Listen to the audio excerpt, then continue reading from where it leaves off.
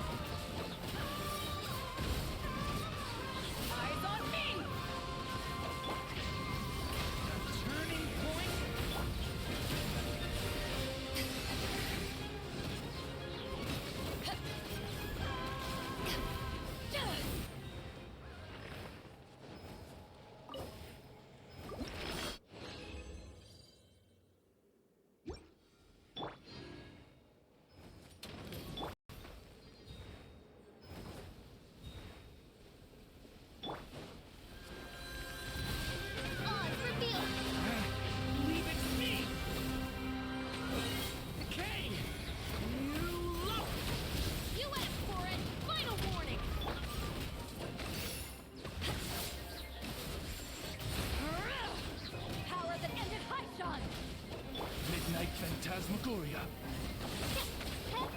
Stay back! Stop right there!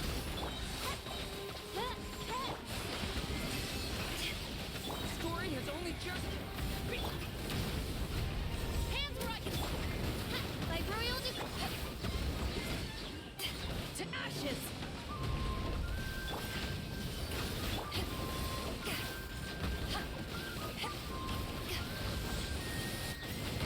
Back at ya! Midnight Phantasmagoria! stay back! Decay! You... Drop your weapons! Power that ended Python! Oz,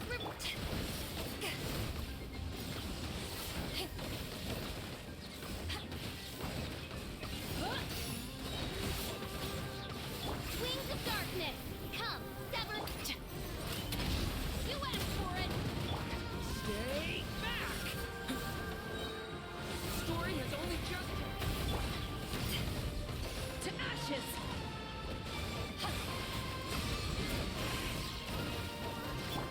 By royal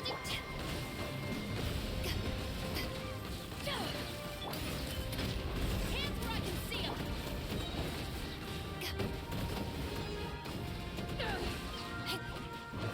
Shadow Raven! Fräulein.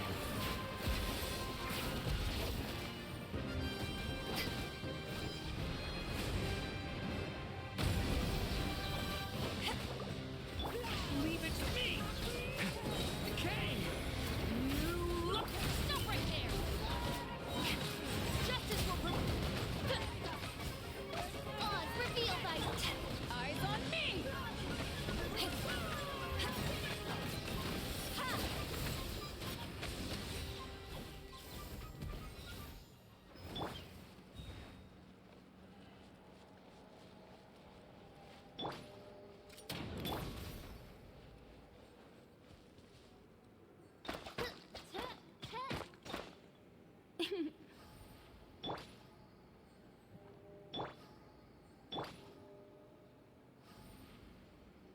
Drop your weapons!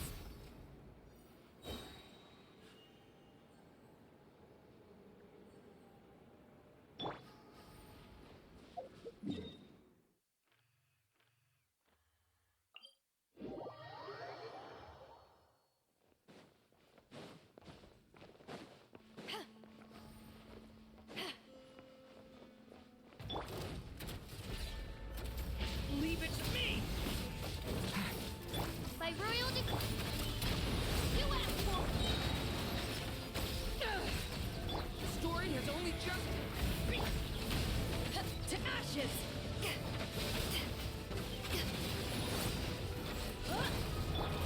As you wish, mein Fräulein. Stop right there!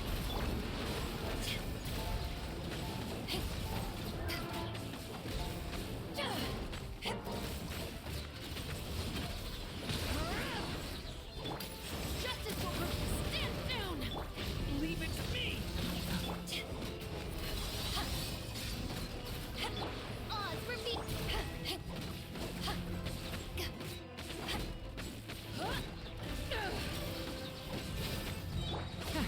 Decay!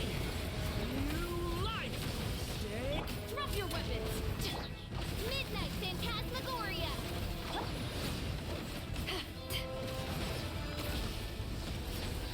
Eyes on me!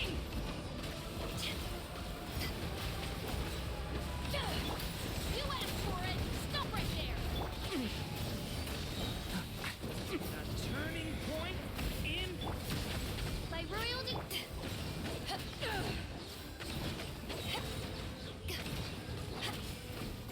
to ashes!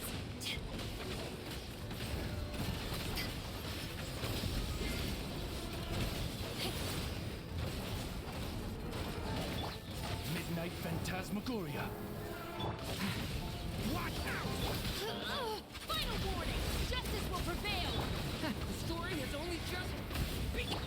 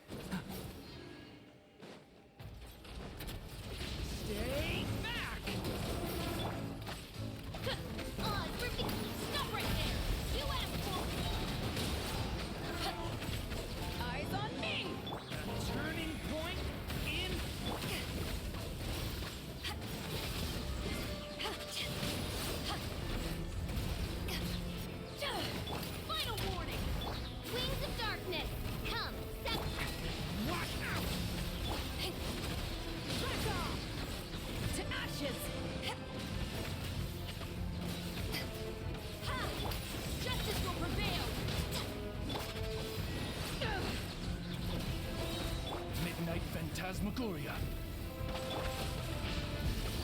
Okay.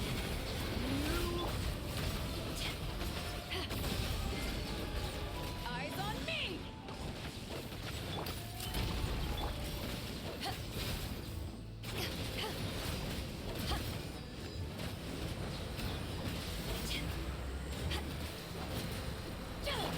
By royal Stay back. Okay. drop your weapons! Hands where I can... to ashes!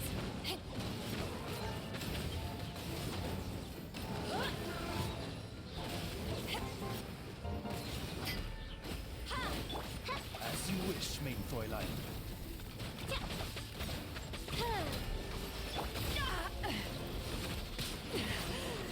Stop right there! The turning point in. Justice will prevail! Power that ended Haishan!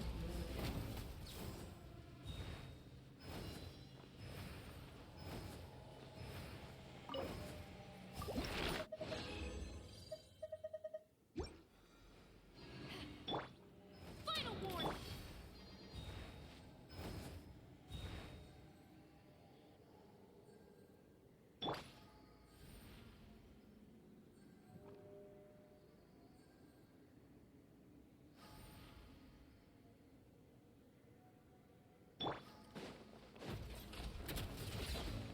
Odds reveal! Leave it to me. Drop your weapons! Okay. You. Hands where I can see! Shadow Raven! Let night fall! To ashes!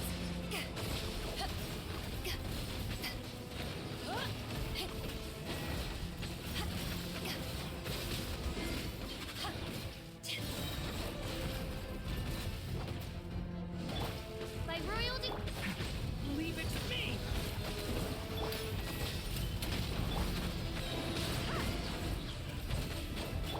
You asked for it! Okay. You. Wings of darkness! Come!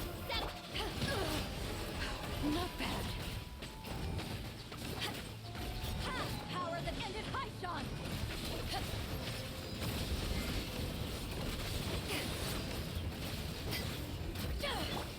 Odds reveal! Stay back. Final warning! The story has only just begun. Shadow Raven! Let night fall! To ashes.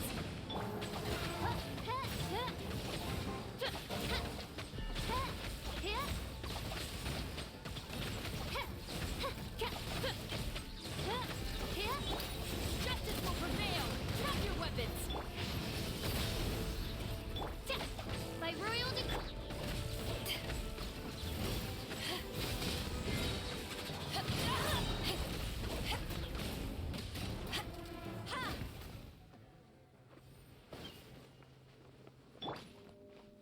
Final warning!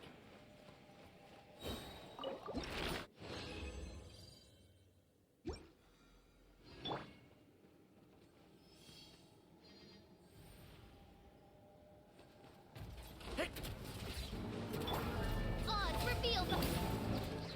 Hands where I can see them! Stop right there! Okay. You. As you wish, main Fräulein. Eyes on me!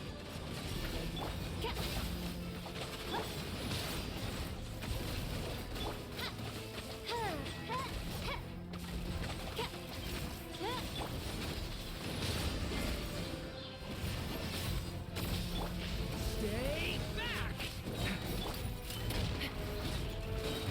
You asked for it, none of it! Okay. New life. By royal decree! Power that ended Haishan!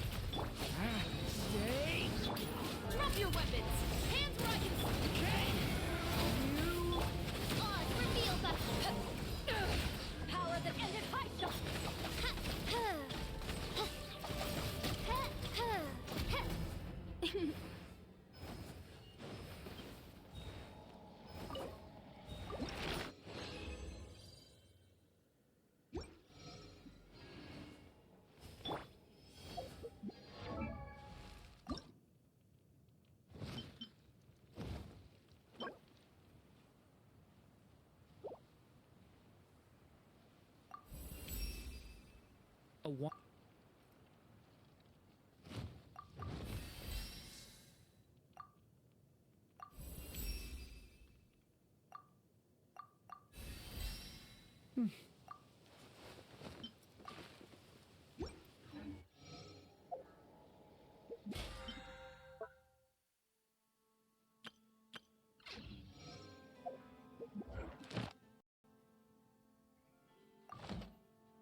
Can I stop here and play? I mean, take a stroll? I won't go too far. Leave it to me! My royal... Stop right there! Justice will prevail! Leave it to me! The turning point in... As you wish, mein Fräulein. Eyes on me!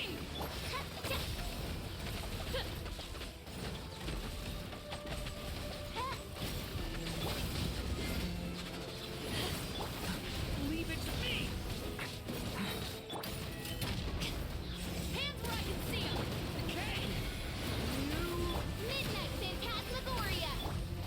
Power that ended Python!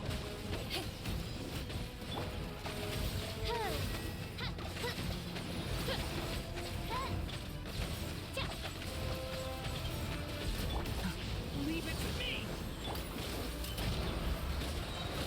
You asked for it!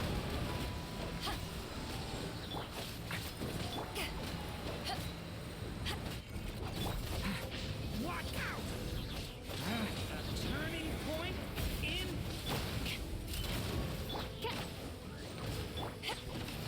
To ashes!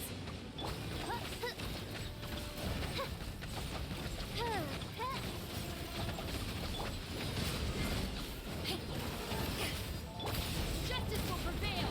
Final warning! Leave it to me! Okay! You... As you wish, mein Fräulein. Eyes on me!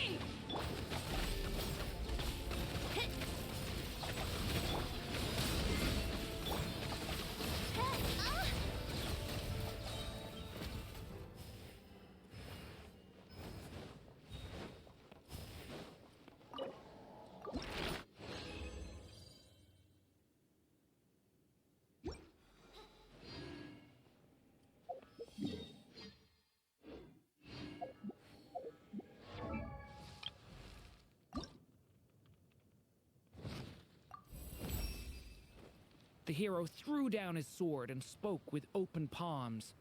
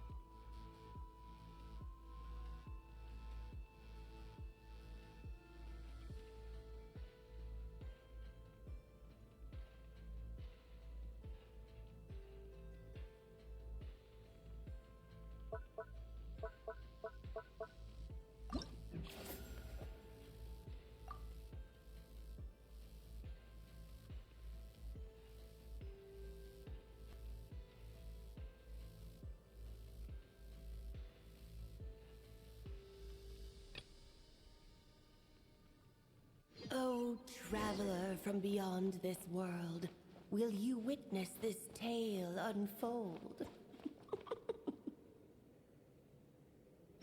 Alice? You recognized me just like that? Maybe I need to work on my impression. Anywho, come to Star Sand Shoal. There's a little something I'd like your help with.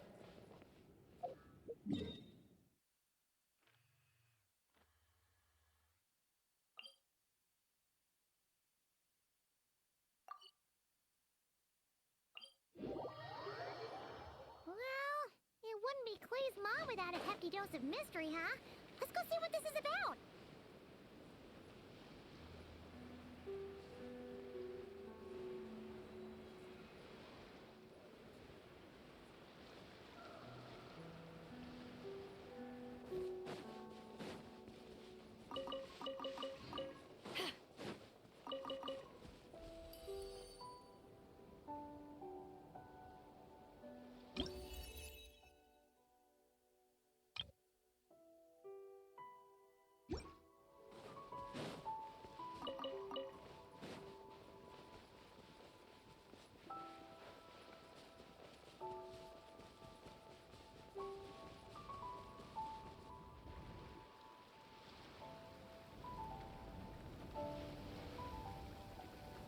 Oh, it's Durin!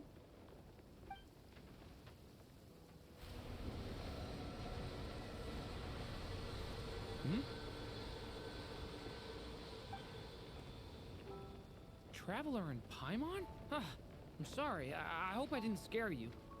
Oh, no, you didn't scare us. Just gave us a little surprise. Looks like you've gotten even more powerful now. I don't know. It just feels like it's gotten harder to control. I didn't mean to strike so hard. I'm so relieved you didn't get hurt. It's all good. We've had worse.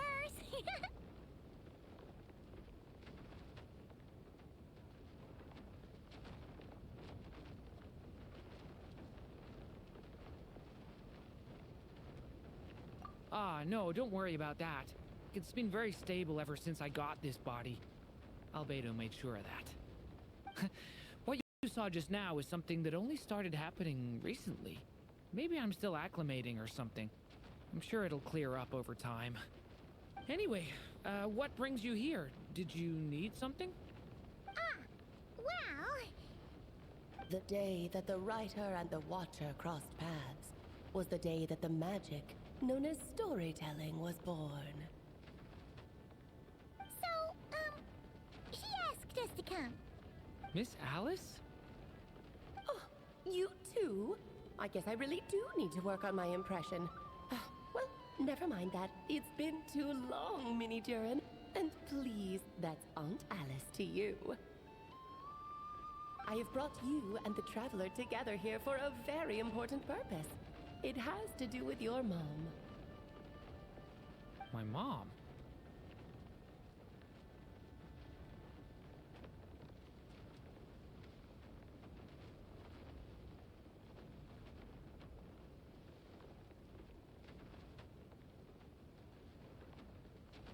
Indeed, fairy tale author extraordinaire, Anya Marie Andersdottir.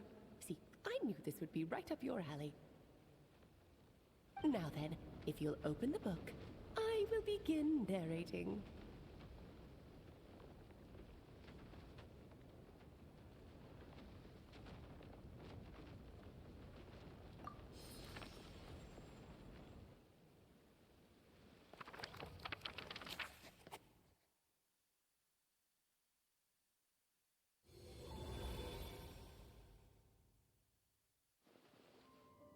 Whoa! What is this place? It reminds Paimon of Simulanka. The two are indeed similar. Both worlds were built using the same magic after all.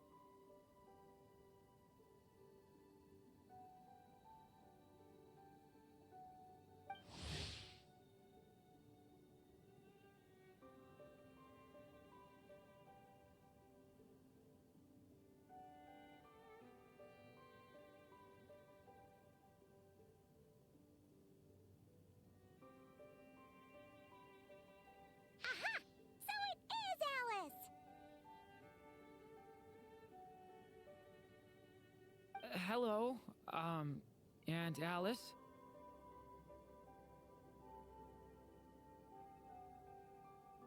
Oh, no need to be shy. Just think of me as one of your mother's dearest friends.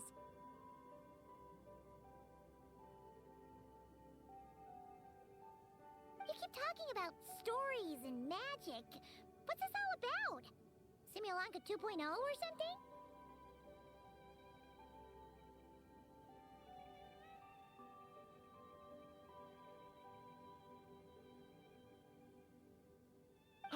Certainly not. Simulanka was a peerless masterpiece. Without the original author, it would be impossible to create a sequel, even for me. But you are right about one thing. Just like last time, I want to show you a work of magic that has to do with storytelling.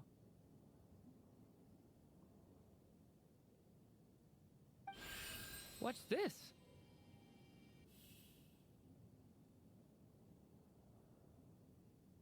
This is your mother's dying wish. My mother's dying wish was a book? Let me answer that with a question. What do you suppose would be a writer's greatest regret?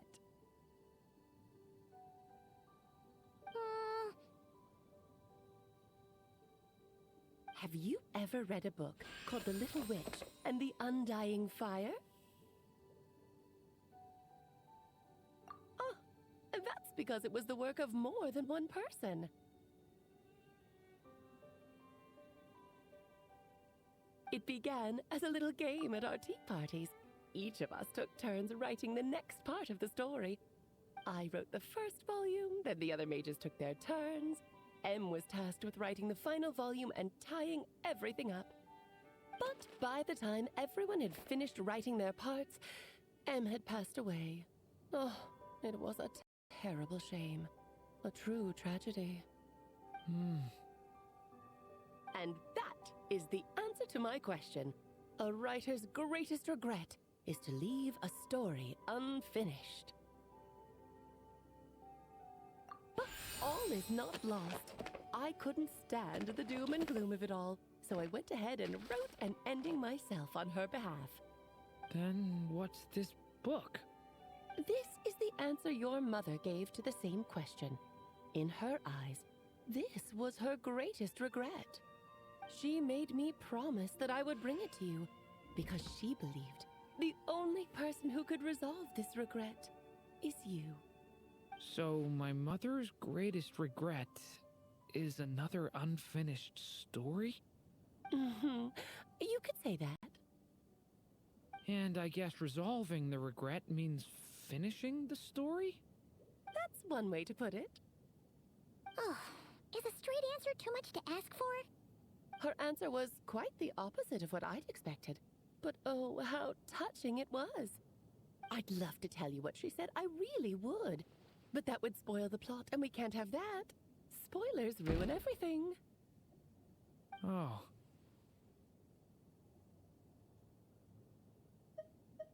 Just think of this task as giving a story a much-needed ending. All I ask is that you do your best. I understand. But I only just started learning human script, and I don't have any writing experience at all. Relax. Why else do you think your dear aunt went and found you two such wonderful helpers?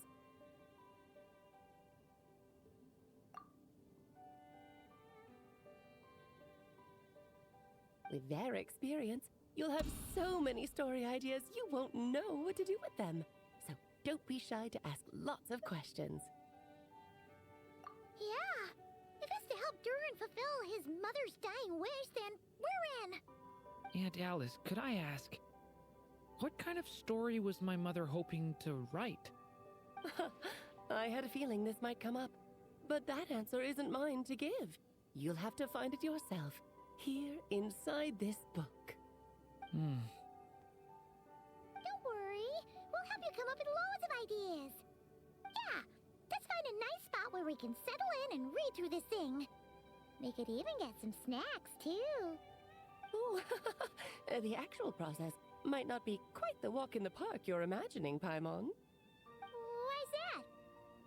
Because when Em created this book, she borrowed my magic. In other words, it's not a book you can just pick up and read. It's a magical book. Its chapters are scattered through memories of the past. Gather them all, and the book will show you its secrets. So, where are we supposed to find these memories? Em left a trail of clues for each unfinished chapter. Follow the hints, and you'll find them. Oh, and when it comes to adding to the story yourselves, you'll need to use this. And this is... This, my dear little Paimon, is the ink Em left behind. Infused with a little of my own magic, of course.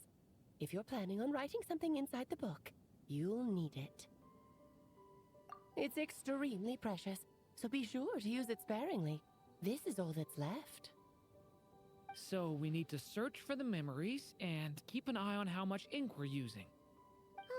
It just had to be a wild goose chase, didn't it? Perhaps it's just another form of storytelling. Em was ever so creative when it came to things like that. Just think of it as a little challenge your mom left behind. Who knows? There could even be a mysterious prize at the end of it all. I don't care about that. This was my mother's dying wish. Whatever it takes, I'll find a way. Yep. With the two of us by your side, you'll be just fine. Okie dokie. That should be pretty much all you need to know. Oh, and once the story's complete, do let me have a little look-see, okay? I've read everything she ever wrote, so naturally, I can't miss this one. Yeah. Most of the time, you're pretty hard to pin down. Don't worry, I'll know when you're finished.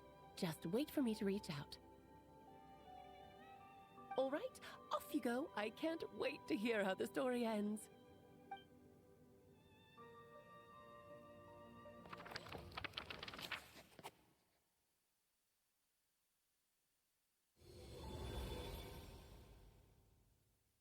Oh, here we are again. Alice's magic really is incredible, huh?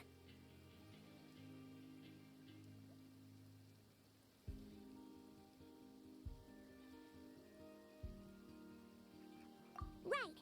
Alice mentioned we should be on the lookout for clues. Huh?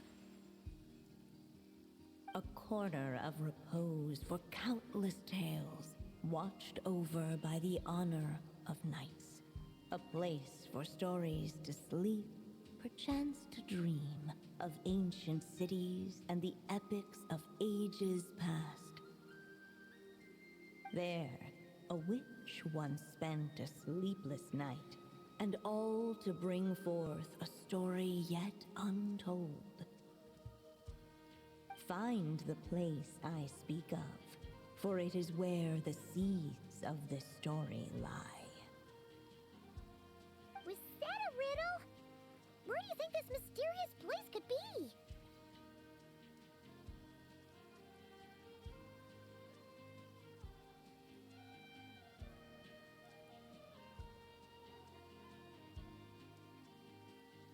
Hey, you might actually be onto something. Guess that means we need to head back to Mondstadt? I had a feeling that's where we would be headed. After all, it's where my mother was from, and I bet it's where she wrote this story, too. Yeah, that makes sense. Still, I feel bad about dragging the two of you along on such a long journey. Don't worry about it. We don't really have much going on right now, so we're all yours. Come on, let's go!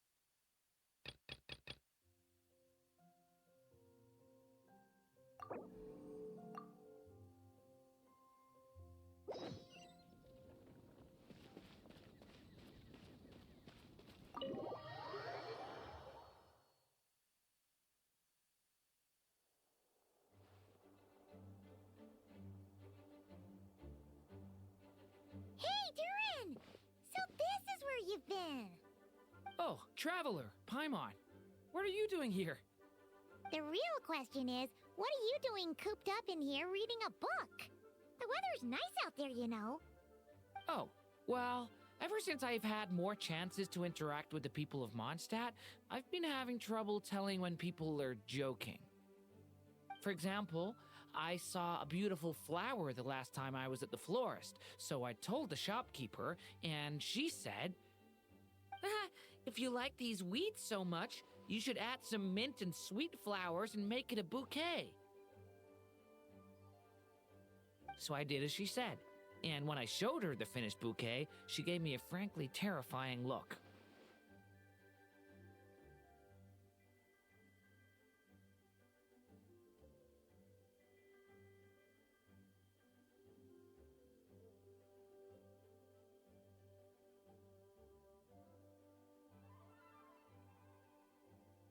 Later, Albedo opined that this happened because I have trouble understanding the meaning behind words. So after I learned the Mondstadt script, he told me I could come here and read. I was born from a storybook, so I felt that these books might be able to teach me more about the rules of this world. And, well, I guess I lost track of time. So, did you guys need something?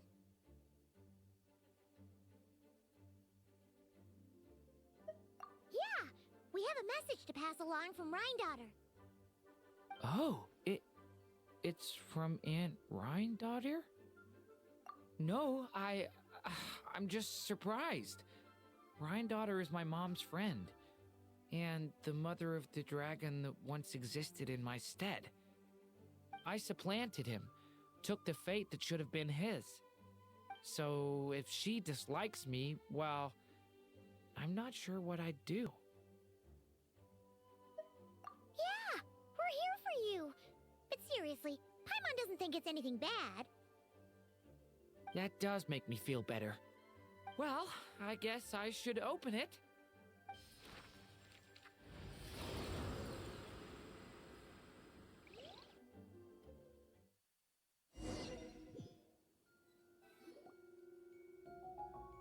Ah!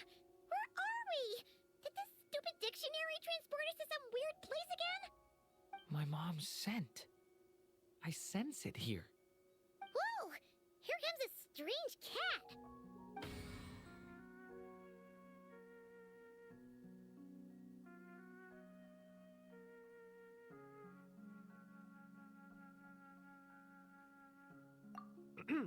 I have a message to deliver on Master Rhindaughter's behalf. Ahem. This is the first time we're meeting, so I'm not sure how to address you. But since you're Hem's child, I suppose I'll stick with Mini Durin.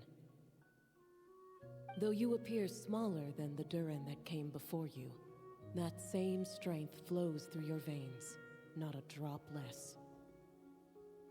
He was a child of Humus, an incomplete creation. Thus, he lacked the will to control his own strength. Yet this power was beyond what he could withstand, and so it twisted him, consumed him, thus sealing his ultimate fate. Albedo claims that you have transcended this tainted blood, becoming a being much like himself. That is his opinion. I remain unconvinced.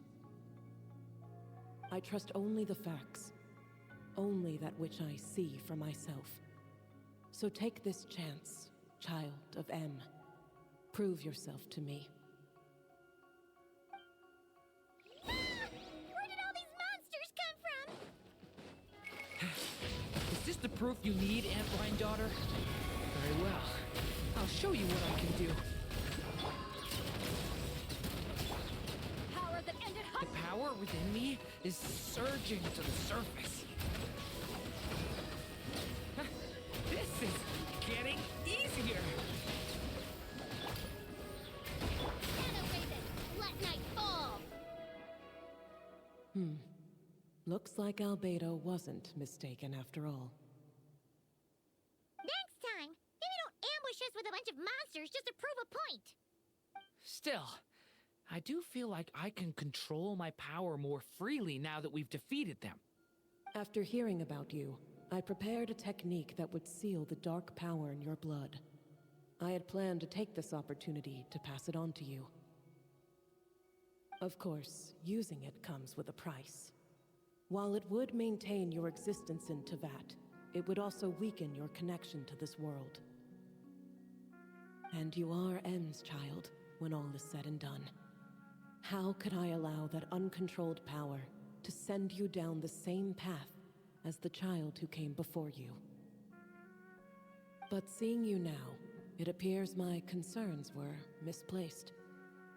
M was a terrific mother, and a far more capable one than I.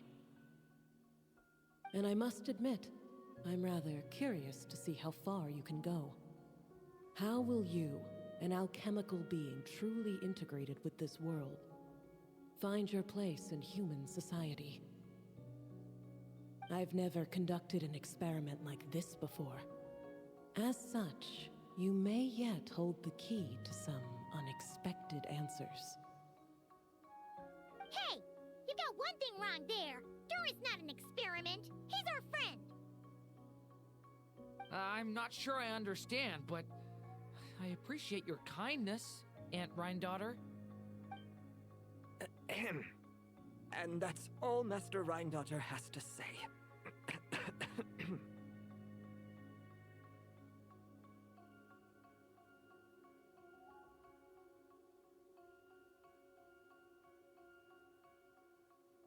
Yeah, we're used to talking cats at this point, but one that can imitate someone else's voice?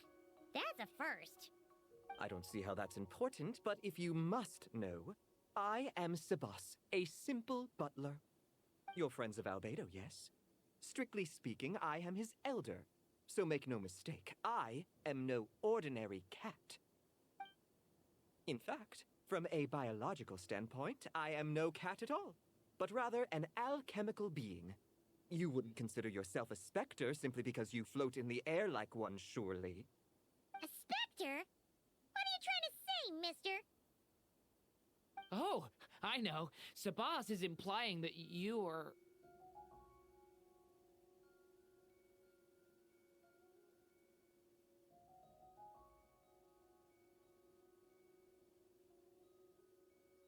What thought? Hey! Oh, and considering how Master Rhindaughter's message ended, I suppose this technique is useless now. I'll just destroy it. Few and far between are the people that can make her reconsider. Quite the impressive feat, young man. With that done, I'll be going now. I have another message to pass along. Perhaps we'll meet again sometime.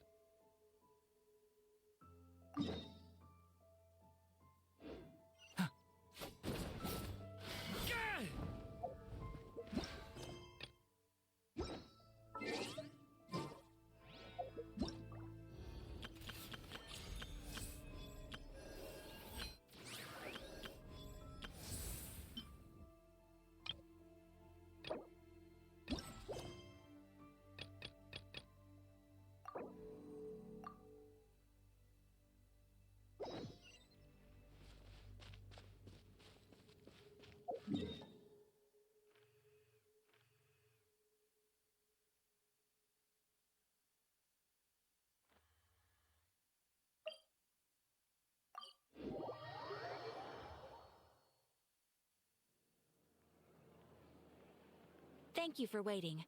I finished checking your adventurer handbook. Here are your commission rewards. We have no other urgent commissions on the books at present. Thank you for all your hard work lately. Perhaps you two could consider taking a vacation. Amazing! Paimon never thought we'd end up having downtime in Nocturne. Things were pretty hectic when we first got here. Everywhere you looked, it was either the Wild Hunt causing chaos or the Vatui stirring up trouble. It felt like this whole region was one giant slime in a barrel, ready to go boom at any moment. That's right! Another win for Tibet's top duo! Ah, yes. Are you two aware that the Moon Prayer Night is soon to take place? Oh, yeah! Lama told us that was coming up soon. Wait, why do you mention it, though? Do people in Nasha Town celebrate it, too? Paimon thought it was just for Moon Goddess worshippers. You're partially right. Most people in Nasha Town just see the festival as an opportunity to do business. They do not concern themselves with the religious element. The festival was first celebrated by the Frost Moon Scions. On this day, they would wear moon prayer blossoms and celebrate the birth of the moon goddess through song and dance. They would also prepare food and handicrafts and give them as gifts to others. Over time, it became Nodcry's most lively festival. Oh, sounds like fun! Great! Well, in the meantime, since Catherine doesn't have any commissions for us, let's focus on some personal business instead. When we first got here, you mentioned that this was where your spaceship landed? We didn't get to follow up on it at the time, because we got wrapped up in that whole rare situation, but now we can finally start investigating it properly.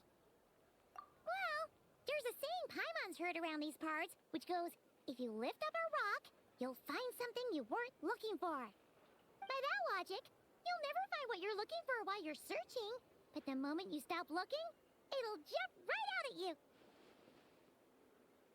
Could be worth a try though, right? Anyway, Paimon suggests we focus on other stuff we want to do for now, and just keep an ear out for spaceship-related intel as we go.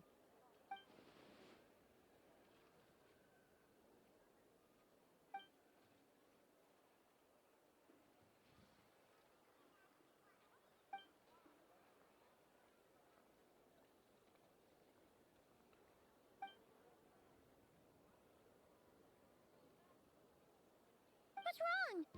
She looks super serious all of a sudden. Huh? Paimon gets why you'd be concerned about Columbina, but what does the doctor have to do with anything? Oh, that's true.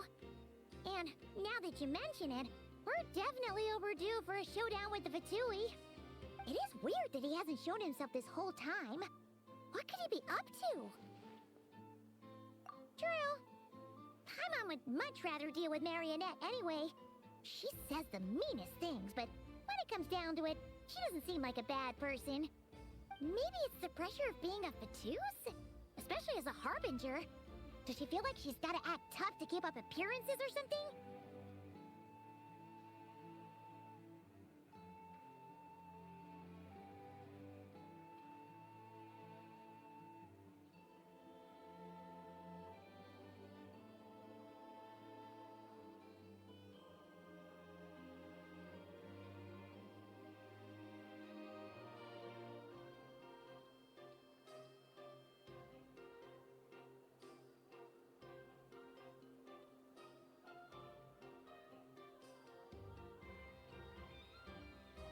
But then, every time we headed out with Rarier, she always wound up having to repair Polonia and her other robots.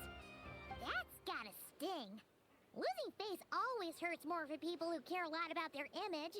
She's probably still furious about it.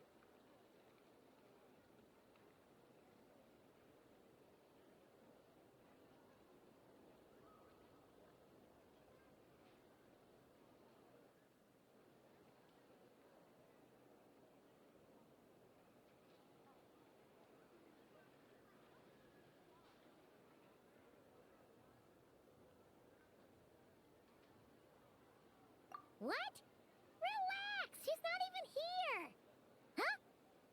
What's the matter? Oh, nothing, nothing! Sorry, we'll be on our way now.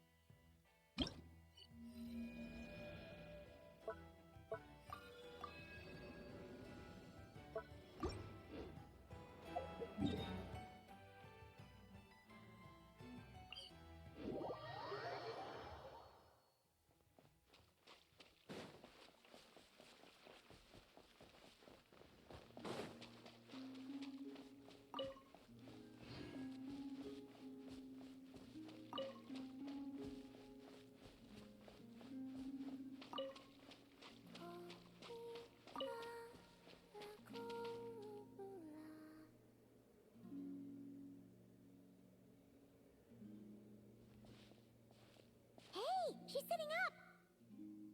Is me sitting here a rare sight? No, we just thought you'd be resting. Perhaps I would have been, were it not for the sudden arrival of some unexpected guests. Not that I consider it a disturbance. After all, you are the only ones who are free to enter. Would it not be a little unfriendly of me to lie down while we speak? I didn't realize you put so much thought into little things like that.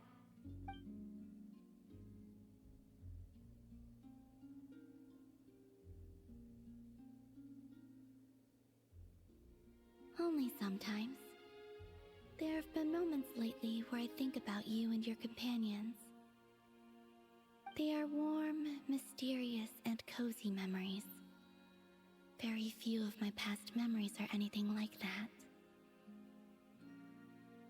They say that travelers return home bearing bags full of souvenirs. But my luggage was empty, and I believed it would stay that way. Return home? So, you're still planning on returning to the moon? Yes. This planet continues to reject me, reminding me that I do not belong here. If I remain in Teyvat, there will come a day that I disintegrate.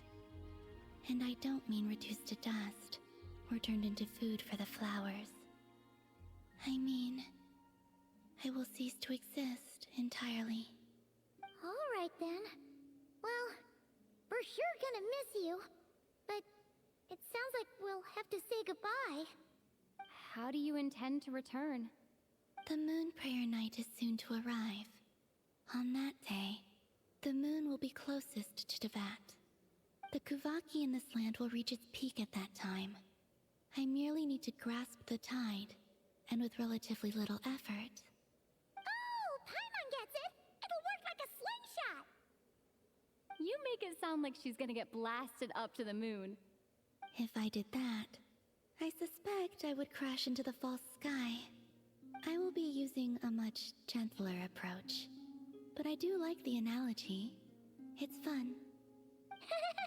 You see? She gets Paimon's sense of humor. In the blink of an eye, the time has come to part ways. It does feel that way, doesn't it? Time seems to fly fastest when you are enjoying it. I have always thought of myself as a wanderer on this earth, and it has never expressed any desire to keep me here. Yet, just as I plan to depart, it tugs at my arm. Is this a gesture of affection? Or is the world mocking me? Oh. Were you hoping I can answer that? Yes. You are a traveler, so you must have a lot of experience in this area.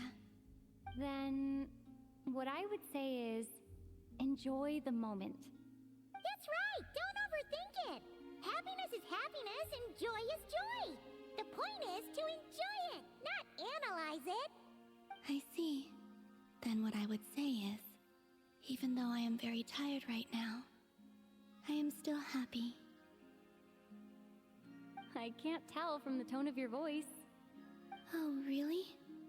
You don't think I sound happy? I'm just kidding.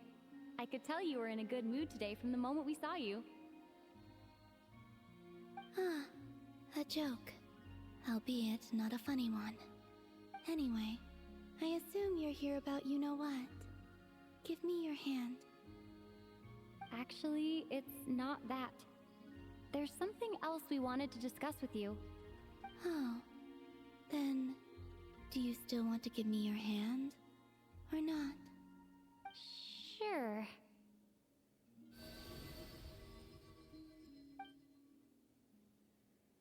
Thank you. So, I've heard that in the Moon Prayer Nights of the past, people here would hold celebrations in the Moon Goddess's honor. Since you helped so much in our fight against the Rehir of Solnari, I think you deserve a farewell party before you return home. I haven't asked everyone else for their opinions on this yet, but I'd like to invite you to join the upcoming Moon Prayer Night. I've never joined a Moon Prayer Night before. I'm not sure what I would even do. Oh, don't worry about that! We take care of everything. All you need to do is show up. Of course, there's no need to force it if you're not feeling strong enough. It's just, this kind of felt like a golden opportunity. But they call me Kutar, and the Fatui have an arrest warrant out for me. I shouldn't appear in public right now.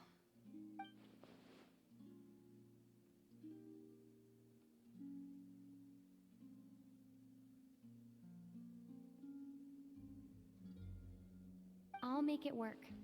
You have my word. Yeah, we got your back. Well, she does. Paimon's actually not too sure what she's planning. All right, if you're sure. I will not refuse your invitation. I suppose it wouldn't hurt to pack a few more sights from this world into my suitcase before finally learning what my homeland looks like. Oh, if you see Lauma, please tell her that my answer to the question she asked me is neither yes nor no. Rather, it is, there is no need. That was kind of cryptic, but sure. Guess it's between the two of you. We'll pass along the message. Bye for now.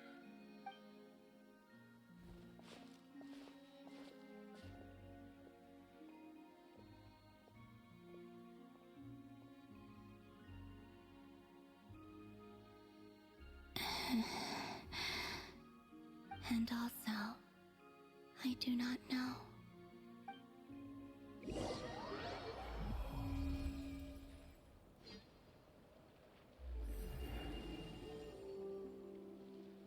Since she's agreed to join the festival, let's go see who else wants to take part. Lauma's gotta be the person most familiar with the Moon Prayer Night. We should start with her. Also, what exactly is your plan to keep her safe? Not sure yet. I'll figure something out. What? Are you serious? And Paimon even gave you her vote of confidence back there. When did you become so sneaky?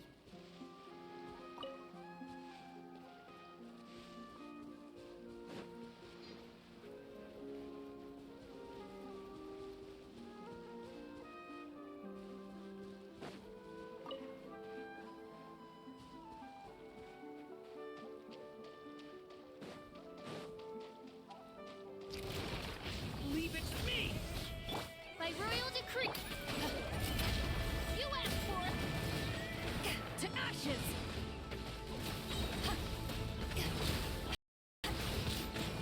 A turning point in fate! Watch out!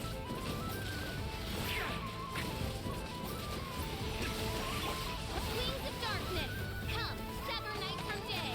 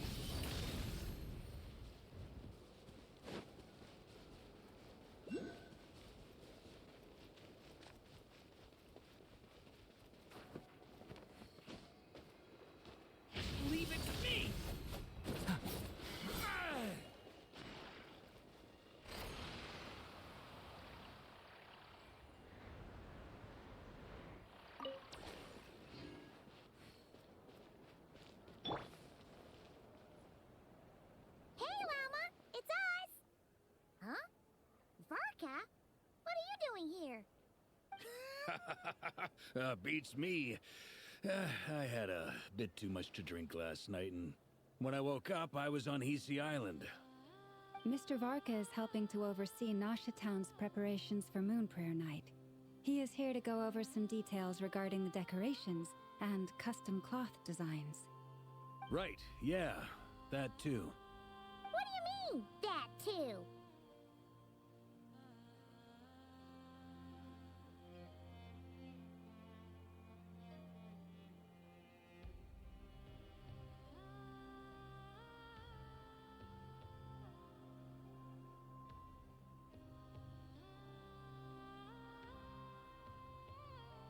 Yes, celebrating this festival is a long-held tradition here in Nodcry. On this day, the crescent moon at the top branches of the verdant crest turns into a full moon, and the moon prayer blossoms bloom with a special radiance. Our people take these to be blessed omens. It's an especially welcome event coming off the back of all that nasty business with Rare. Everyone got put through the ringer recently, and now they're looking to turn their fortunes around. The big shots in town all agree that a big, lively celebration is just what we need to rebuild people's faith in this place. No wonder Catherine said that people weren't so bothered about the religious element. That's right. It's become more of a local custom by this point. The celebrations have little to do with whether the religious stories behind this event are true or not. Even the Frost Moon Scions are eagerly awaiting the coming of Moon Prayer Night, despite now knowing that their past beliefs were founded on a falsehood. That's fair. It's a bit like the Lantern Ride in Liyue. It's a chance for people to enjoy themselves, not debate the existence of the Adepti.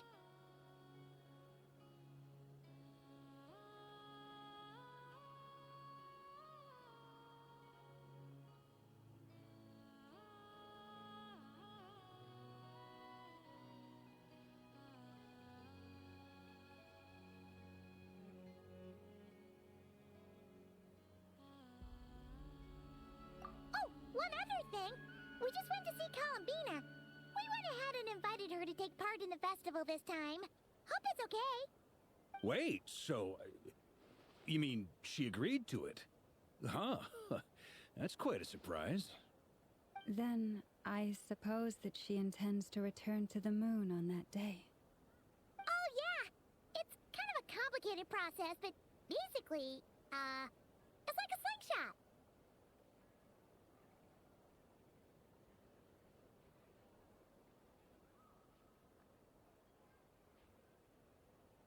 I understand.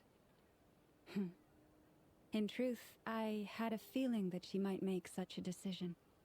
Well, if Kuthar has decided to participate in the festival, we should prepare accordingly. Yeah, exactly. She was saying how it could be risky for her to show her face in public. We were wondering if there was any way we could hide her.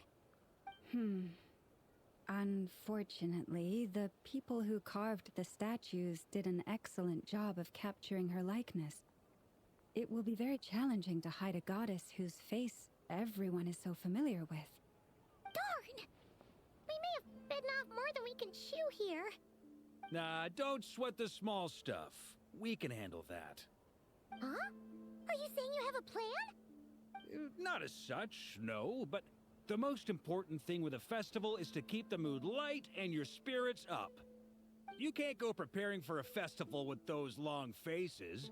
You'll never convince anyone to enjoy themselves. The Monstetter spirit is strong with this one. As it happens, I agree with Mr. Varka. Let's start by making our appreciation for Kuthar the beating heart of the festive atmosphere. And who knows? Once we get the ball rolling, perhaps everything will just fall into place.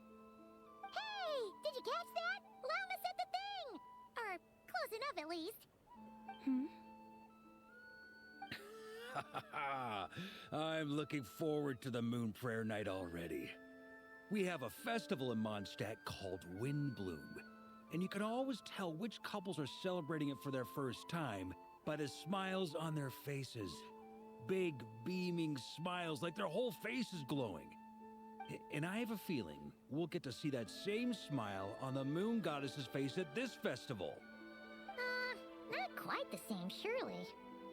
Anyway, I'll take care of business in the city, but I'll have to leave the decor up to you and the Frost Moon Scions. No one else can capture that traditional aesthetic quite like you guys. But lastly, there's the final key element that brings the festival to life. Companionship.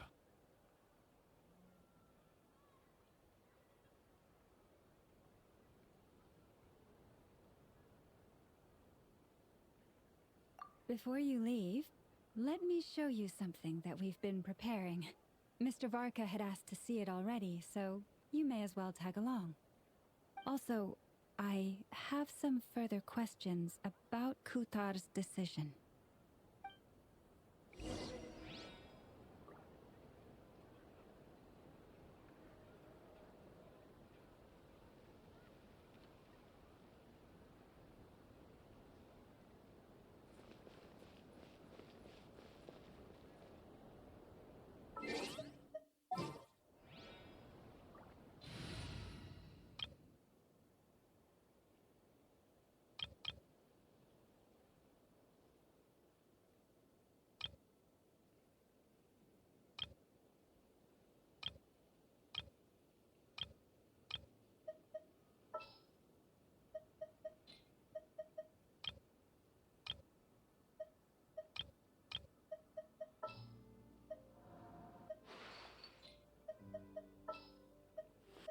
Is it time for our session?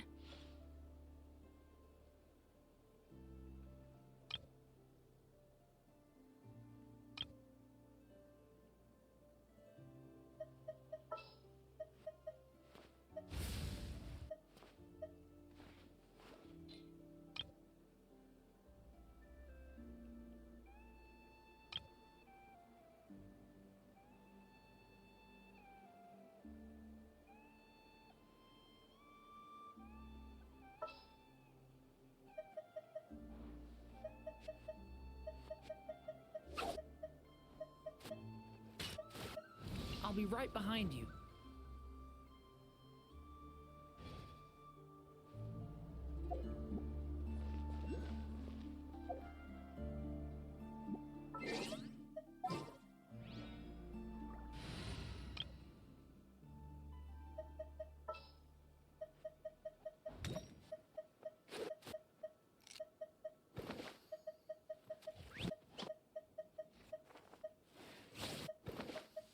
Got work for me. If you ever want to trade tactics, I'm always ready.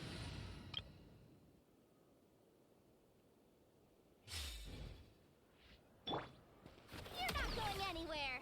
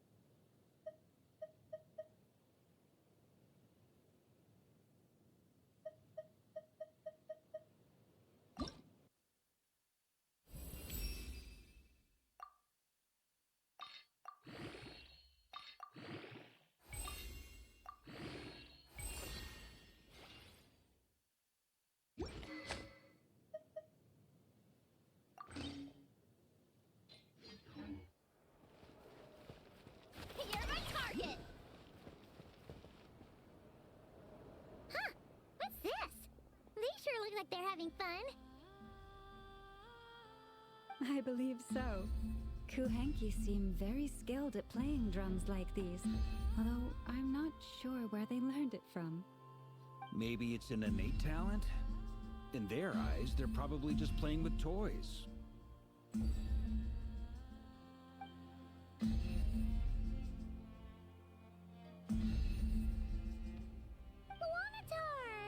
You wanna play too?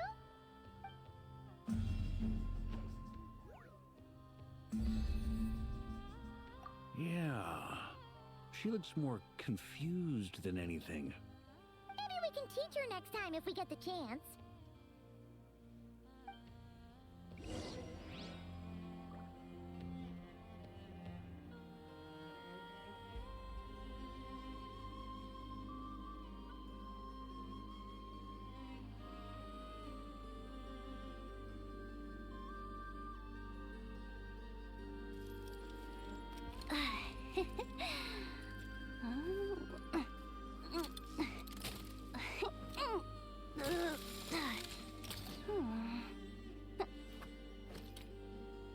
What are these floaty things? Moon veils. We hang them from buildings in the city during the festival. When you look at the sky through them, it creates a lovely misty effect.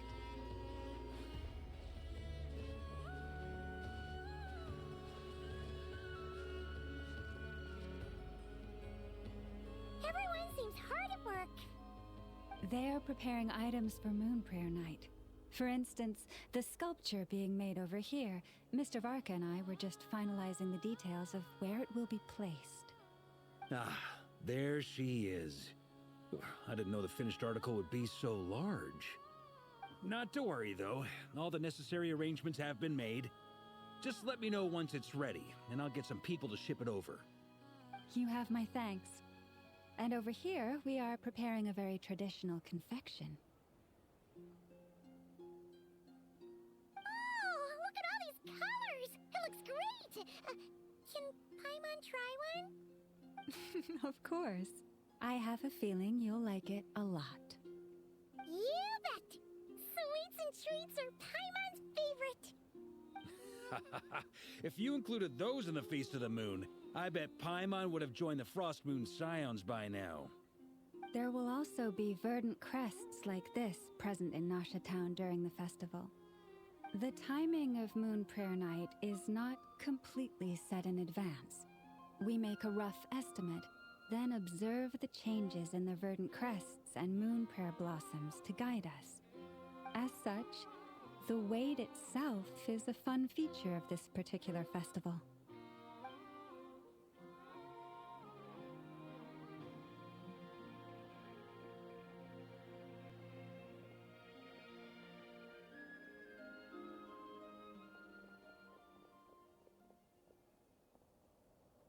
Let's talk here. To tell the truth, I am very surprised to hear that Kutar is willing to participate in the festival. I once asked her if she'd be willing to stay with the Frost Moon Scions. I could introduce her to everyone, and we could be a family to one another. She did not answer, but she has not appeared here since. I took this to mean her answer was no, but if that were the case, she would not have accepted this invitation.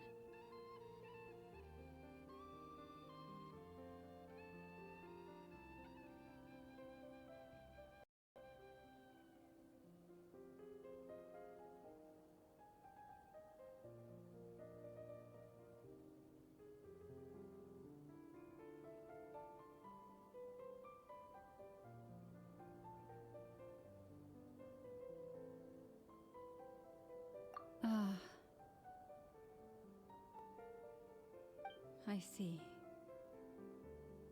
Maybe she is right. Maybe the Frost Moon Scions of today no longer need a moon goddess. But my wish was not for her to come here and be worshipped as a deity. I simply wanted to offer her a place to stay. I'm sure she believes that showing herself here might invite Fatui intervention, and as such she does not wish to cause us trouble. But what really pains me about all this is that This is her birthplace. She ought to belong here, yet no one has been able to grant her shelter. I think I'm qualified to weigh in here. When someone's about to depart on a long trip, what they need is blessings, not burdens. We should wish her the best, not make the journey harder than it already is. Anyway, she's agreed to attend, hasn't she? All we need to do is simply respect her decision. I see your point. Yes, she will soon depart after all. Our job is to leave her with some happy memories. Besides, who's to say her journey to the moon is a one-way trip? It's not like she can't come back and visit if she wants, right? Paimon agrees wholeheartedly. Festivals are all about having fun, so let's keep it simple. All right, I'm gonna head back to Nausea Town soon. Want to come with? I'm guessing you have some other folks to visit there. Sure thing, let's go! Bye for now, Wilma! Thank you all. Goodbye.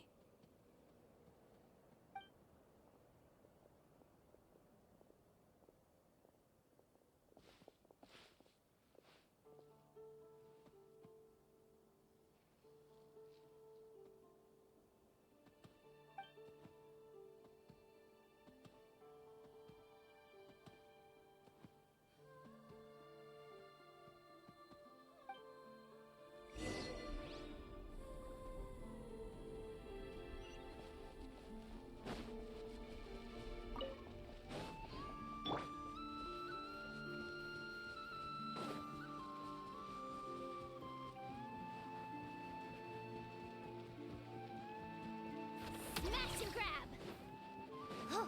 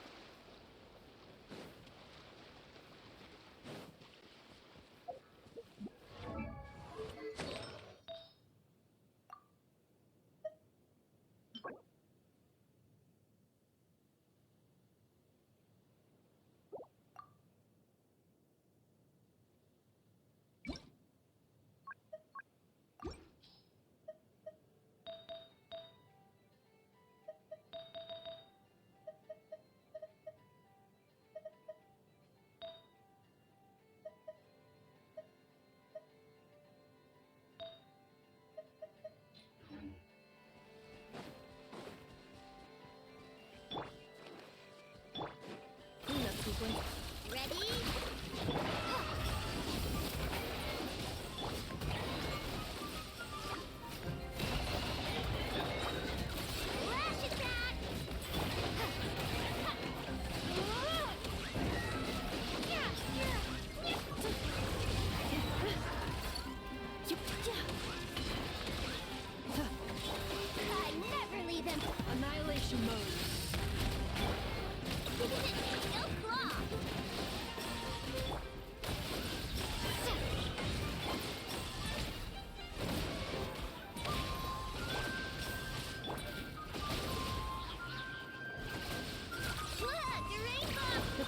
mode engaged.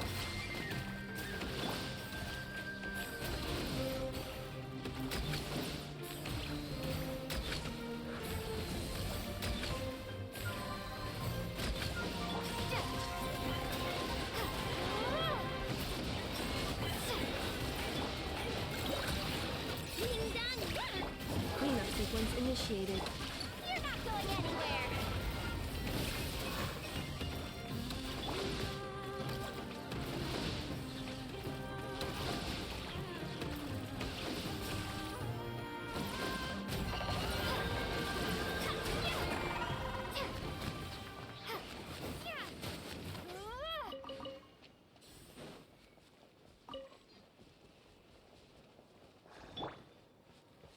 You're my target!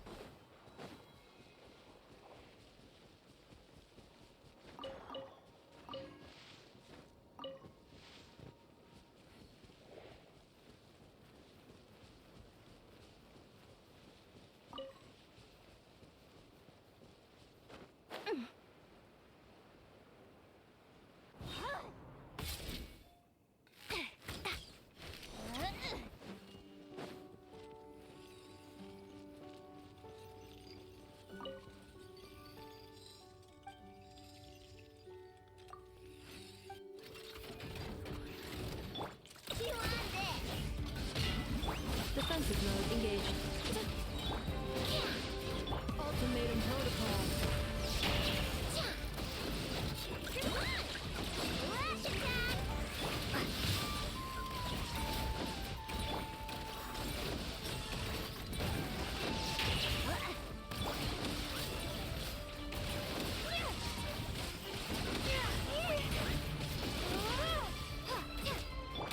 Ready? Installation. Thunder Sweepers! You're not going anywhere!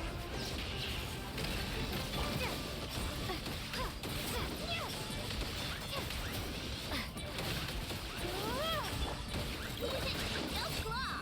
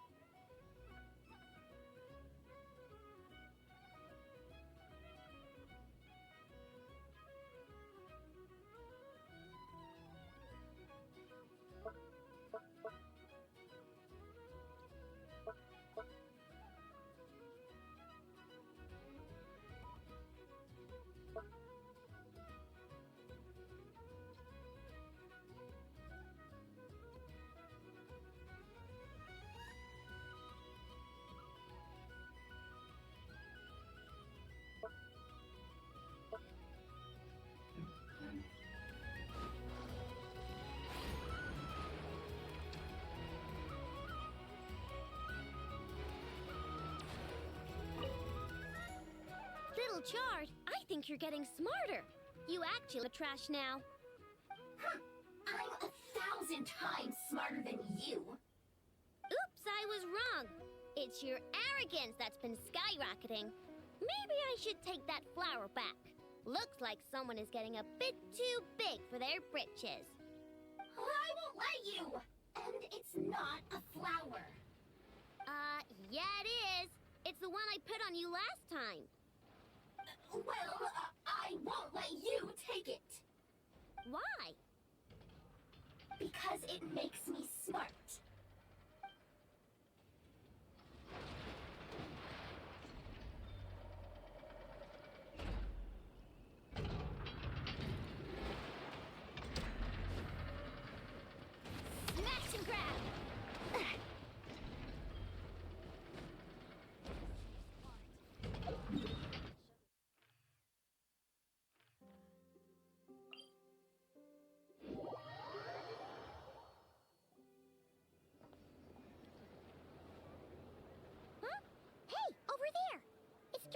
Albedo with Flints.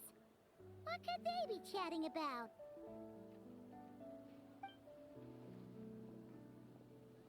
Your guess is as good as mine. Ah, Grand Master, and the Traveler in Paimon. Hello there. It's been a while. Perfect. We have some new volunteers for our investigation.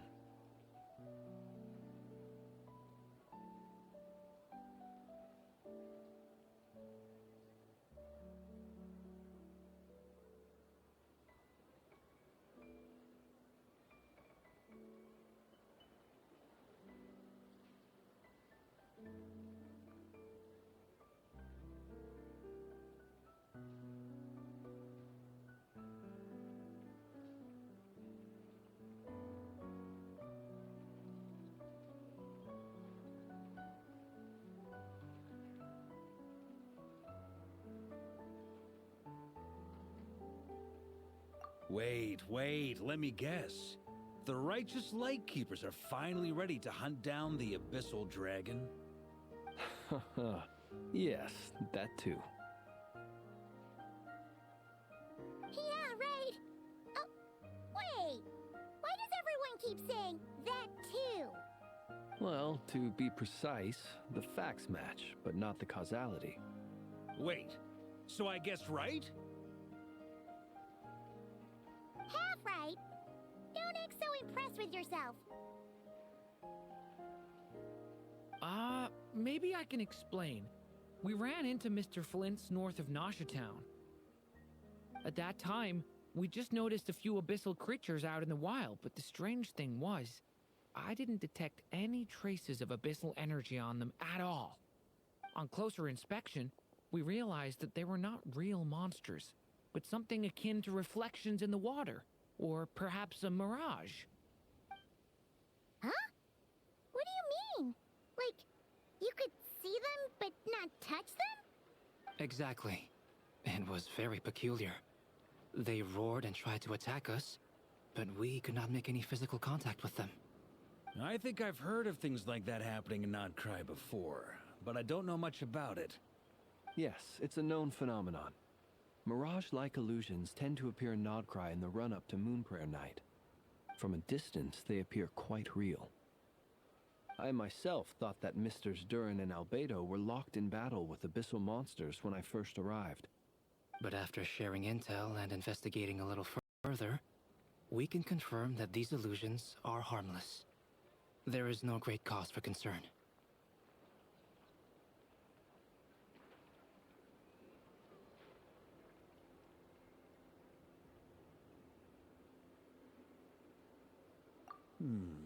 All the Mirage stories I've heard are either animals, rocks, or small houses. Abyssal monsters, though? That's a first. It's a first for me, too.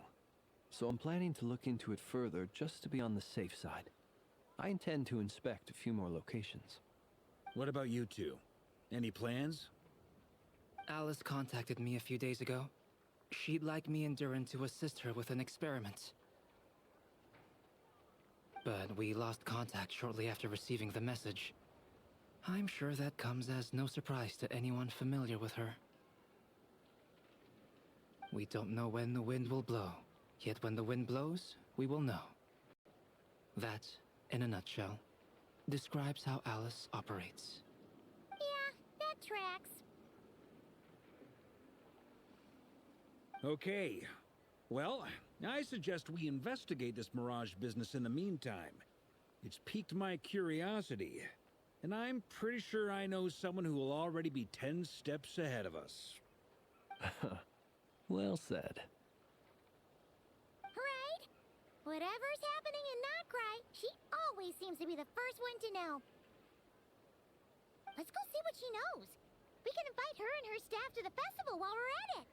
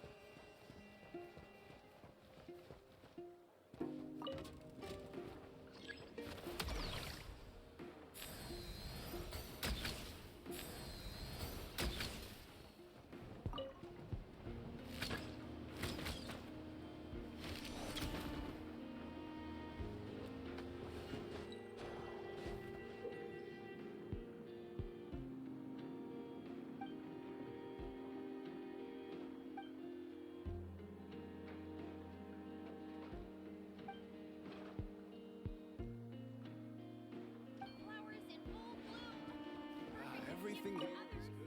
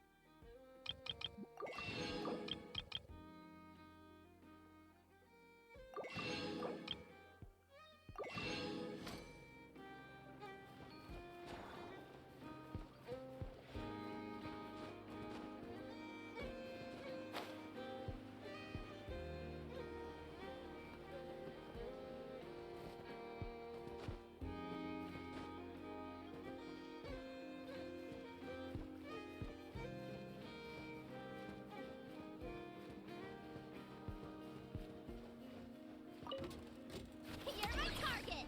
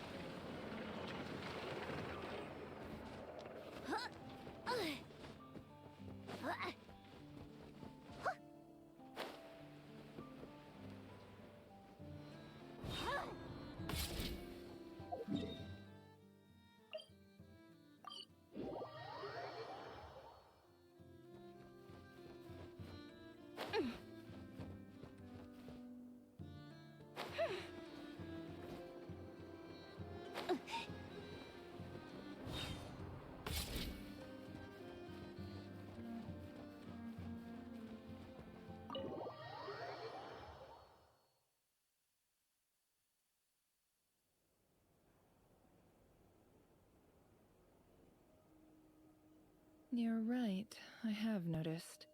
There's certainly something a little fishy about this situation. Only a little, though. Records indicate that this phenomenon can occur in the days before and following Moon Prayer Night. That said, it has always been a rare sight in the past. The odds of encountering these phantoms are similar to looking up in the night sky, happening to see a shooting star, and managing to make a wish before it disappears. But this time, either everyone's getting lucky, or they're appearing far more frequently than usual. Yehoda's out gathering intel as we speak. In the meantime, let me check off some points of interest. First, the Abyss. The ones we saw seem to be abyssal monsters. Indeed. But we have identified one location where many more of them have made an appearance. And not just monsters, but human phantoms, too. Given the scale and nature of the phantoms, it's almost as if someone's last memories are coming to life. Or perhaps the memories of multiple people. Oh. So you mean the phantom monsters are hunting down the phantom humans? Exactly.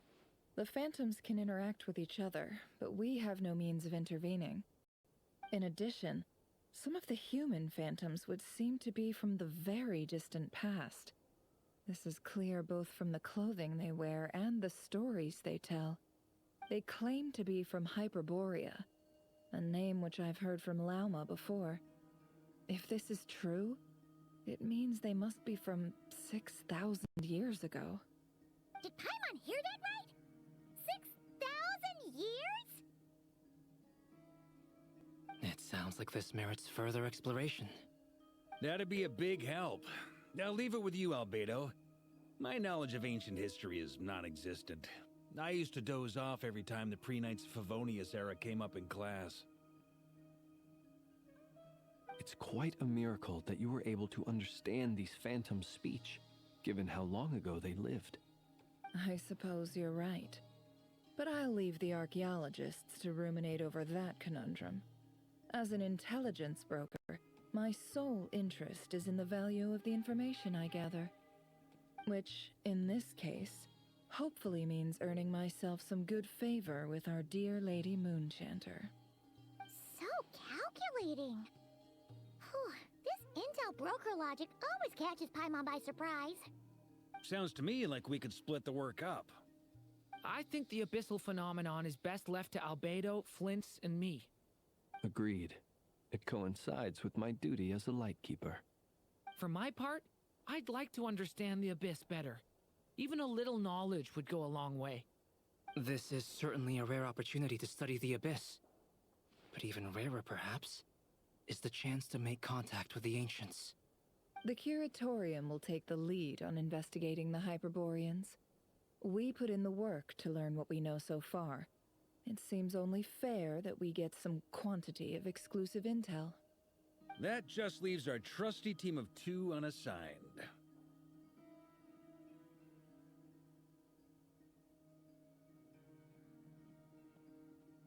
Since you became an honorary knight, of course. This was part of my grand plan all along. Oh yeah! By the way, we managed to convince Columbina to come to the Moon Prayer Night celebrations. Would you and Yehoda like to join too? She agreed to that? Huh. Quite an achievement. Never underestimate the traveler, I guess. I'd be happy to join. No point shutting myself inside when the streets are all decked out. I doubt any clients will be visiting during the festival in any case. And Yehoda loves a party, so I'm sure she'll jump at the opportunity. No, no, no, no, no, no, no, no, no, no! Way to contradict me in front of... Wait, no, that's not what I have bad news, boss. So many people. All right, everyone inside, quick!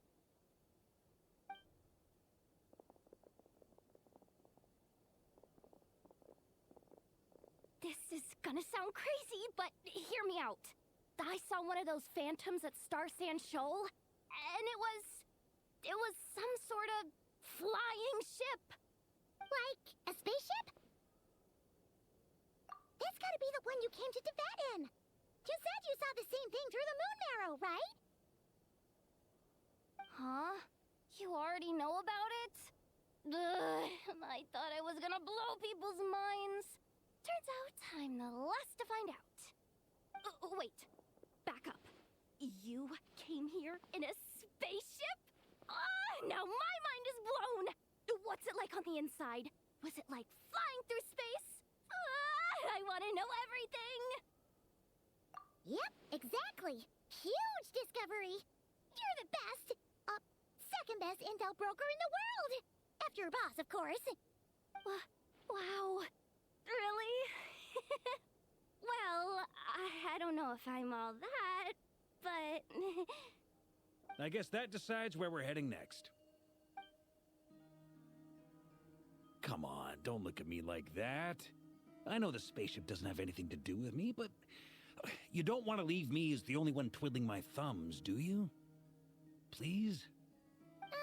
Fair enough. You can tag along. In that case, let's meet back here to discuss our findings once we're done. I wish everyone a productive investigation. You too!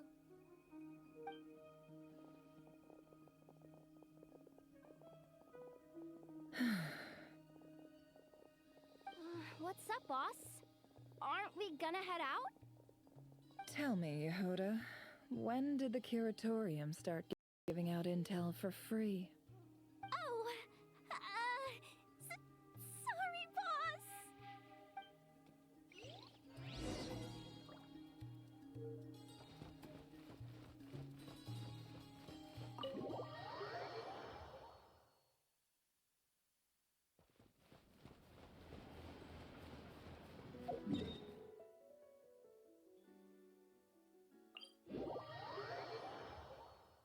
Rain? Go, go, go! We gotta find some cover before we get soaked.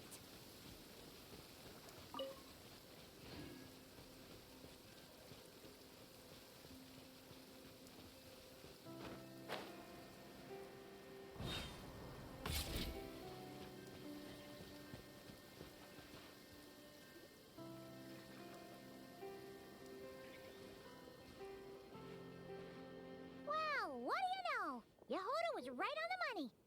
This phantom really is your spaceship. But that's so weird. Why would it show up here? Is it some kind of projection? Or a ghost? Like, maybe it no longer exists, but somehow it left an afterimage?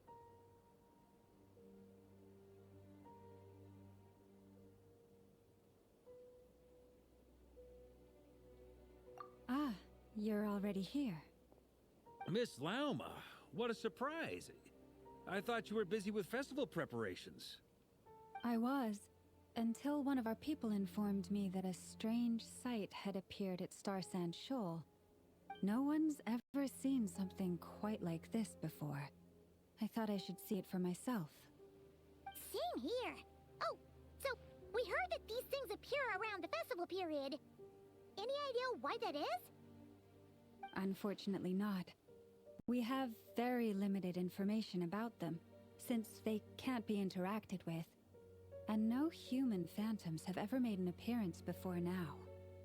The most we've been able to deduce is that these sightings appear to be connected to the increase in Kuvaki energy around this time.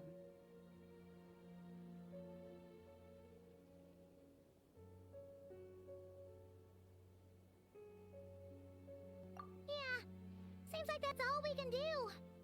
This is all so confusing. Allow me to lend you a hand.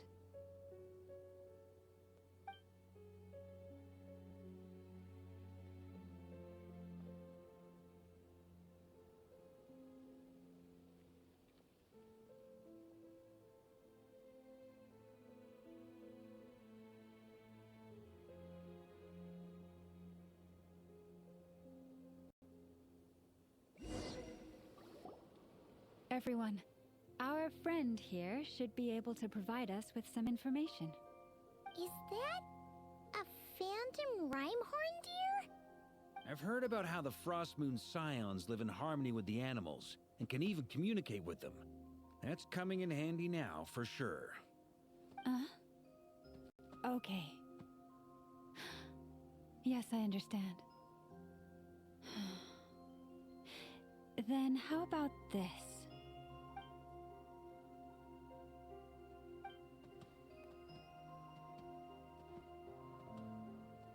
Oh, it's leaving.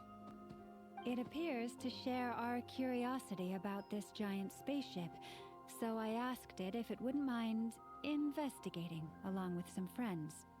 In return, I told it about some nearby spots where the wild fruit grows abundantly.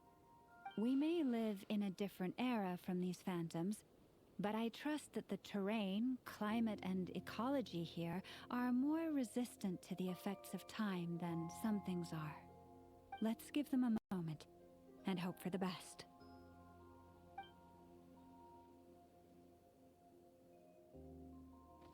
All back together? Must have been a lot of fruit. Indeed. Now let me ask them some questions.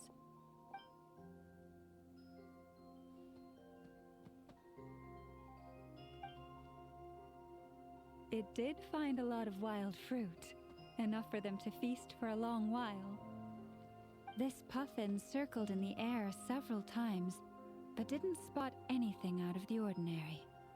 Certainly nothing to do with the spaceship. Huh. bird's eye view. Indeed. Other than that, I was also thinking that the world these phantoms see is also different from ours. Oh, I get what you mean.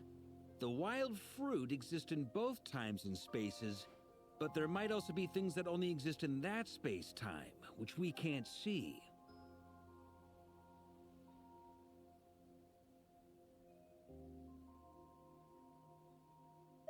Good point.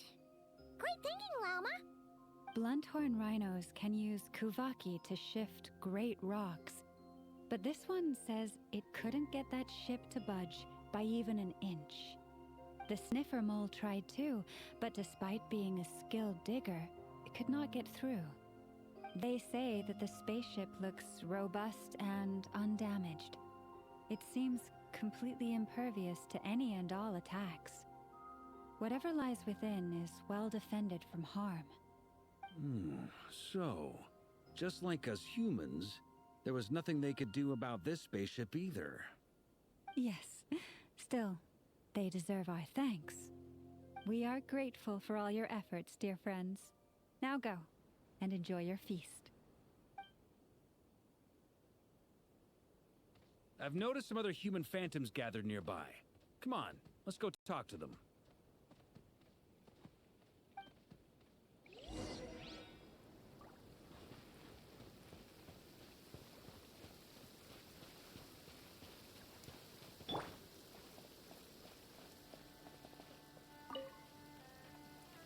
What is this thing? I've never seen it move, and there's no way to get inside. Goodness knows. My grandpa says it's been sitting here at least since his grandpa was still alive. What about his grandpa? Did he say anything to your grandpa's grandpa about it? Huh? I don't know. In all likelihood, it was here back then too. Hard to imagine something this huge could move. Guess that means that as far as they're concerned, this ship's been around a long time.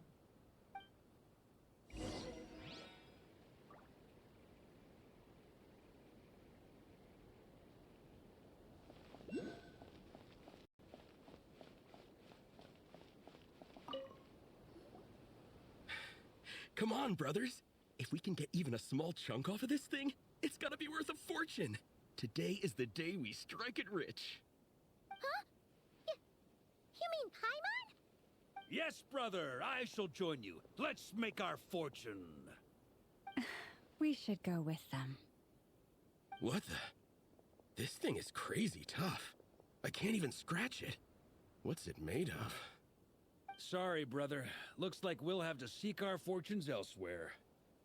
Enjoying yourself? I was just seeing if I could influence this phantom's perception by playing. But nope, no dice.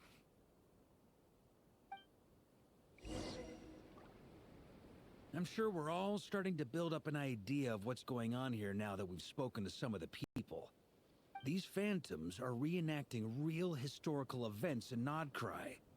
It's almost like we're in some kind of interactive stage play. We can talk to the actors, but the plot is fixed, and we can't influence it. It makes sense. History is set in stone. The objective facts of the past cannot be changed. Paimon totally thought you were just goofing around earlier. But actually, you were doing some serious investigating. Of course I was. Anyway, at this point, I think we're forced to conclude that although the Phantom spaceship is right there in front of us, we aren't going to learn much about it from these people.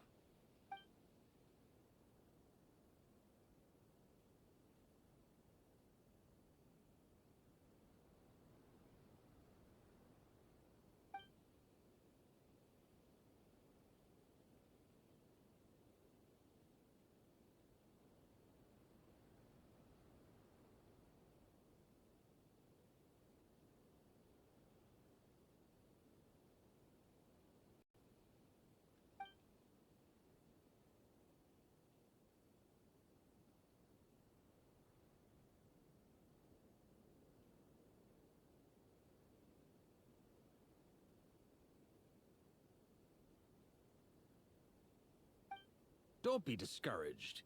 If nothing else, this is proof of the ship's existence. And think about it. So many people tried to hack their way inside, but no one could get the door open. It's made of very tough material. To me, that says that we'll either find the ship itself or the story behind it. It's just a matter of time.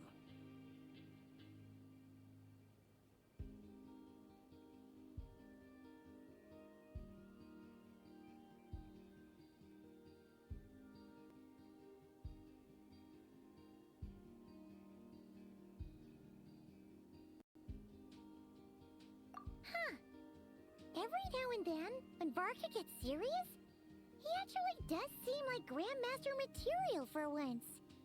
I wonder how the others are doing. Let's head back for now. Sounds good. Also, drinks are on me if Team Knights of Favonius is the first to finish. Wait, we have a team name now? Am I in Team Knights of Favonius as well? You're very welcome to join. We've even got a cathedral ready for you. Isn't that technically blasphemy? You wouldn't dare make a joke like that if Barbados was in earshot.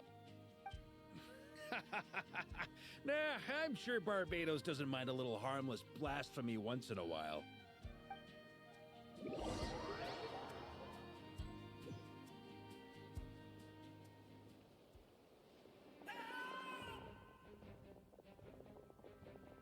Oh, no! Get away! Oh.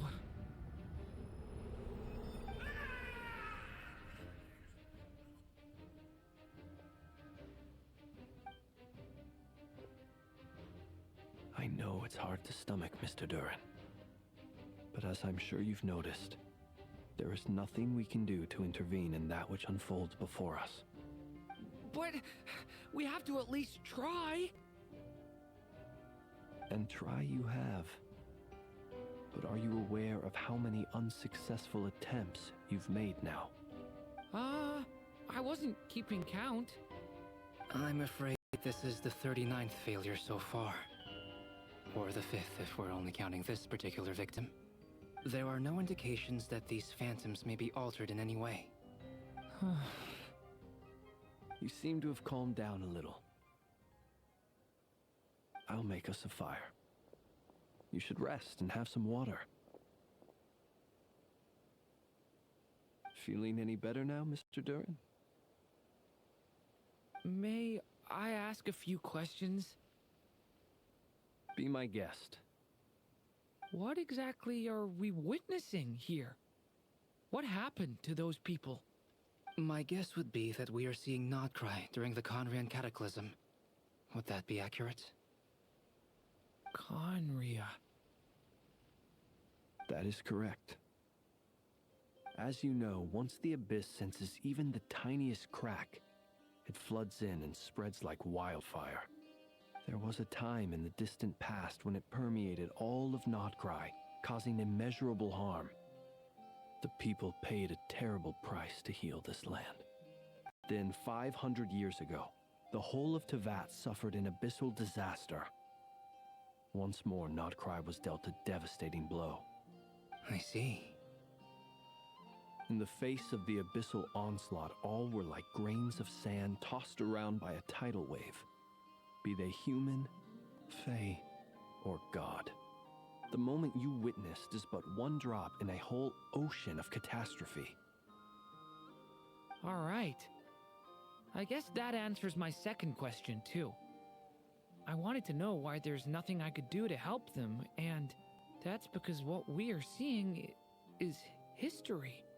That would be my guess as well. As I understand it, history and fate are not all that dissimilar. The latter may be unseen to us, but both are immutable. Yes. Fate was determined long, long ago. I still have a couple of other questions for you, Mr. Flint's. You mentioned more than one abyssal disaster that has struck this land in the past. How can you be sure that what we're seeing is from the Conrian incident? And also, how are you able to stay so calm when you're talking about these events? From everything I know about you, you're not cold or ruthless, and you're not indifferent to the suffering of others. Alas, I am forced to show my age. I must be 600 or 700 years old by human measure. Wait, so you... One is not easily moved by history when one has witnessed the truth firsthand. I'm sorry. You needn't apologize. Your passion is a good thing to have. Treasure it, because someday you may find it in terribly short supply. Now, at the risk of offending you, I have a question in return. Your curiosity toward the abyss, is it born from hatred or because you sense its call?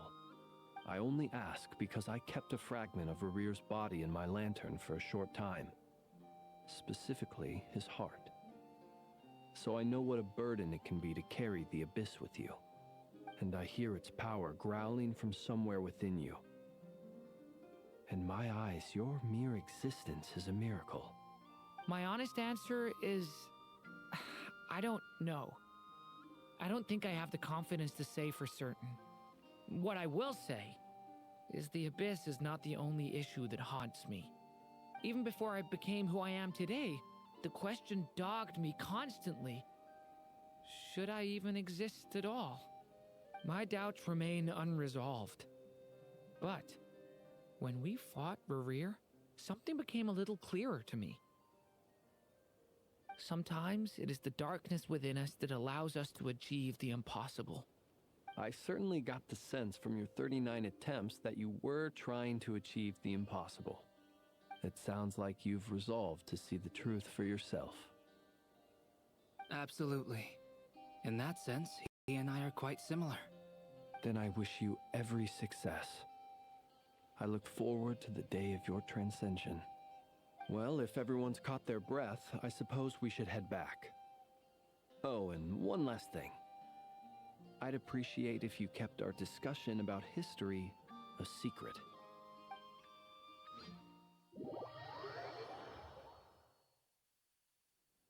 Incredibly, our separate investigations led us all to the same conclusion. Hooray for consensus! Yeah, but we barely learned anything, though. I totally thought this would be the mother lode. Talking with the ancients? I mean, come on! But nope. All we got was useless snippets of conversation.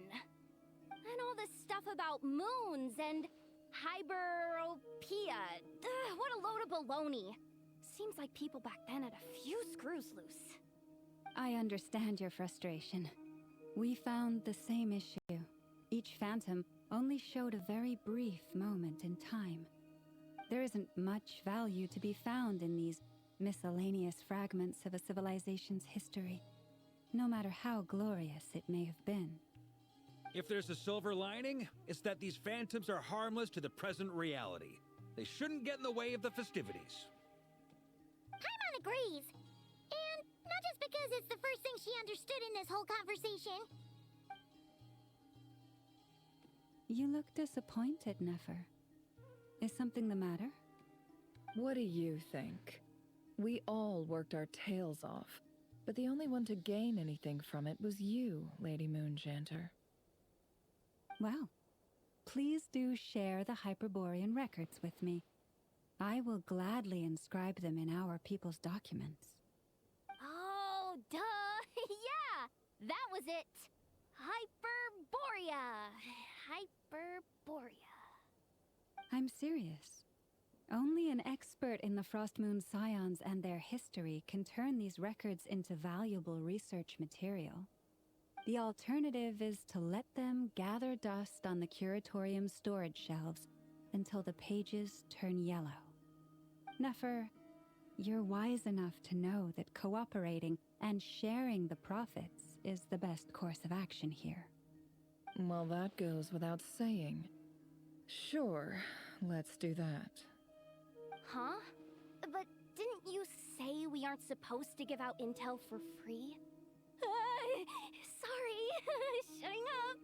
Shutting up. Now is not a good time to push Nefer's buttons.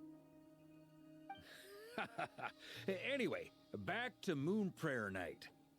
I'm thinking that we should prepare something a little special, aside from the usual decorations and so on.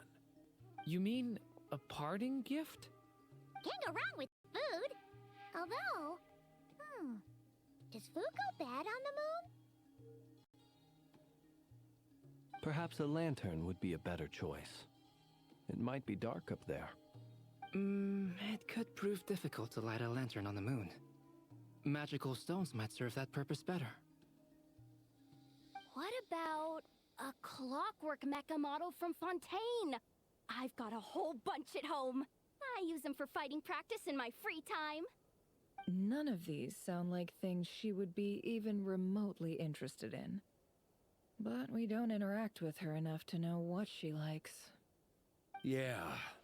It would really save us the guesswork if someone could find out what she's into. Wait, what the? Traveler? They're all looking at you.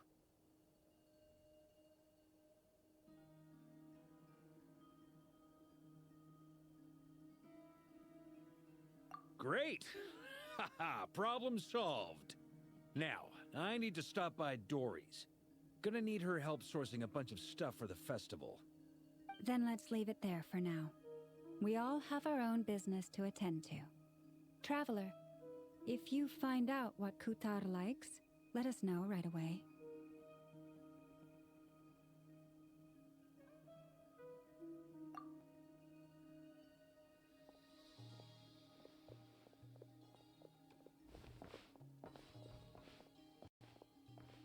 Is something the matter?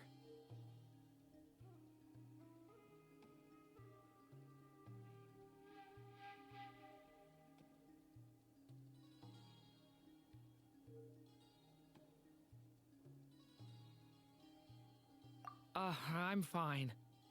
It's just... I'm still feeling a little rattled after witnessing the horrors of the Abyss. But it's okay. This is something I have to work through. I'll be all right. Thanks for your concern. Well, don't put too much pressure on yourself. If you ever feel like something's wrong, physically or mentally, we're here to talk.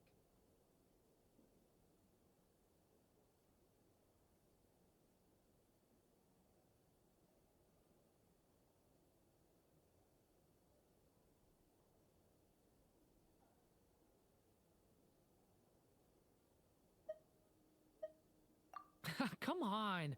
Stop treating me like a kid.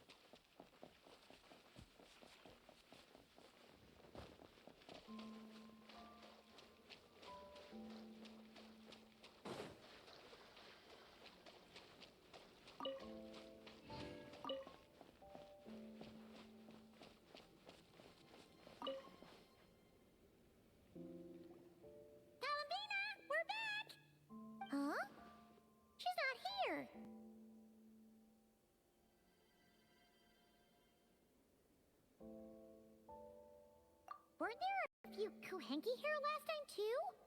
Where did they all go? Walkies? For Kuhenki? You're not pets, you know. Oh, well. Looks like we just came at a bad time. Let's try again tomorrow. There's still a few days until Moon Prayer Night, so we're in no rush. Besides, she needs time to rest anyway.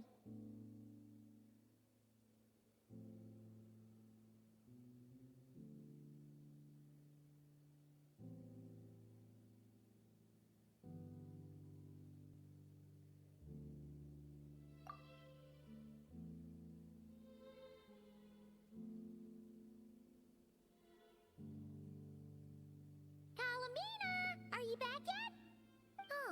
How strange. Looks like she still isn't here. Right?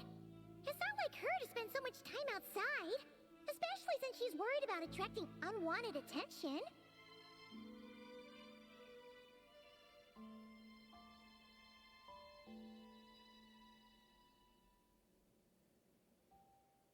What about Luonatar?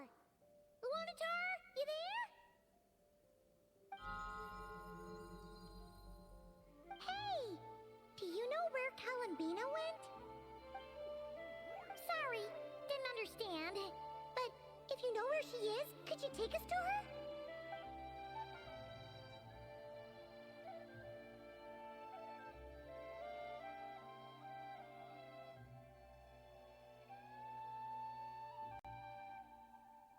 Yeah, that's even stranger.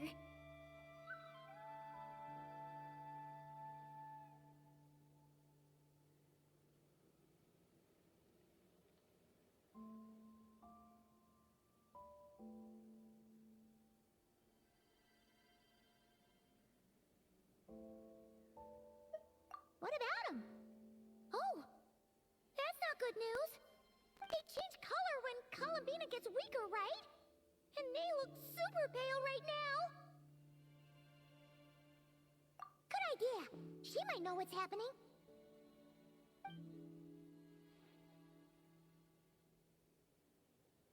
Luma! Ah, it's you. How is Kutar? Is she okay? No, she hasn't. I came here to check on her after I noticed the flowers had changed color. Based on past precedent, she must be very weak right now. Even getting up to walk would be a struggle. It seems unlikely that she wandered off outside. Not to mention that she doesn't do that at the best of times either. So yeah, this is super weird. No. Very few people are in the know about Kutar's whereabouts. And if anyone suspicious had visited, they'd have left some sort of evidence. Come on, let's go to Nasha Town. If anyone has seen her, someone there will know about it. It's not Cry's information hub after all. Makes sense. Let's go!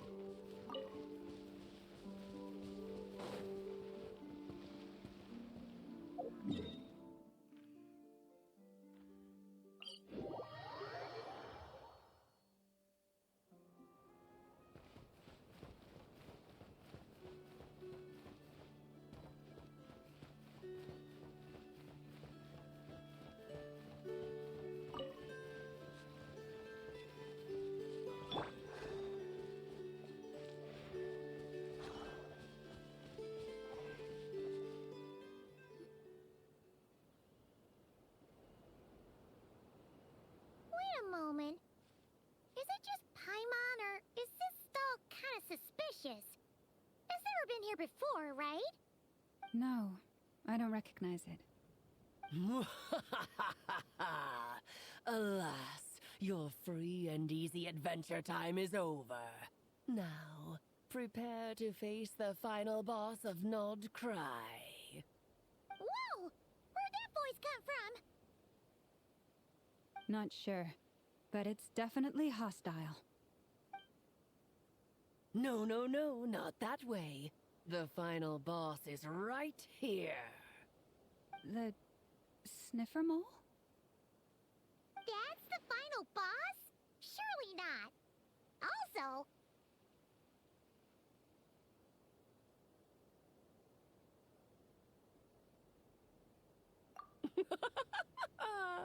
Okay, the jig is up. I'll stop teasing you. Turn around. I'm right behind you. It seems I've managed to leave quite an indelible impression, even though you've never seen my face. Ah, nothing could make a great mage more pleased with herself.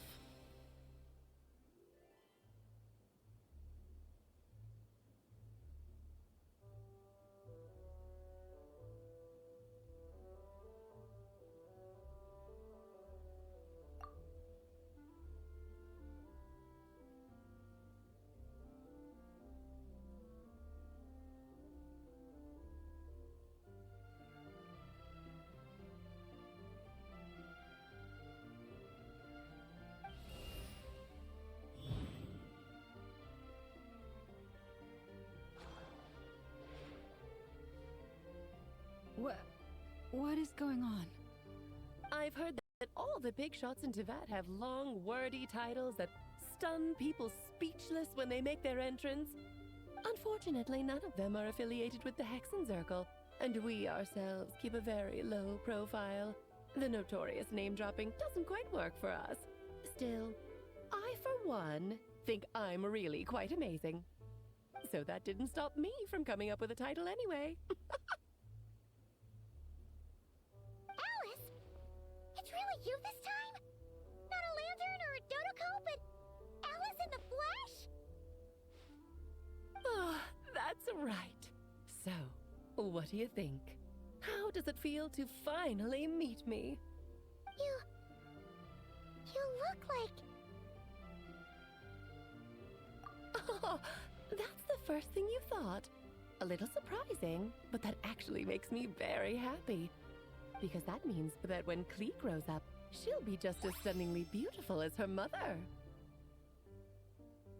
So she's a friend of yours? Kind of. This is actually the first time we've seen her in person. I see. Madam Mage, that was, quite a powerful entrance. I certainly won't be forgetting it anytime soon. It's okay, Lauma, don't force it. Paimon will do the honors. This is Alice from the Hexenzirkel. She's a friend of ours. And of Arcus, too.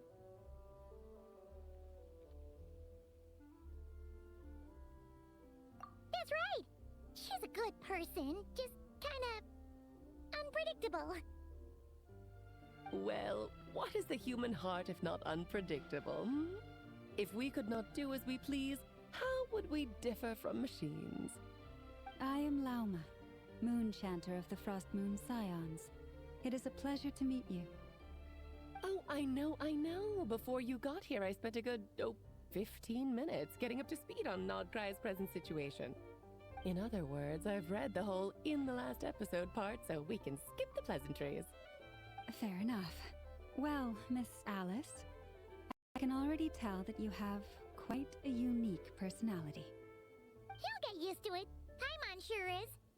So anyway, what are you doing in Nodcry, Alice?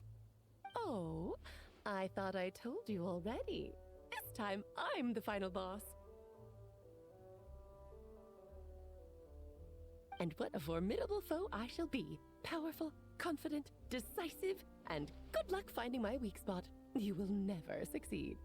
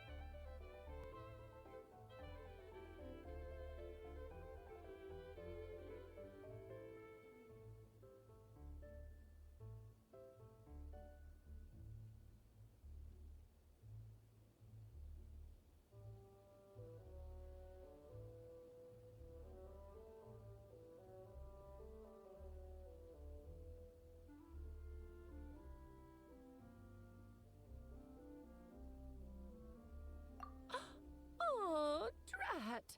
My one weakness, and you found it in an instant. Fate has been dealt a devastating blow. Thus falls the great Dodo King. Why are you playing along with this nonsense? For funsies, of course. What's wrong, Paimon?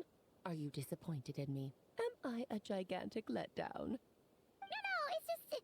you seem like a busy lady. And this is the one time you've shown up in person. Paimon figured it would be for something more high stakes than just goofing around. You're quite right. I'm here in Not Cry because something big happened. Something big enough it caught the attention of the Hexen Circle. It concerns the 3 moons, Tevat's borders, and of course, the moon goddess you are currently searching for.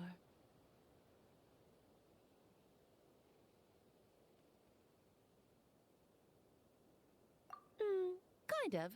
Why don't we discuss this over a pot of tea?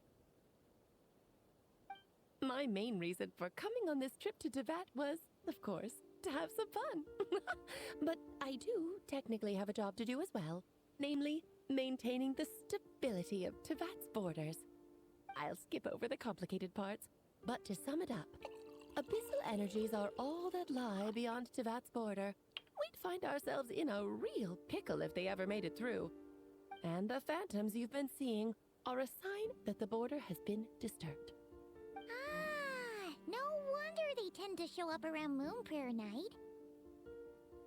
Is it because the real moon is now so close to us that its power can cross the border? In part, but only a negligible amount passes through.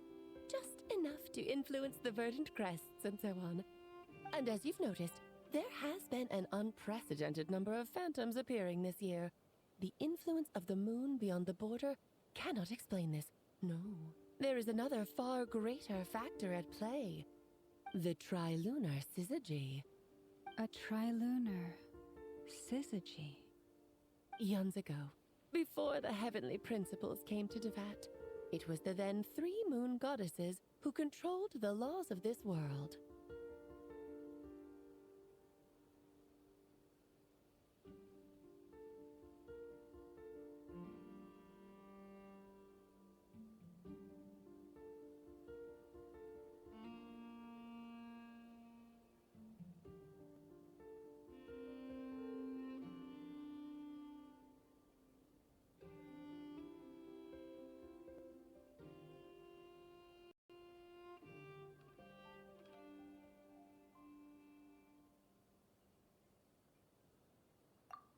That's exactly it.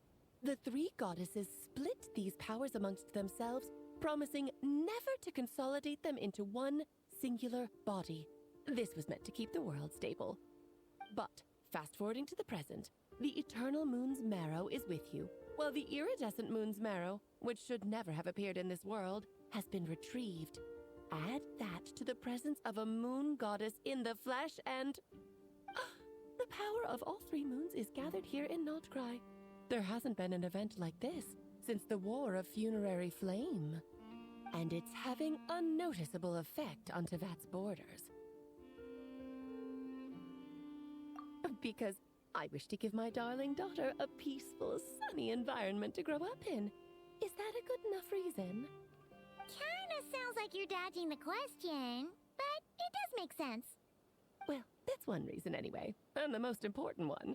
The others are a little complicated to explain. For instance, cleaning up after dearest Miss R. Albedo could tell you more about that if you're curious, but right now, I have a more important question to ask you. Why are you collecting the moon marrows?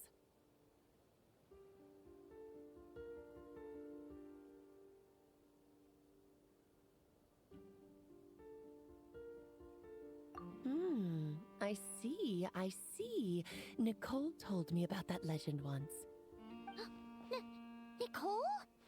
You mean Mage Anne? Oh, so you remember. Yes, of course. That was a story about fate, her area of expertise.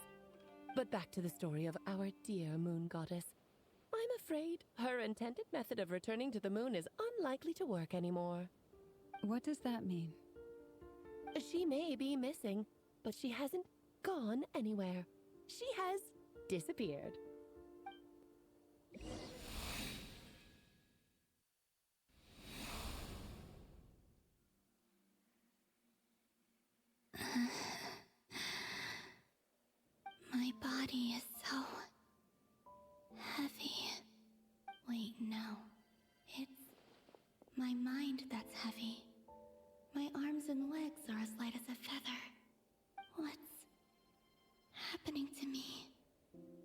I feel drowsy, like I've been asleep for too long. Is it daytime or nighttime? Is the moon out? I think I'll go for a walk.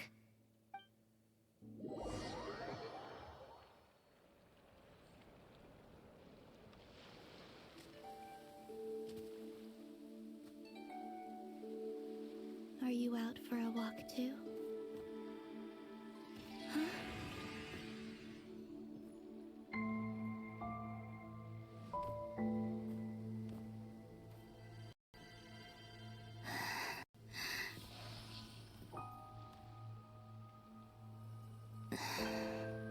The day has come at last.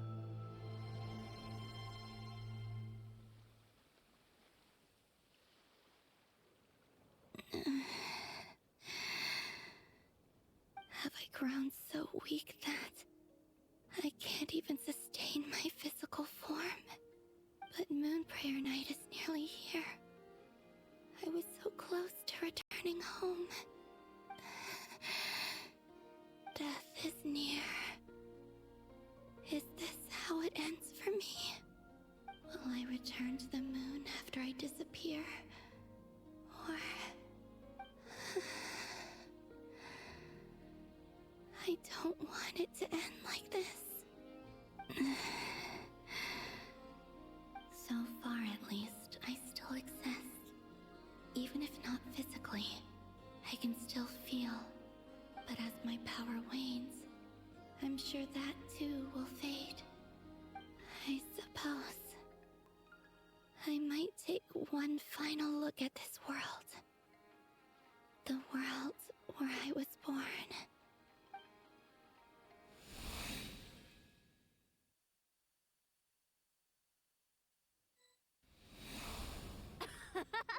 Come on! Come on! Wait for me! The Frost Moon Enclave. How much it has changed since I was born. These decorations, they're so heavy. It's times like this when you kind of wish men could be priestesses and acolytes. How fascinating. I've never had the chance to be privy to people's private lives in this way. In the past, people would get so solemn and serious the moment I showed my face. Like they were frozen stiff. Karina, Lametti, it's time to eat. Coming. I want to watch them a little longer.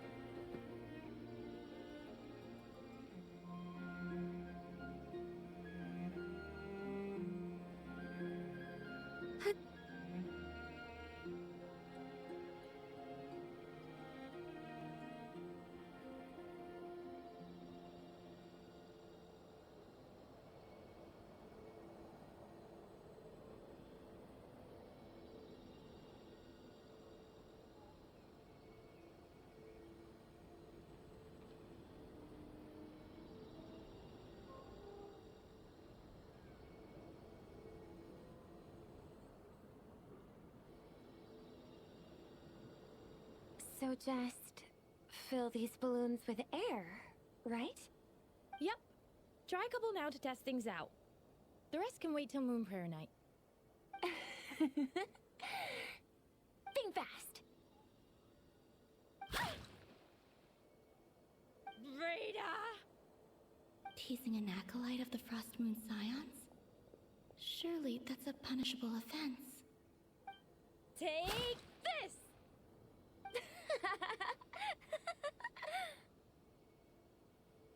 Huh? Alright, enough horsing around. Lady Lauma gave us a task. We should get back to it. The task is just to check that the balloons don't leak, right? Doesn't matter if we fill them with air or water. Okay, you got me there. And you got me there. But still, we can't use all the balloons before the festival even starts. We won't use all of them. And as long as Lady Lauma's trusted acolyte doesn't snitch, this can stay as a little secret between friends. A couple more can't do any harm, right? Oh, you menace. Then, think fast! Is pumping a balloon full of water really so much fun?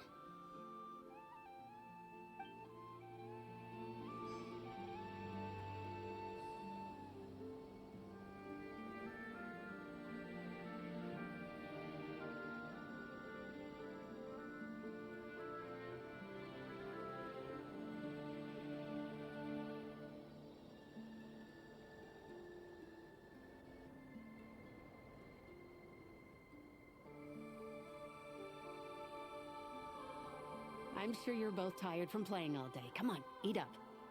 A plain, humble meal. That has always been the way of the Frostmoon Scions. Huh? How come Lamette got a midsummer berry dessert? Oh, I always get Lockaberry. I don't mind sharing. You can have a bite of mine if I get to have a bite of yours. They're sharing food? I've never shared food with anyone before. Even at the Harbinger tea parties, everyone just ate off their own plate. And when I couldn't finish my food offerings from the Frostmoon Scions, they'd leave the leftovers out under the moonlight for the animals to claim. Hey! That was 2 bites! Oh, then you can have another bite of mine. Oh, you too. Oh, don't fret now. Here, have some of Granny's too. So this is what it means to be family.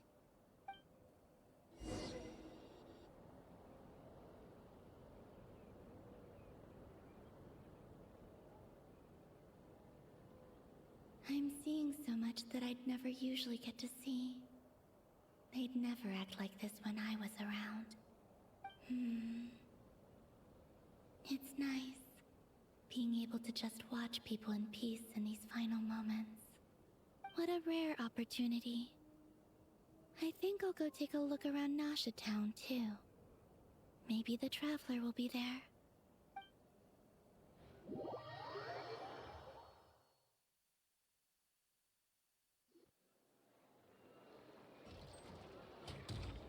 After the War of Funerary Flame, the Moon Goddesses were no longer recognized by Tevat. They lost the whole foundation for their existence.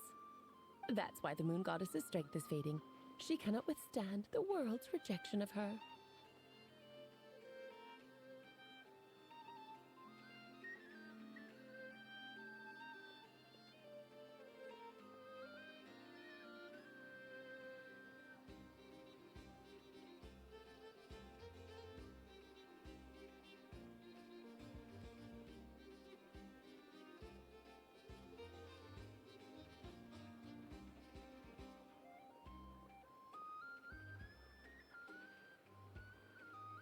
To be more pedantic about it, the Moon Goddesses did something to offend the heavenly principles, and that's why they were ousted.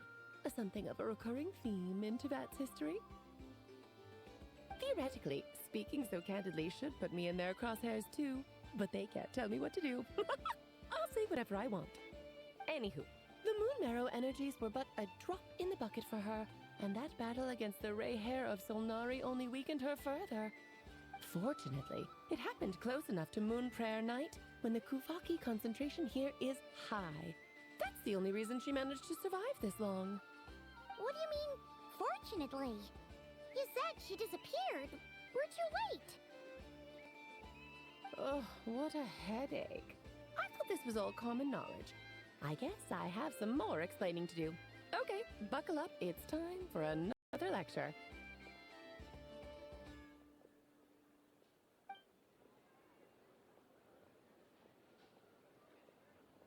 Now, I said earlier that the moon goddesses lost the foundation for their existence. The reason for that has to do with the natural order. Basically, the rationale for their existence in Tevat was lost. The same logic applies to the present moon goddess, too. Consider her existence so far. Her comrades in the Fatui called her Damselette. And she was worshipped as Kutar by the Frost Moon Scions. But these connections have now been severed, whether by her hand or yours. So, the rationale that once sustained her existence is now gone. Wait, we did that to her? Oh, well, strictly speaking, yes. But let's not start pointing fingers, shall we? I'll only end up as the big bad villain, and that's not the kind of final boss I want to be.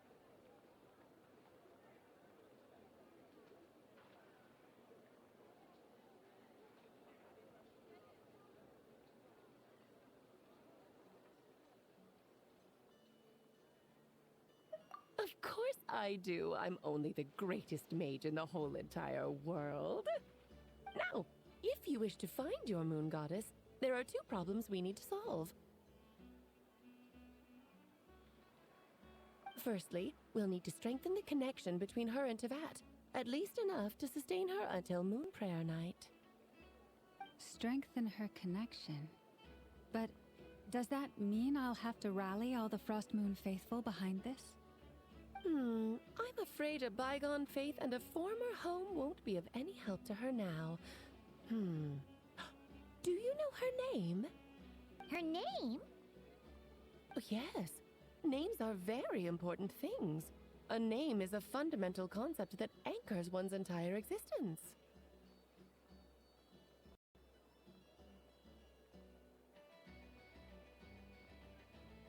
Then your first job is to find it. As a moon goddess, I'm sure she must have a name she identifies with. Neither Columbina nor Kutar is her true name, and she's never really accepted either of them. So, finding out her real name is enough to sustain her existence? Yes, I know it sounds like a small step, but every journey begins that way. So for now, that's all we need to focus on. The second problem is with her plan to use the moon marrows to return to the moon. Unfortunately, piercing through the false sky will take an enormous amount of power. Given her current condition, she won't be able to provide anywhere near enough power, even if she recovers her physical form. But no need to fret. Nicole's the expert in this field, and I'm sure she'll figure something out. Wait, Mage N is going to help us out too? That means we've got 2 Hexacircle mages on the case. This is turning into a pretty big deal. Actually, this is more of a side quest for me. Like you said, I'm a busy lady, so I can't stay for too long. I'll have to return to Tevat's border soon.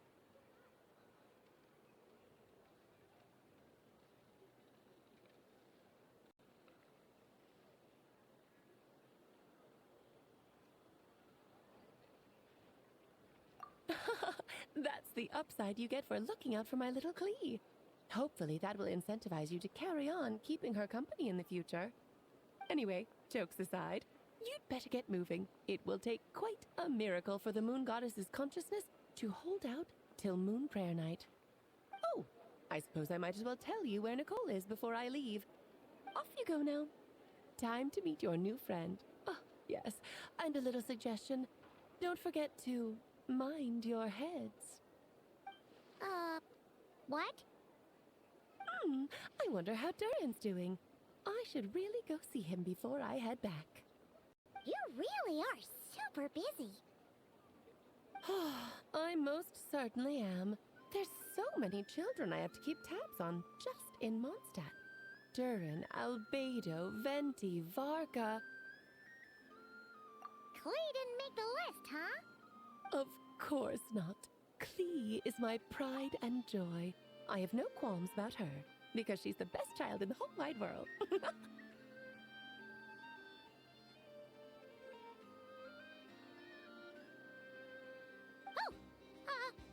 Yep. Klee's a little angel. I'm glad you agree. Well, all the best. See you when I see you.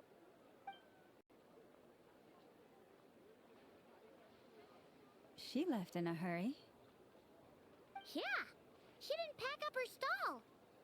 Should we handle it for her? I must say, I'm now very curious about her daughter. Klee, wasn't it? What's she like? That's a long story. Come on, we'll fill you in as we go.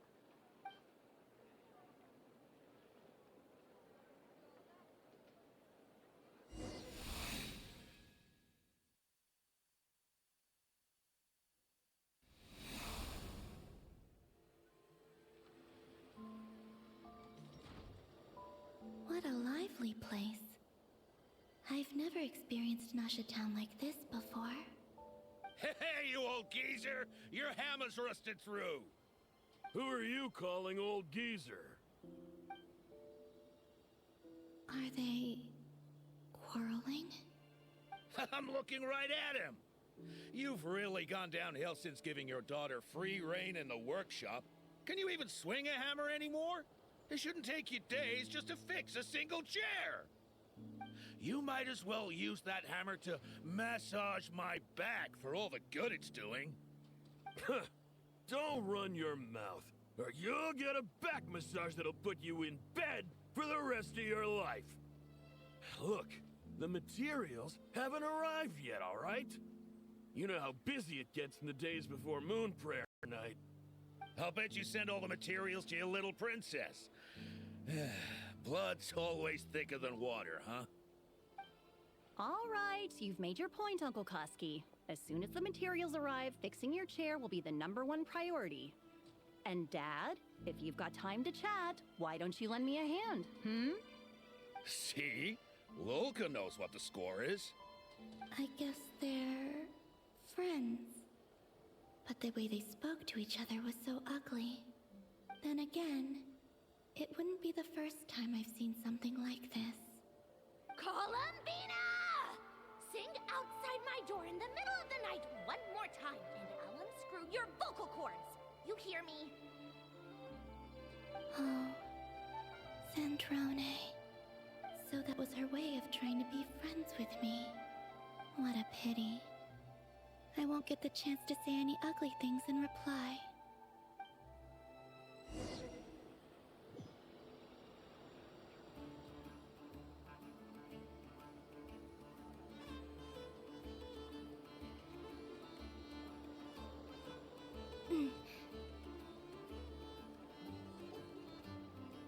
Hey, have you decided what to give her for Moon Prayer Night? I sure have. She's gonna get the surprise of her life when she's least expecting it. Then I'll whip out the ring and pop the question. The surprise of her life. What a fun turn of phrase. Cool, I get the picture. You can spare me the gushy details. Ooh, looks like we have a customer. Hello there, ma'am. Would you like some Moon Prayer Night candy? Huh? Is he talking to me? Can he see me? Here you go.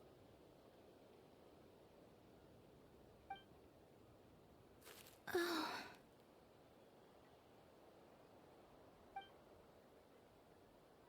Come back anytime.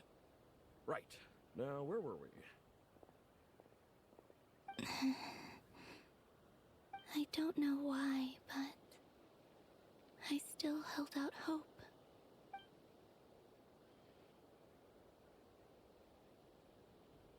The most important thing right now is to find that mage. This name thing seems super important too, but where do we even start looking? I'd better go pay the Fatui a visit.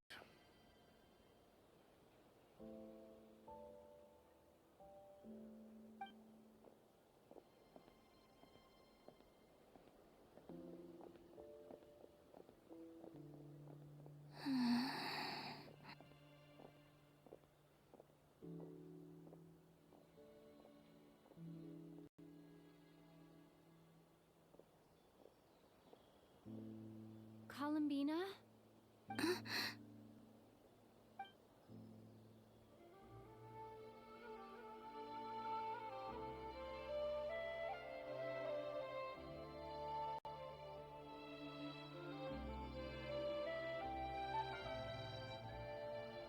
traveler. Let's go! This is no time to be spacing out!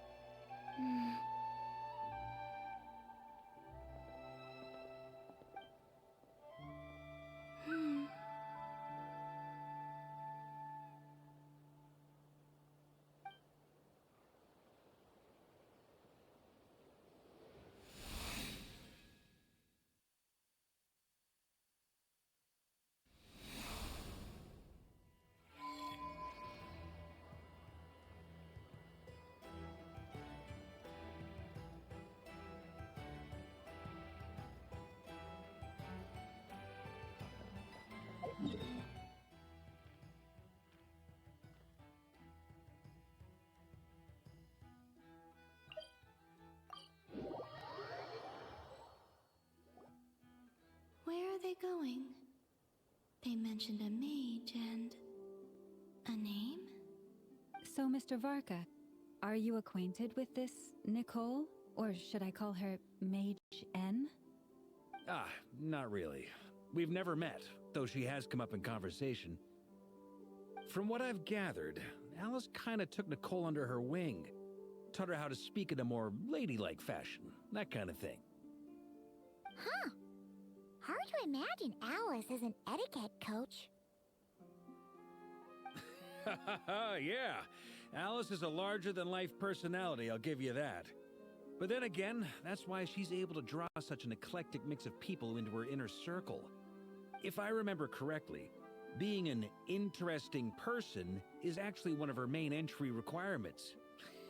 So, if you ever wanted to join the Hexenzirkel, I'm sure you'd both be eligible to apply. Hey! Don't go around making promises on Alice's behalf! I wouldn't dare. I'm just trying to paint a picture of the Hexenzirkel for you. Okay, sure. Anyway, since none of us have ever met Nicole, how are we supposed to find her? We can't just go up to every woman in sight and ask, "Hey, are you Nicole?" Maybe something she's wearing will give it away? Like, a wind bloom pinned to her chest or something. Wait a minute. Alice never said Nicole was from Mondstadt. Oh, true.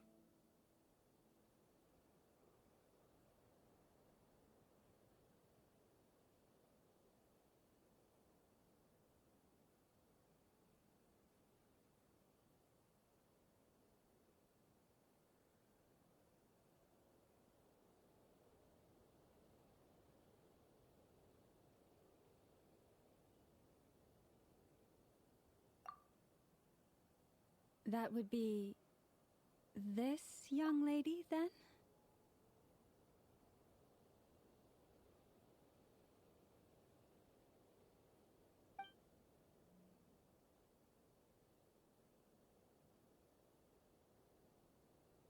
Hey there! Sorry to disturb you, but... are you Miss Nicole? Varka, Knight of Boreas of the Knights of Favonius. Alice might have mentioned me before.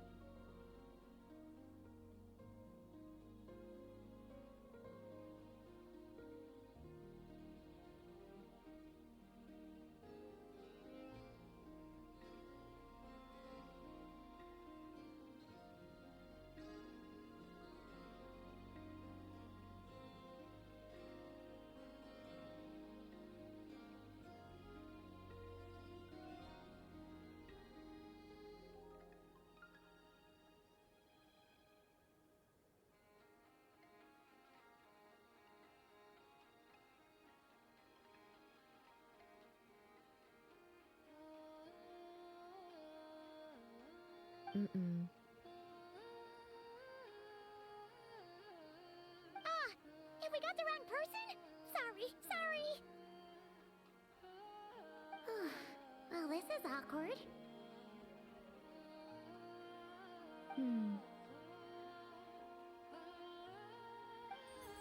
When I shook my head, I meant, no, Alice hasn't mentioned you before. Huh? Where is this voice coming from? My apologies. For certain reasons, I am unable to speak. This is the only way I can communicate with you.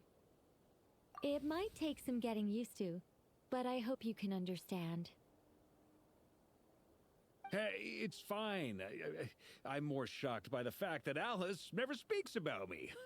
I mean,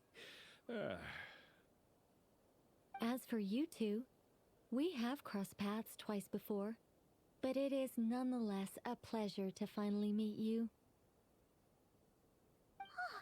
It's really you! Thanks for all your guidance in the past! You're quite welcome. This time, things are different. We have reached the unwritten pages of the story. You might say that we stand at the crossroads of fate.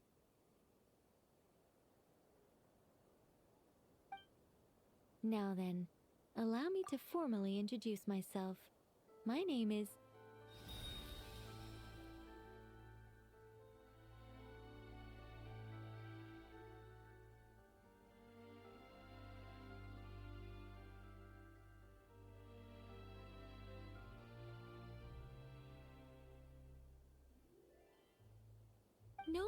No, stop! Alice! I can't believe it!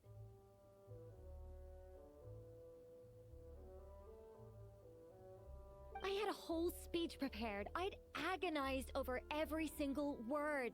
She always picks the worst moments to ruin other people's plans. I'm so sorry about that.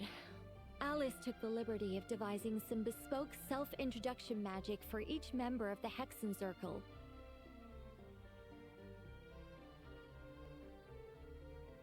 But I could have sworn I deleted all of the triggering conditions for it. How did it bypass everything? Oh gosh, this is so embarrassing.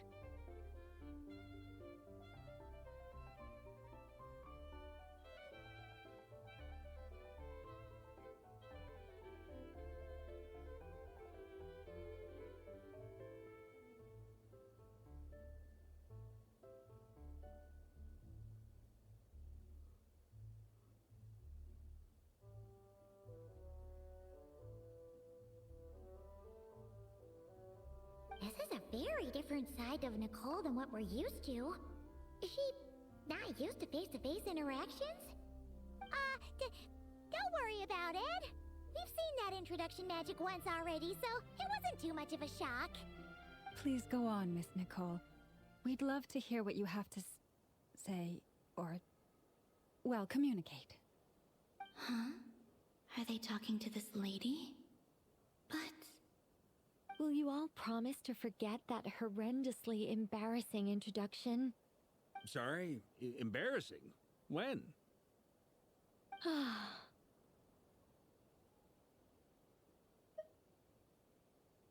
Yes, my name is Nicole, and I am one of a very few angels who have retained both their preferred form and their power.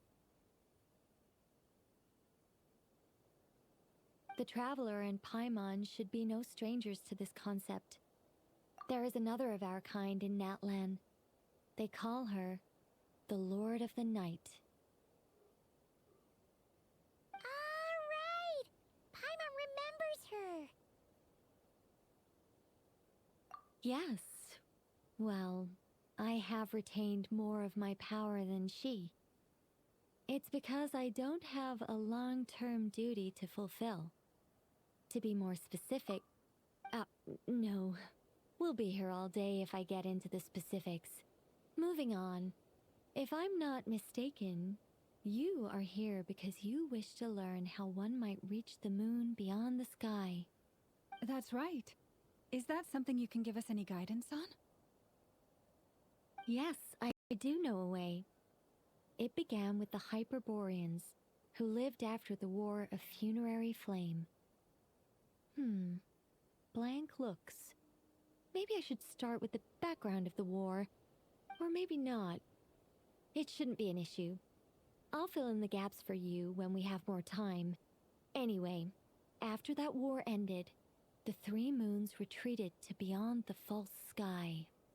The Hyperboreans were humans I once aided. They accepted the civilization and creations bestowed upon them by the angels.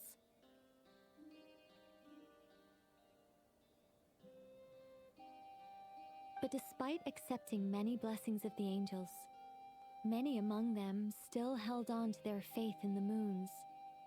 They were reluctant to accept the new order.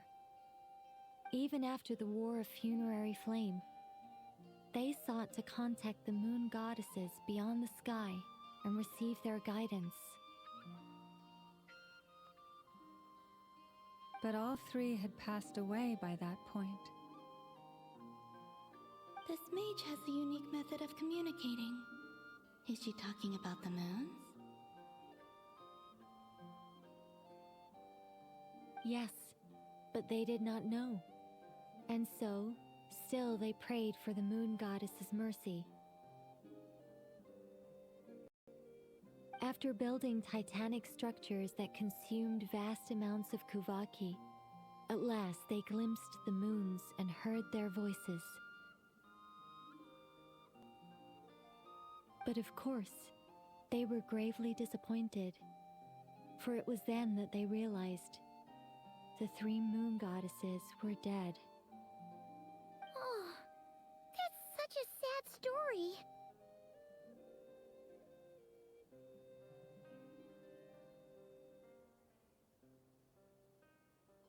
It is. Humanity was in a very sorry state at that time. The angels who had once aided them were gone, and the War of Funerary Flames had left them homeless and destitute.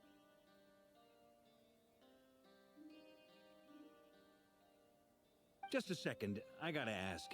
How relevant is all this history to the task at hand? Well, I mean, it's...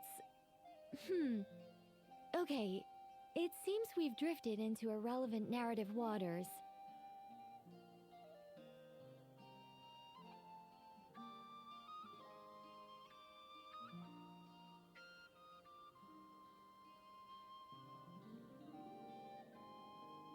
It's been a while since I've had the chance to speak inside someone's head.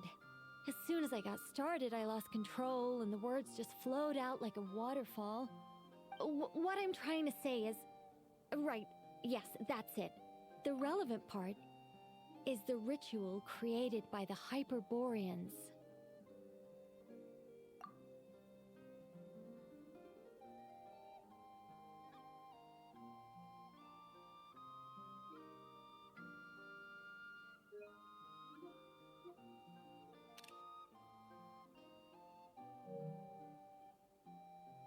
The fact that they bypassed the false sky and saw the true moons implies that they successfully built a connection between Tevat and the outside world.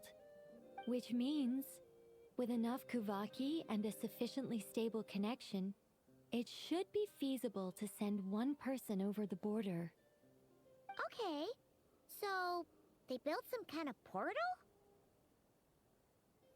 Oh, yes. A portal. Yes. Is something wrong? You sound disappointed.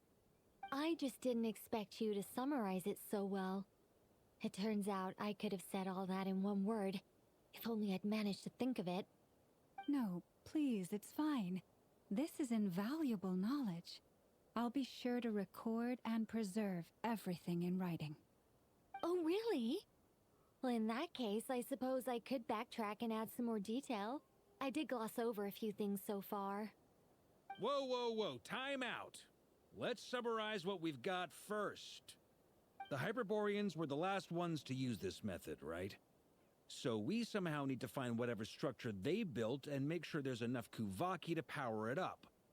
Luckily, we have the moon marrow of both the eternal and iridescent moons, so we're all good for Kuvaki. Which means the key issue we need to focus on is finding the place. Am I right so far?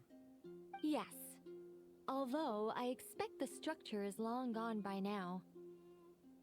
That said, what if we could take advantage of the phantoms to travel back to a time when it still existed?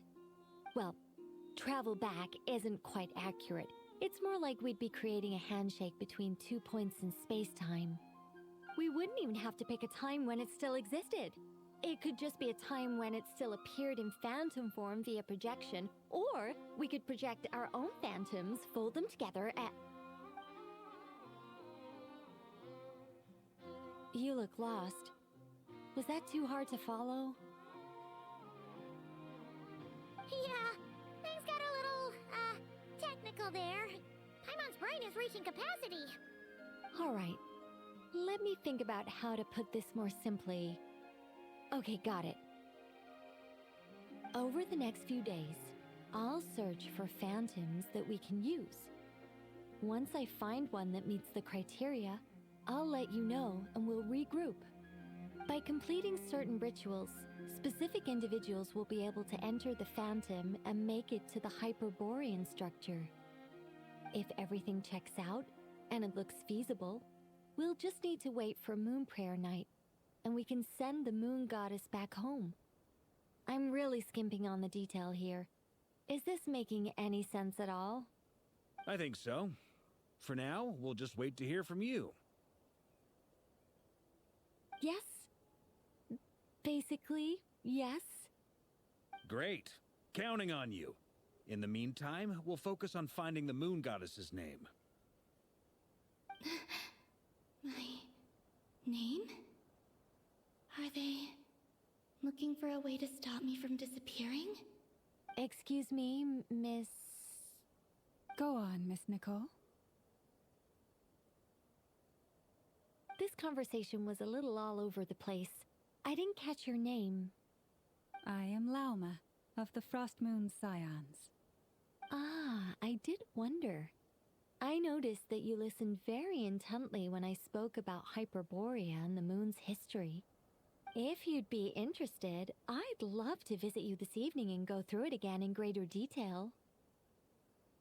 Also, if you were serious about making a record, it would be too risky to simply write down the raw details as is. I would suggest some tweaks. Maybe rewrite the stories as fairy tales or fables, perhaps even prayers. Anyway, we can cross that bridge when we come to it. So, see you later then? Oh, and no need to prepare anything. Just a cup of tea will do. See ya! She seems friendly. It's just... It's so nice to find someone who's actually willing to listen. I've been dying for a chance to finally go through all this systematically from start to finish. Any longer and I'd probably start forgetting it.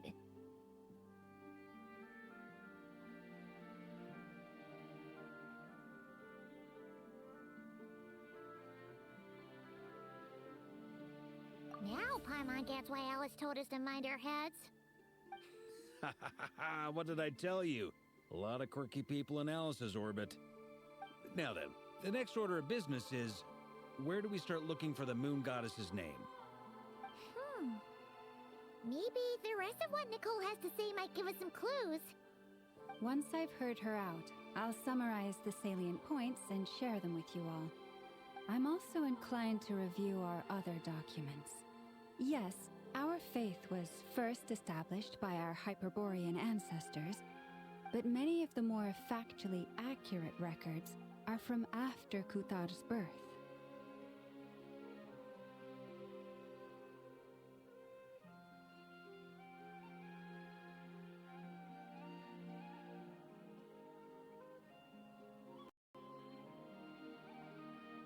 Sounds like we're gonna follow Kalabina's journey through Teyvat, huh? In that case, we'll start by heading to the Frostmoon Enclave. Sounds like a plan. Take this with you. I'll see about getting in touch with the Fatui. It'll probably just be Arlecchino and Sandroni again. They're the only ones who would want to help. Thank you, Mr. Varka. Don't mention it.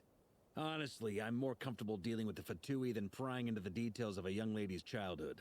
Catch you later. I should follow them, just in case there's some way that I can help.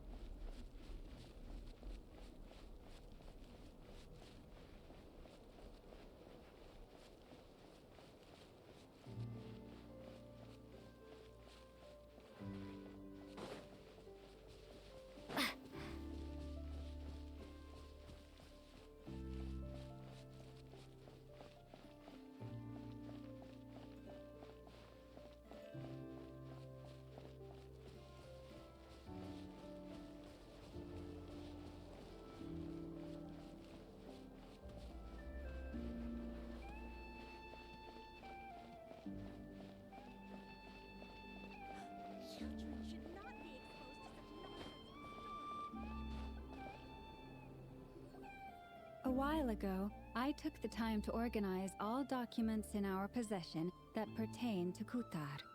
What you see here is the material I consider reliable. Hmm? You're saying there's unreliable material too? Yes. Most of the information we have was transmitted through an oral tradition. Inevitably, some of her stories were mythologized and deified over the years through countless retellings. That's why I organized them into reliable and unreliable. There's no sense seeking answers in history unless we can ensure the veracity of the historical record. Makes sense. All right, let's take a look through.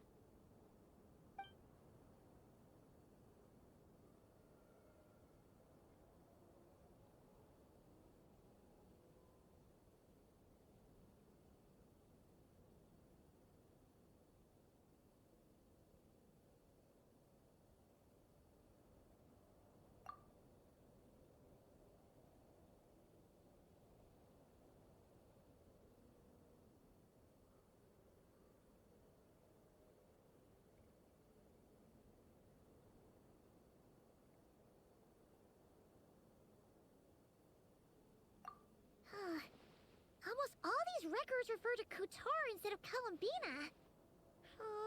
Although neither of those is her real name. Paimon's not sure what point she's trying to make. What we can gather from these records is that the Frostmoon Scions worshipped her as a god, placing impossible expectations upon her. I cannot fault them for their earnest faith, but for all their devotion, worshipping her day in, day out changed nothing. I imagine that none of it resonated with Columbina. It wouldn't surprise me if, even back then, she had already begun to reject the name Kutar and everything it represented. Lama speaks the truth. When I heard them call upon Kutar with hope and expectation in their voices, they may as well have been calling upon somebody else.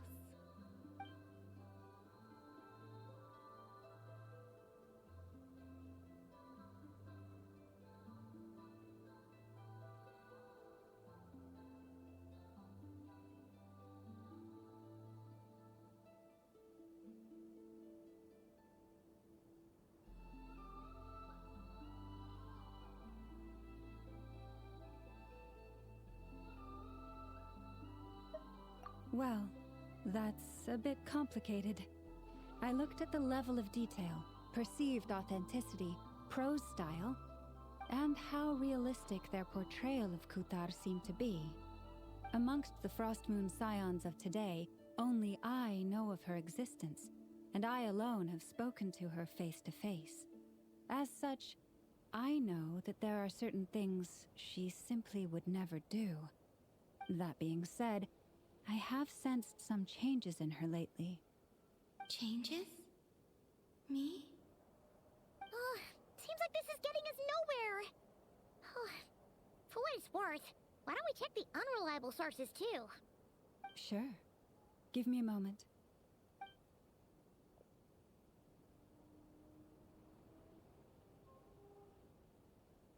Exerting but a fraction of her divine might, Kutar sheared a great mass from the snow-capped mountain and cast it into the sea, upon whose surface shone the mirror image of the moon. Thus was formed the island of Hisi. Yeah, right. That doesn't even begin to pass the sniff test. The 3 moons are naught but lies through and through. Only one moon has ever shone for us, and Kutar is her name.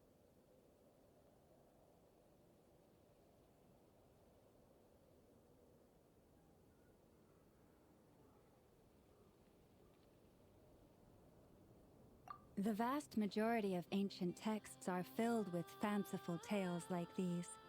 I trust you understand my criteria a little better now.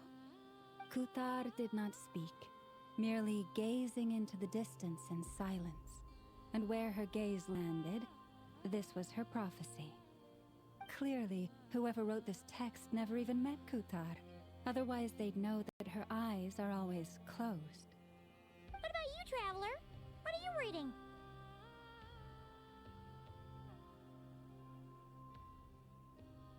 Come on, let Paimon see. The child wished to build a wooden nest with which to shield a fledgling bird from the cold. But being so young and lacking in strength, the child could not snap the branches from the trees. Kutar was passing by. Upon seeing the child, she summoned forth the Kuhenki, who built a beautiful nest for the child. I remember that. Not knowing the meaning of Kutar's divine intervention, the child dared not to respond, and thus ran home to call their parents. But Kutar was gone. The Moon-Chanter declared the event a miracle and took the nest as a relic, placing it on high for all to see. The child was named as one favored by the goddess and was greatly respected amongst the people. Yet, no further miracles were bestowed, and this matter was forgotten in but a few years. Huh. Any thoughts after reading that?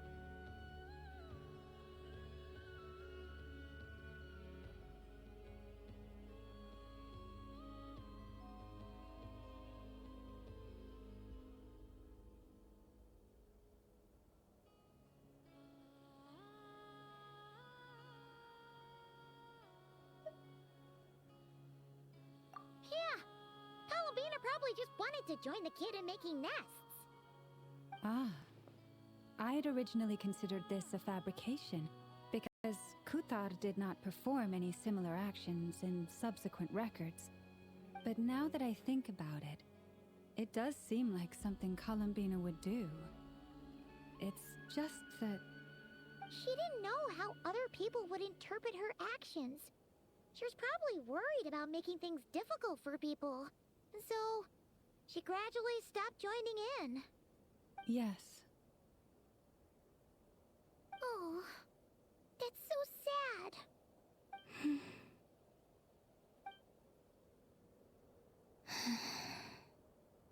And now, I can make no such gestures of warmth, even if I want to.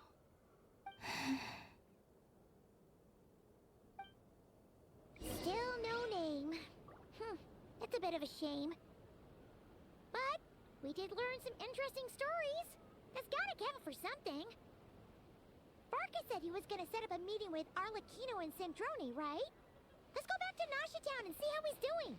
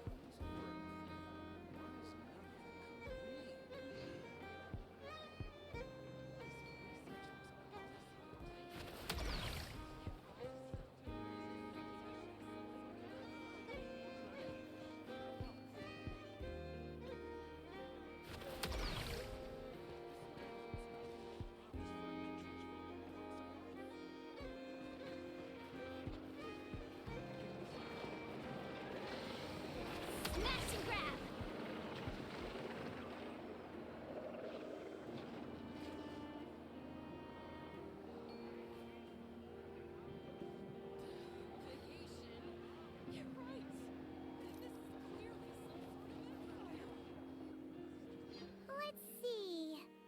There's Varka. Oh, and it's Durin and Albedo too.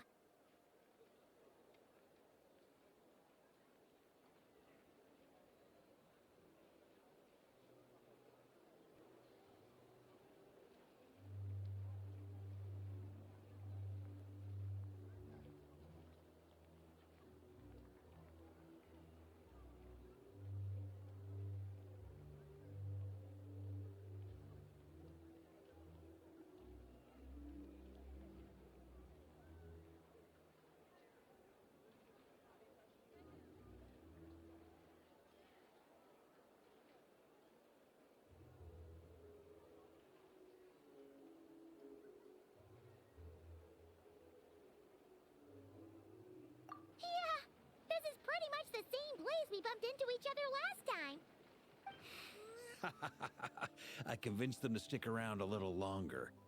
We were all waiting on people, so I figured having a little company would help pass the time. Ah, so you've been waiting for us? Does this mean that you've already arranged things with the Fatui? Sure does. Now you're back, we can go meet up with them together. How'd your investigation of the Frost Moon Enclave go? Well, we didn't find out Columbina's true name. But apart from that, it went pretty well. Aha, just as well that I didn't tag along then. I'm sure our moon goddess wouldn't want every man and his dog knowing all about her private life. Still, desperate times, desperate measures, I guess. Someone had to do it. So, Varka was waiting on us, but what about you two? Are you waiting for Alice? Oh, no. We already met with her. We discussed that experiment I mentioned to you last time. Oh, and she also handed me this communication device. That's right. I understand she informed you about the relationship between the phantom phenomena and Tevat's borders, yes? She wants me to help her with some more experiments on that front. She said that she'll contact me through this device with more information. Ah, I see. Following instructions and making observations. Pretty common research method. Takes me right back to Albedo's lab. Wait, then who exactly are you meeting? Someone you know. Albedo's met him too. But I don't think Miss Lauma or the Grand Master have been introduced. Introductions are overrated, especially in cases like this. It's you! So, it's not like the Academia has prohibitions against going abroad. Also, I applied for leave. I've been writing to Hat Guy since obtaining a human form. I've already brought him up to speed on everything that's been going on in Nodcry. Hat Guy? Turns out, I actually have heard that name before. Oh? Then why did you react the same way I did? I only knew the name, not the fella. But since we're all here, let's do some introductions for what it's worth. I'm Varka, Grand Master of the Knights of Favonius. Lauma, Moon Chanter of the Frost Moon Scions. And I'm a Driosh from the Vahumana Darshan of the Sumero Academia. Hat Guy. Good to see you again, Mr. Guy. I believe we last saw each other on the boat ride here. Mind you, the only reason I came here is because there's someone I want to look into. Who's that? The Doctor, also known as Dottore, second of the Fatui Harbingers. From the tone of your voice, it sounds like there's bad blood between you. I was reviewing our archives and noticed that a lot of information about him was missing. Left a bad taste in my mouth. That's all there is to it. Dottore, or Zondik, as he was then known, once studied at the Academia, but he got kicked out before he could graduate.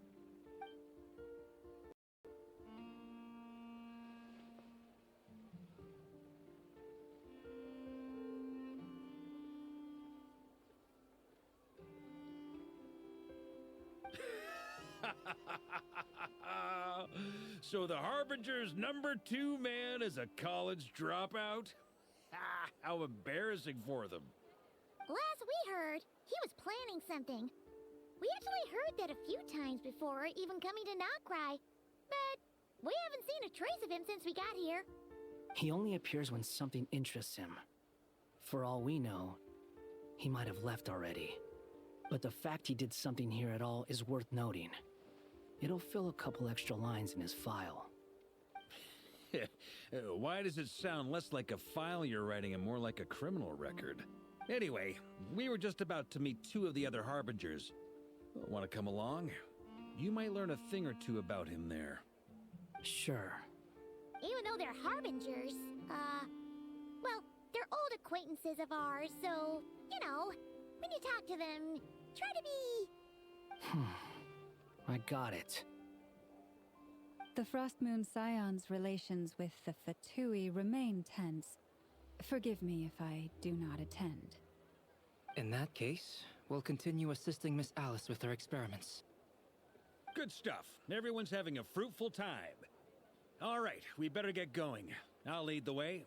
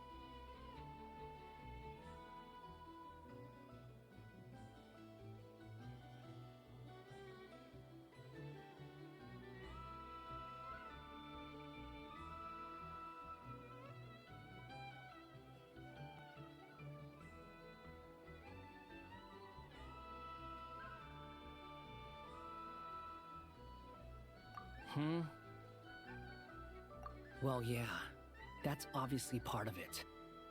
But I'm not the only one who has a score to settle with him. Neither you, nor Lesser Lord Kusanali, nor I want to see him meddling with things again.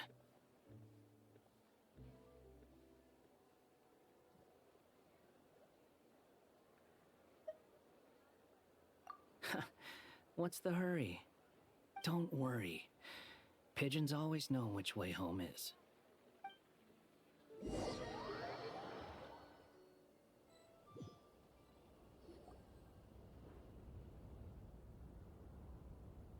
You made it. Who is this? A scholar from Sumeru. They call him Hat Guy. He's an old friend of the Travelers. Wait, this is the academia representative you wrote about? He doesn't exactly look the part. I believe this will prove my identity. You'll notice it bears the seal of the Sanctuary of Surasthana. Well, what do you know? So it does. All right then. My mistake. It's fine. I expected as much. What? So as I mentioned in my letter, the Academia's got its eyes on Dottore. But this matter remains top secret. Apart from those assisting in the investigation, the fewer people who know, the better. If anyone asks, I'm here in Nocturne to pursue my personal academic interests. Gotta say, Barca, you did pretty well to keep all this under wraps for so long. Sounds like you got in touch with the Academia about this way back. You flatter me. Where do I even start? Remember that time we fought Rerir at Star Sand Shoal? He sure let me have it then, didn't he? I'll bet Dottore had that all sketched out, with me as his convenient little pawn. He could not care less about us if he tried, but hey! The feeling's mutual. Does Dottore really strike you as the sort who values his relationships with his colleagues? Fair point. Definitely not. Which is why I always keep my guard up whenever he starts making suspicious moves. To that extent, our motivations align. On top of which, I consider you trustworthy people. Now, back on topic. In the wake of the Reikir of Solnari episode, Sandrone and I grew suspicious about Dottore's complete inaction during the entire affair. So we tried to find out what he'd been up to, but unfortunately to no avail. He never lets anyone in on his plans. The more he cares about something, the more secretive he gets. Indeed. Perhaps he believes that by keeping a low profile, he can avoid trouble. But that trick isn't going to work on his colleagues. Yeah, I mean, he's been researching the ancient moon's remnants. And he's been trying to get his paws on the moon marrows. Only an idiot would believe he doesn't have something more planned. With this in mind, I returned to Snezhnaya and relayed my thoughts to Her Majesty the Tsaritsa, entreating her to have him recalled. That's pretty direct. Did the Tsaritsa agree? Yes.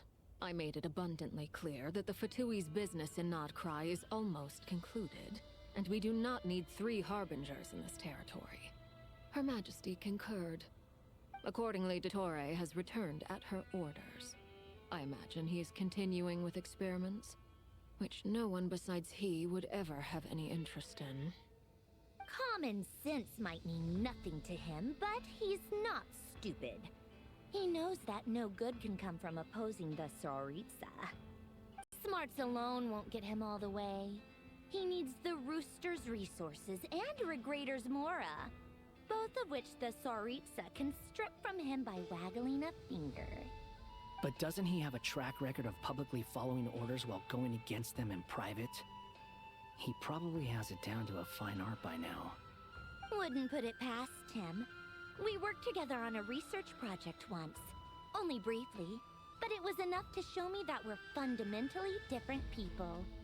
He has no interest in doing things methodically, stage by stage. His thoughts jump all over the place, and the moment his curiosity is satisfied, or he gets the results he wants, he disappears. The only similarity we share is that, once we set our minds on doing something, we will see it done, whatever it takes. Oh, we definitely saw some of that in your battle with Rerir. You got so competitive. Ugh, do not remind me. Then I believe we all concur. Dottore will not simply give up. Fantastic. Now this is turning into a whole day of unpleasant memories. Ugh. Are you talking about the moon marrow stuff? He also strikes me as the kind of person to disregard experimental regulations, ruin all the equipment, and go way over budget. Then leave the first person he can find to deal with the fallout. Exactly! This one time, he was running some high-temperature experiment and the substance exploded. But does he care? No! He orders his subordinates to open the device so he can observe the results, which causes the gas inside to leak out. That gas was poisonous! If I hadn't been there, who knows how many people might have died? And after all that, he left, while I was still cleaning up after his mess. What a waste of time, he said. Waste of time? The nerve! He wasted my time! You've been bottling that up for a while, huh? Hat guy, I must say, you seem awfully familiar with internal Fatui affairs. Especially when it comes to Dottore. Thank you, Lady Harbingers, for providing such valuable information. I have no other questions for now, so I'll be on my way. Wait, what? You're just gonna leave? You're welcome to join if you want. Ugh. Just when Paimon thought he'd finally mellowed out. He makes quite the impression. I'll say. I've met tons of headstrong people, but not many of them would join me in bad-mouthing Dottore. Anyway, back to the main agenda. Barca, you said that Columbina has gone missing? Or rather, disappeared. Yeah. We're working on building a connection between her and this world. The simplest method is to find out her real name. I've actually asked her that question before, but she said she didn't know. Considering our relationship, I doubt she was lying to me. As far as I recall, she was never dispatched by Her Majesty to claim a gnosis or anything like that. The Tsaritsa's plans had long contained a place specifically for her. I always thought that was weird. What could she do that the rest of us couldn't? Knowing what we do now, it's probably something related to Kavaki, right? More than likely. When she first arrived, Columbina would often go to Her Majesty and ask when she could start the task assigned to her. But Her Majesty always gave the same reply. The time has not yet come. So she spent her days in Snezhnaya doing basically nothing. The Tsaritsa has summoned a beautiful blind maiden to be a harbinger, giving her the third seat by virtue only of her enchanting voice. It was a dumb and stupid rumor, but the reality of the situation made it hard to refute. And what happened after that? I imagine she stopped caring. She no longer seemed to care why she had been recruited, and Her Majesty never gave her any missions, so she just continued to sing in the flower garden. For my part, I was busy. So busy, in fact, that watching someone be that idol had me fuming. But still, I got the sense that she had long been used to a life of other people claiming she was needed when she wasn't. I just felt that having a place to stay would cost me something eventually. And so I waited quietly for the day that I would have to pay the price. And on the other end of that spectrum, you had me. Someone once told me that I had the lousiest work and the toughest luck. That's a good way of putting it. I forget who said it, but those words have always stuck with me.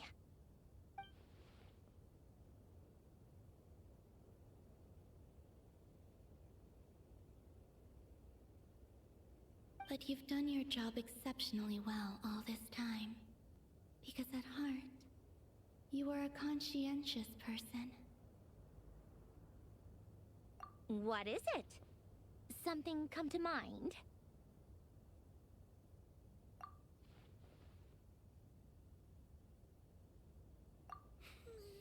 That makes sense. Nothing screams you are needed like your name shouted from across the town. Well, good luck with it. But if you ask me, Columbina is still the most shoutable name. I'm just so used to it now, after all the arguments we've had. I can't be bothered trying to remember another name for her. Nor I. Sandrone. Harlequino.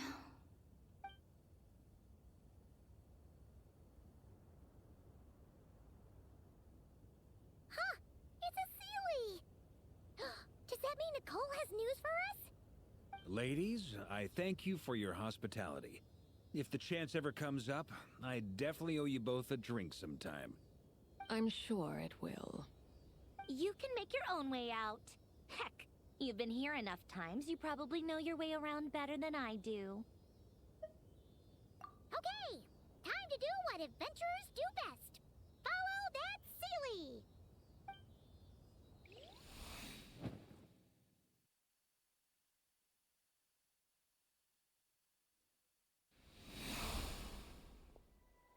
Here you are.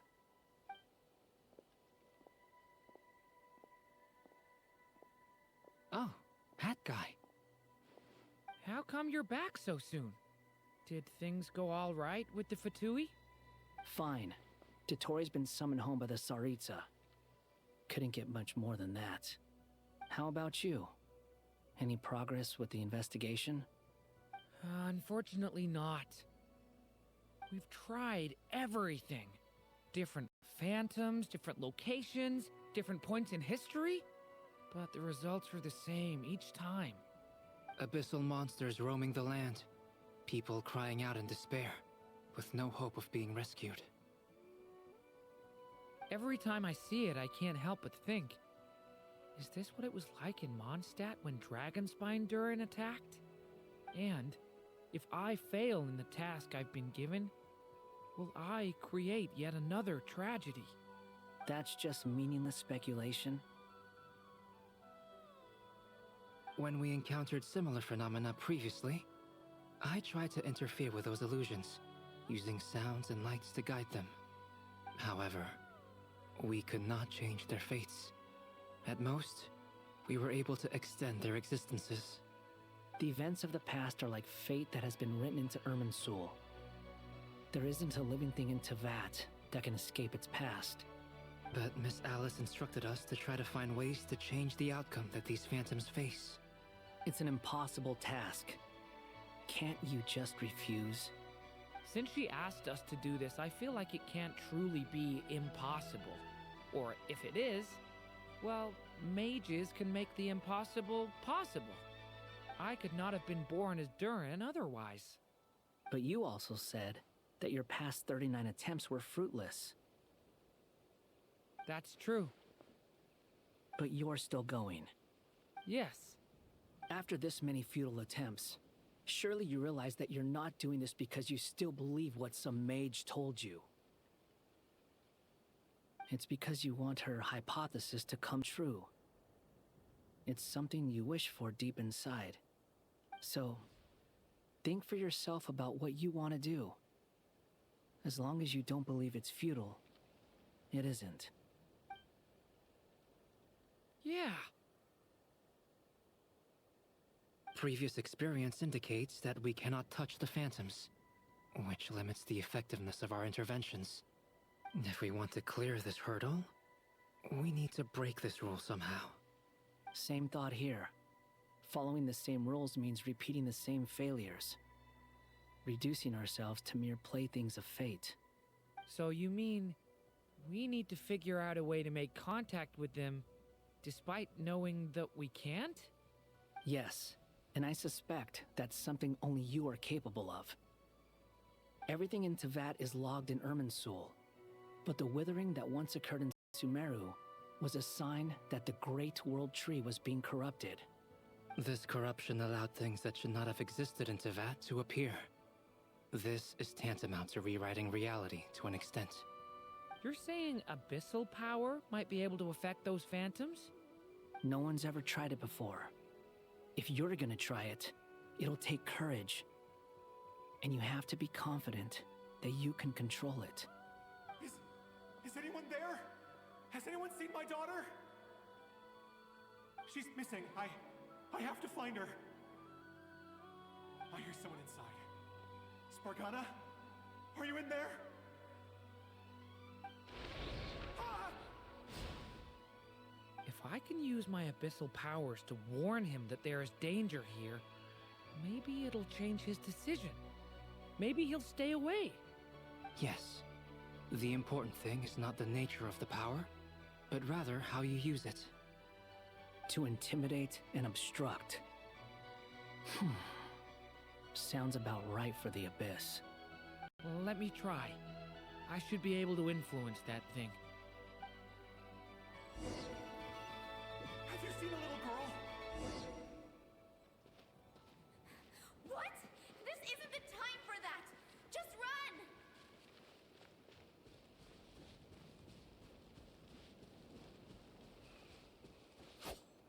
I hear someone inside. Spargana? Are you in there? These monsters coming from...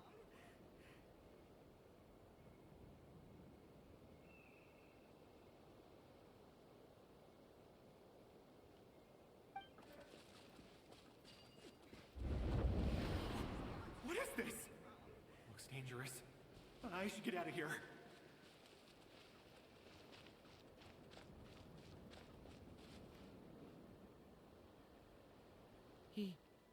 He really left. Ha! We did it! Don't celebrate too soon. Follow him. See what he does next. Monsters approaching from the front. You need to stop them and create an opportunity for him to hide.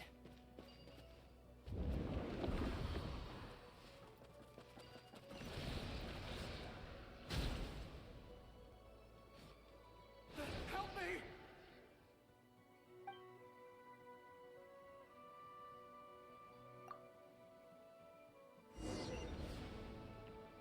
Monsters approaching from the front. You need to stop them and create an opportunity for him to hide.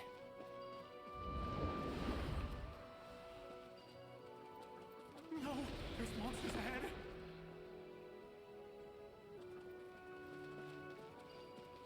Wait, is that the barrier I saw earlier? Why is it appearing now? It's as if someone's controlling it.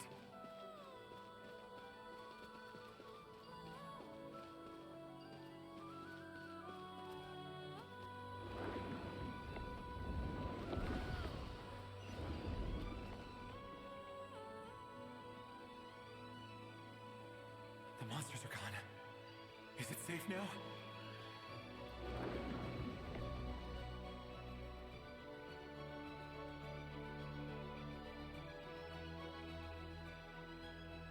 The barrier's gone too. How odd. Anyway, I guess I'll keep going. Quickly, let's keep up.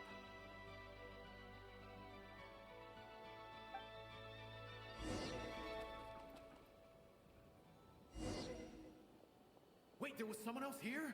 Don't go any further. We've got anti-monster traps laid out everywhere. But my daughter must just be up ahead. I have to go. This way's blocked.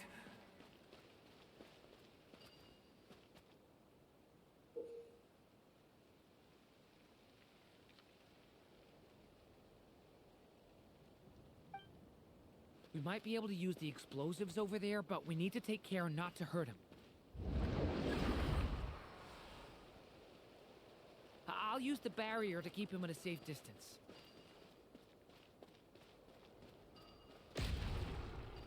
This barrier seems to be helping me somehow. Hey, hey, wake up! Oh, no good. Gotta keep moving ahead.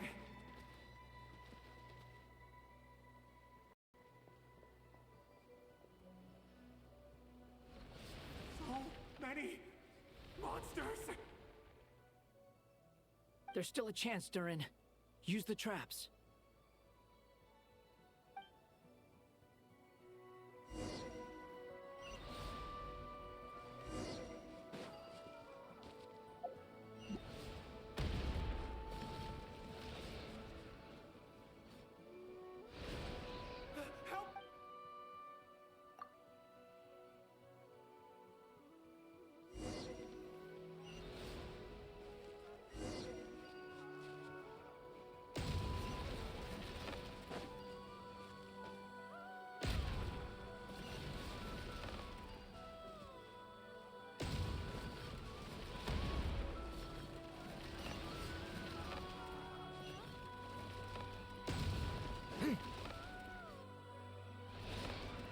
Help me!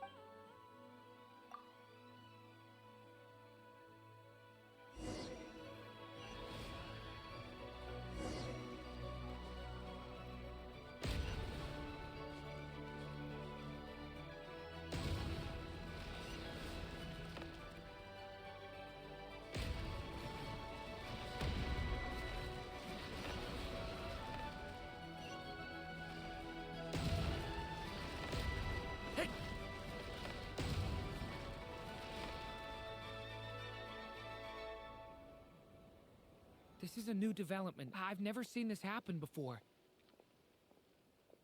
We might just be able to save this person.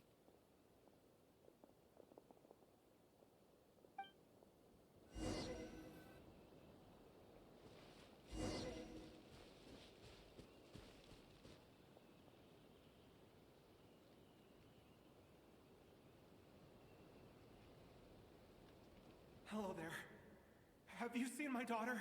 Spargana's her name. She's carrying a large backpack. Get out while you still can, you fool. You won't find any survivors here. But I can't just leave her here. She must be so scared right now. Sorry. Wish I could help, but I haven't seen her. You'll just have to keep looking. Okay, thank you. If I do find her, I'll get her to shelter and come back for you. Don't bother. I've got nowhere left to go.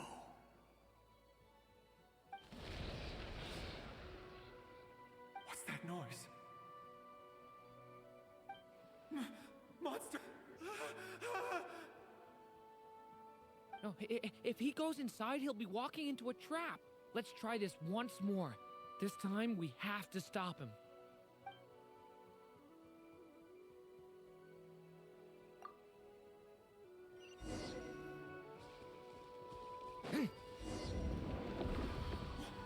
Why? How will I know where Spargana's gone like this? You know what? I'll trust this strange barrier. It's gotten me this far after all.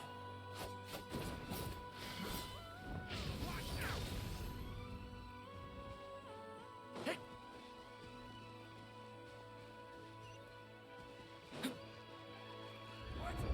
Spargana, are you there?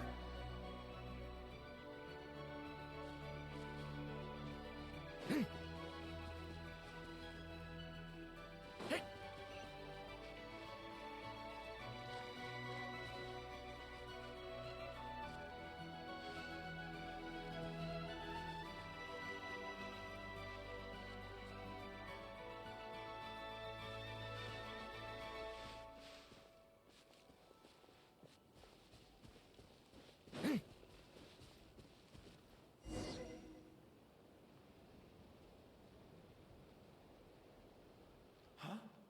That looks like one of my daughter's books. Thank you. Thank you. Yes, it's one of hers for sure. That's her name on it right there. She left her backpack here.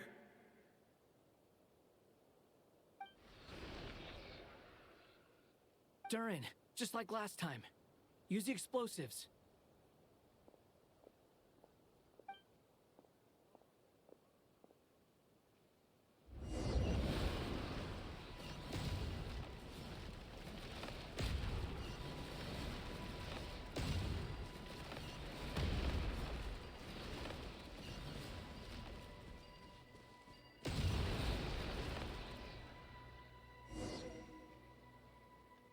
It won't work. There's not enough left. If he makes it in, he'll die. But then, this clue could be the key to him finding his daughter. It might not be the only one. Better he misses that clue than loses his life. I guess so.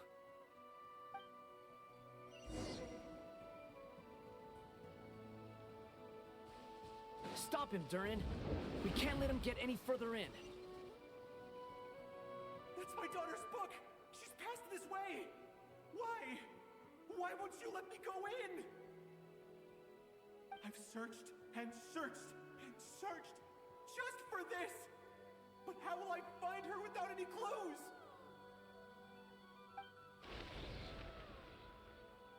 I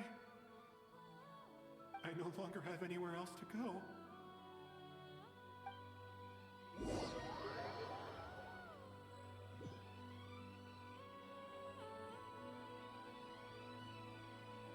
I'm sorry.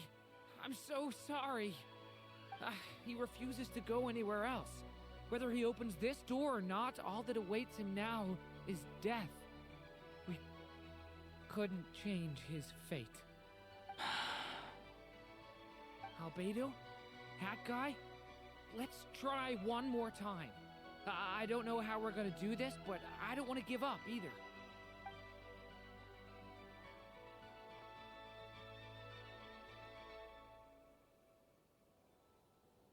Why am I here?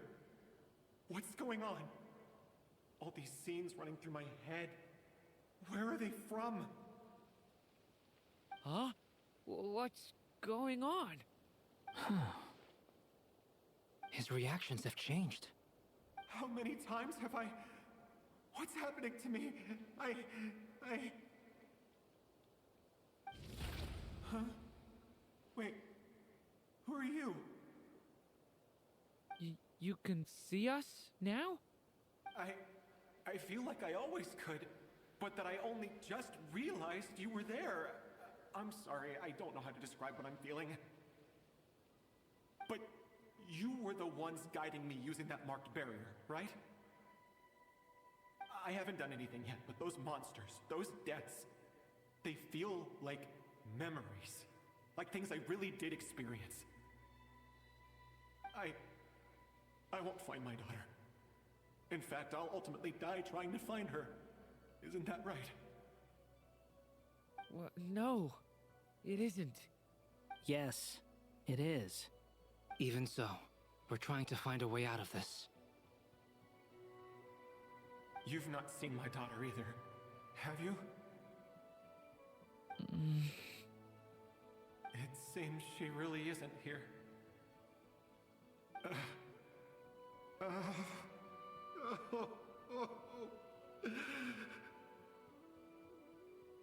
I'm sorry we couldn't help you.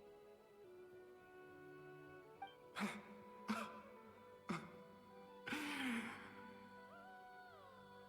just tired. Maybe this is destiny. Maybe it doesn't matter how hard I search. How long do I have left? Experience says 15 to 20 minutes. 15 to 20.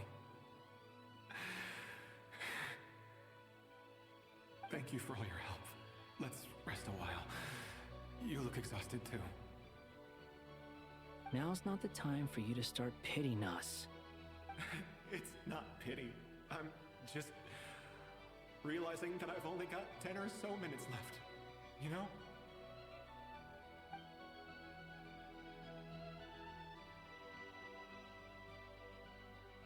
You say you're from Mondstadt, yes? A place with windmills, where people enjoy limitless freedom? And you're from Sumeru, where they've built an academy into a giant tree? Yes. It seems you've never heard of either place. Those names are unknown to me, I'm afraid, yes. Have you heard of Hyperborea? I have, but I heard that it was destroyed in the distant past. I see. That was where my ancestors once lived. What about Delphi Pytho? Was it later rebuilt? I've never heard that name. Then what about Salvindagnir? I have seen that name on stone tablets on Dragonspine. But I'm afraid the only things left of that place are its ruins. I see. Sure enough, there was no way to turn this around, huh? I'm sorry. I was the one who asked to chat, but it seems like we're too many ages apart. There's barely any common ground to start from. It's all right. We did hear something new, at least. From how you speak of your lives, things must be going all right for you, I guess. They are. Mondstadt is a place of freedom and happiness. There's a lot of good people in the church and the Knights of Favonius, and even outsiders find that it's an easy place to feel at home. We have festivals a few times a year. Everyone gets together to drink, sing, and be merry. Sumeru is a lot more uptight. Not really the kind of place where you can relax. It's a nation fraught with problems wherever you look. But if all you want in life is to seek knowledge, I guess it's pretty much paradise. That's wonderful. In other words, after this all-devouring black tide passed, humanity did not merely avoid extinction, but rose to build prosperous civilizations anew. I mean, I can see you all right now. That must mean the future isn't a total mess, right? That's true. Well, time's almost up. Let's part ways, I think. Might be best if you don't waste too much time on me. The chances are slim, I know, but I'd like to spend these last few minutes looking for Spargana. If things work out, I'd love to tell her about what I've heard. May we meet again. Well, or not, most probably. In that case, may your wishes come true.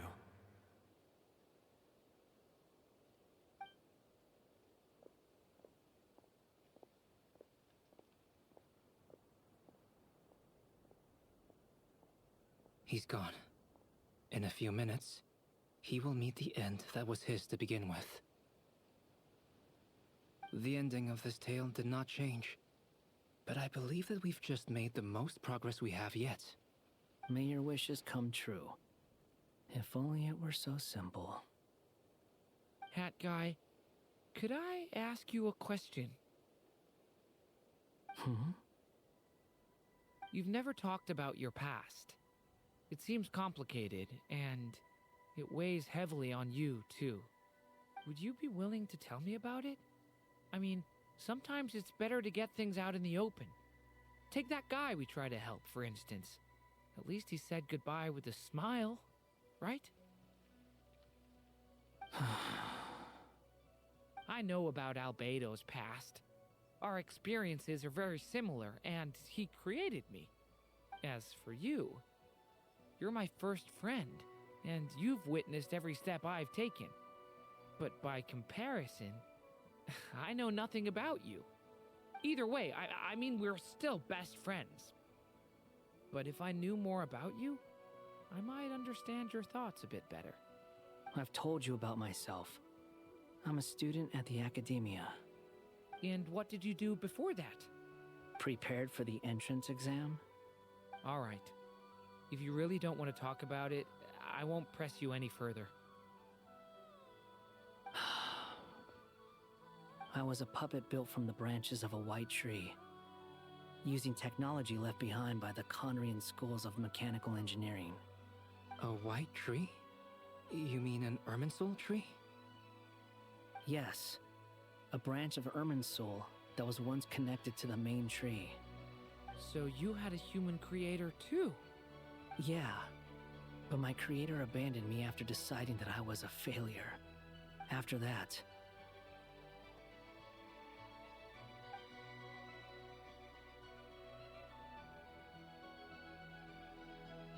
Durin. Resisting the influence of the Abyss, suppressing the urge to destroy, trying to do the right thing. None of these things are easy. But no matter how hard they are, trying to rewrite past wrongs is far harder. You asked me if you would create a new tragedy if you failed. I told you there was no point speculating about that. But the real answer is, yes, you absolutely will. That guy. But at least you've got people here to help steer you away from the wrong path. So, just keep aiming towards the light. I will. I promise. All right, break time's over. Hello, Durin speaking. Hello, friends, it's me! What have you been up to, I'm detecting some unmistakable fluctuations here at the border. The amplitude isn't particularly high, but they're completely different signals from the ones before, and the scale is comparable to those I've detected previously. Alice, we were unable to save that person. However, he appears to have retained a portion of the memories gained through that cycle, and was able to hold a conversation with us. I see. Well, that is rather odd indeed. It definitely merits further attention. Could I trouble you to keep trying the same approach? I need to gather some more data. Counting on you. I should probably have Nicole come and check this out as well.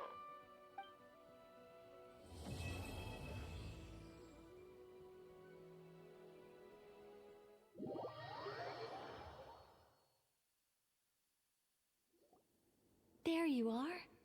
I was worried you might stop to collect treasure chests opened by the Seelie along the way. It would have taken you so much longer to get here. Another conversation I cannot hear. I am delighted to see that you understand what takes priority, and that your adventurer's instinct has not swayed your resolve. Really, I must applaud you for it. You should know. Paimon's head. Okay, I'll try and keep it short. My senses are telling me that this is where we shall find the entrance to the ruins. Oh, cool! Well, what are we waiting for? Let's open it up and see! Patience. This was a sanctuary of great importance to the Hyperboreans. A special process is required to open the gate. Oh! Like the place that housed the Eternal Moon's Marrow? Okay, so what's the plan? Need us to do anything? And just the short version, if you can. Ah, all right then. I was planning to start with some background on the invention of these techniques. Are you sure you don't want to hear it? It's quite informative. Remember what you were saying about priorities? Fine. Simply put, we need 3 human representatives to successfully undergo a process of Kuvaki resonance. Think of it as a test from the 3 moon goddesses to see if the entrants are qualified, with the most recognizable qualification being Kuvaki. Pretty sure Lauma would ace that test. Oh, wait. But we need 3 people. I also have no doubt that the Moon Chanter would be qualified, but we would need 2 other people with the same constitution. Therefore, the most feasible method is not so much to follow the rules, but to figure out how the test functions and find a workaround. I've done some research, and it turns out the mechanism is rather crude. We'll simply need humans to stand before it who have sufficient Kuvaki energy within them. I'm with you so far. How do we get the Kuvaki in them? The easiest way would be transfusion. Take some Kuvaki from Nodkrai's soil, put it into the bloodstream, and get it circulating in the body. So we're going to cheat on the test? Precisely. There are other methods, but this is the simplest one. Cheating the system is much easier than trying to hide from it. Huh? Ah! Sorry? Does the idea of cheating upset you, Miss Lauma? No, that's not it. I suddenly had an idea. Ooh, what is it? It's about Moon Prayer Night. I figured out a way for Kutar to join in the festivities. Huh? But as Paimon said, we need to have our priorities straight. Let's get back to the test. I'll follow up with Nefer on the festival arrangements. Oh, okay. Anyway, is this really the best method we have? A Kuvaki transfusion sounds dangerous, no matter how you slice it. If you think that's dangerous, wait till you hear the other methods. I'd be more than happy to go through them if you'd like. There are several. No need, we're good. Let's go with this one. Very well. Kuvaki transfusion it is. Now, I should mention that the risks can be greater or lower depending on individual compatibility. It would be rash to simply infuse the Kuvaki and hope for the best. If the body rejects it, the reaction can be quite severe. The symptoms are similar to another condition that some people living here suffer from, known as congenital Kuvaki sensitivity. So, before we execute our plan, I will perform a simple test of my own to see who is compatible and who is not. Once that is done, we will do this as rapidly as possible. The participants must remain stationary while the Kuvaki circulates and bonds with them, and they mustn't eat or drink anything. What? No eating or drinking? That's some hardcore fasting. They'll all be monks by the time they're through.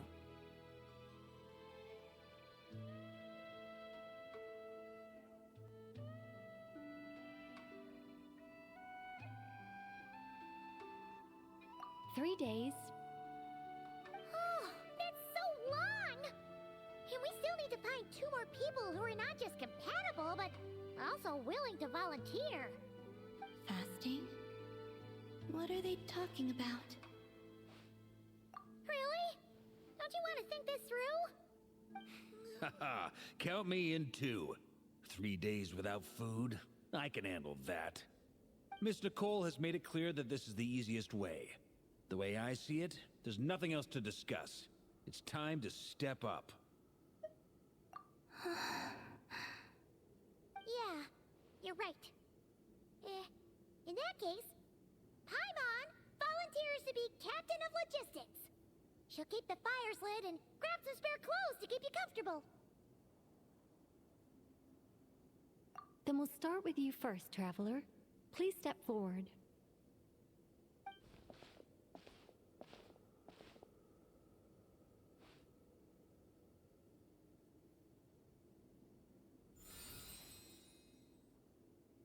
How's it going? Do you feel anything? How about now?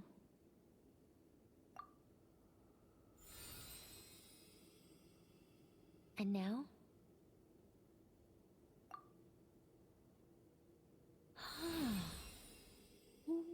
What about now?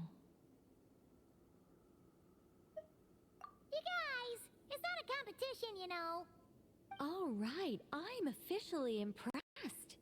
Even as a descender, you can withstand far more than I imagined.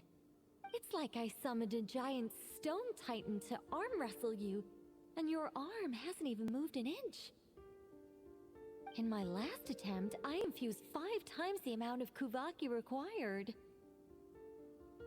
Yes, safe to say, compatibility won't be an issue for you. You're eligible to join. You're next, Mr. Varka. Sure, here goes nothing. All right, I'll start where we left off. 5 times the required Kuvaki dose. Whoa, whoa, whoa, hey, wait a minute. How's it going? Ooh, no, not great. I kind of want to puke. Feels like I've been drinking too much. A few bottles of wine, then a big stein of Dark Horse. Some hard liquor from Liyue mixed in. You think this is funny? I just lost to a young lady in an arm wrestling contest. I'm never gonna live that down. My apologies. I'll lower the concentration and try again. Oh. How's it going now? I'm not as dizzy as last time, but I can still feel it pulsing around. In that case, you wouldn't be an ideal choice, Mr. Varka. Let's try someone else. Okay, let's go ask some of our other friends then.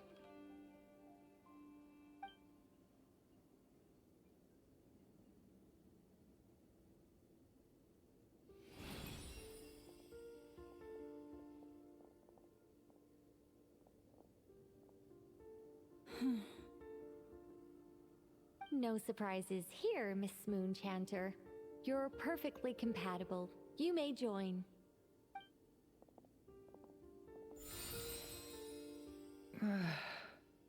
I'm getting a slight headache. Shame. You were so close. Whoa, time itching all over. Allergic reaction. We can't have that. Huh? Well, are you gonna start a what? The Hexenzirkel is an organization that cares for and protects children. We will not have them do dangerous things. Not even tests.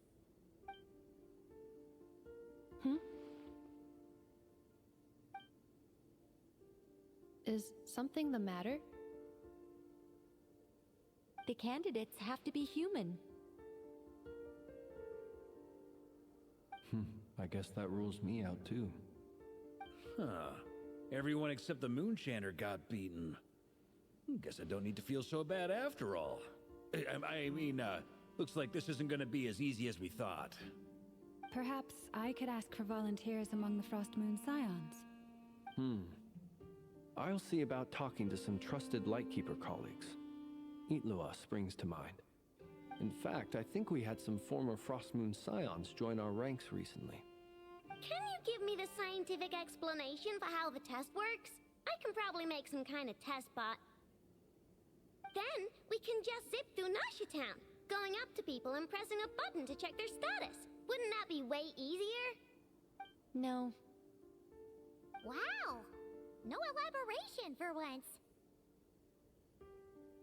How about I contact the Knights of Favonia's garrison in the Wave Chaser plane? Shame that Lohan's already left. That guy's even tougher than I am. Strange. The moon goddess is clearly revered by many people. So why is she on the brink of disappearing? She mentioned that the world has rejected her from the very beginning. And when we fought the Raikir of Salnari, it seemed like she exhausted her power for our sake. Also, Paimon's not sure revered is the right word for how people feel about her. Gratitude, certainly. For my part, anyway. It's basic reciprocity. She helped us, so she deserves our help in return. Yeah. Even though she looked like she didn't care, she still saved a ton of people, including me. A review of the relevant data leads me to conclude that Miss Columbina is a good person. Yep, you bet! They really think so? I'm super surprised that Columbina isn't her actual name, though. I think it really suits her. It's light and graceful and... yeah, just a really pretty name. I know, right? Unfortunately, that's not our decision to make. Columbina. That was the code name the Fatui gave me. But it also came up in the song I heard when I was born. But... is that really all there is to it? What do I truly think of my own name? Is there anyone left who will still call me by that name?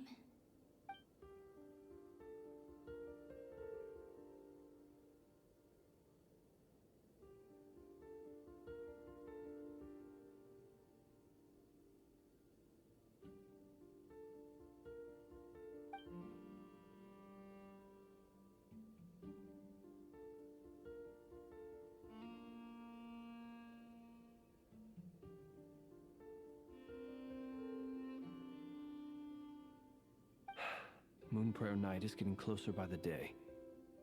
We're running out of time. We need to look for other candidates. Then allow me to try. Huh? What are you doing here? You contacted your friends via the Adventurers Guild. Sandrone has been keeping an eye out for something like that, so she informed me. Since I have the ability to accommodate a moon marrow, I should prove to be a suitable candidate. Arlecchino. When can we begin? I see. We can begin right away.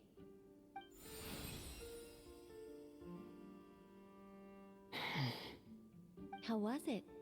Did you feel any discomfort? Not at all. Then it seems we shan't need to look for additional candidates after all. Great! Cool.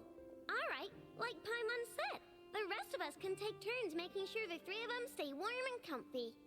Then, my job is to take care of the caretakers. I will ensure everyone receives food and accommodation.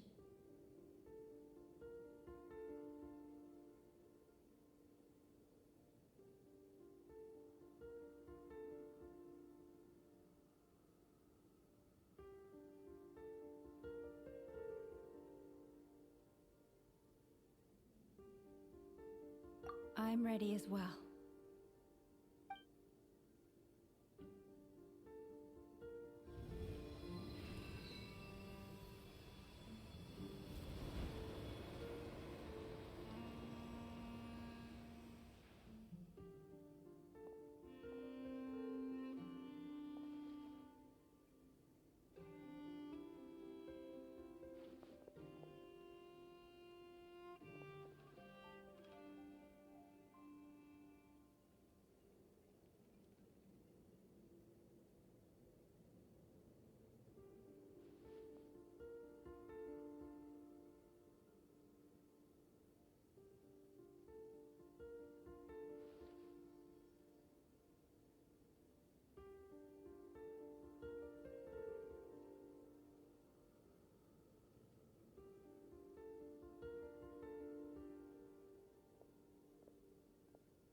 The work is done. The sacred scroll shut. The stars grow dim, the people silent. The white sun sets, the silver moon rises. O path to the temple, appear now before us.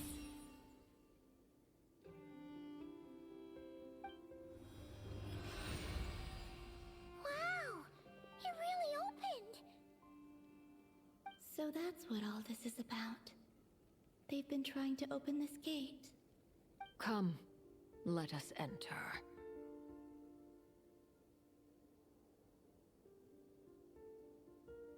It might be best to eat something first.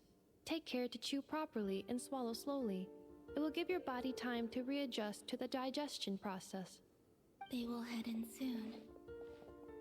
They will need to enter this gate.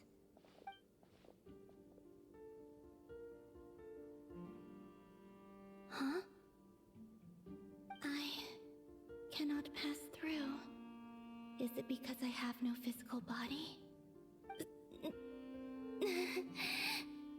It has been 3 days. My strength is all but completely faded. Can I really hold on until Moon Prayer Night?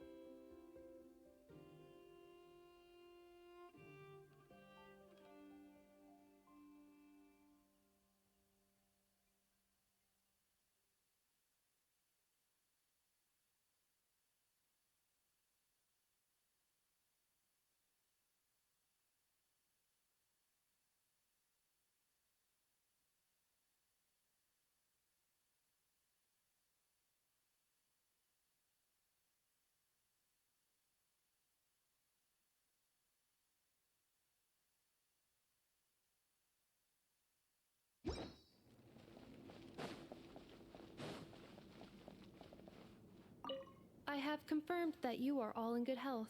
With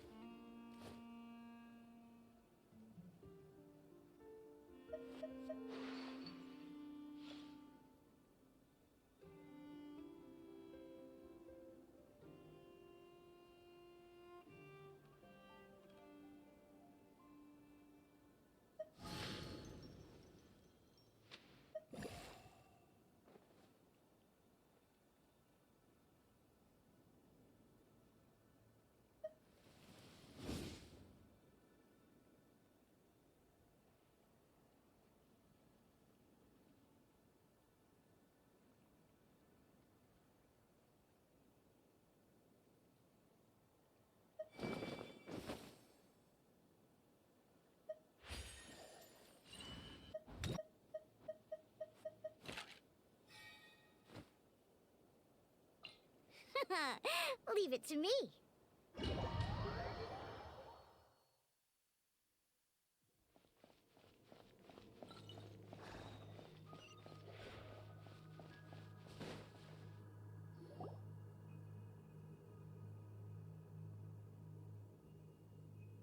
Are these people...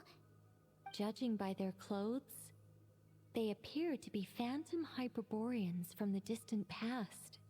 That could mean they have some clues about the moon goddess's name, right?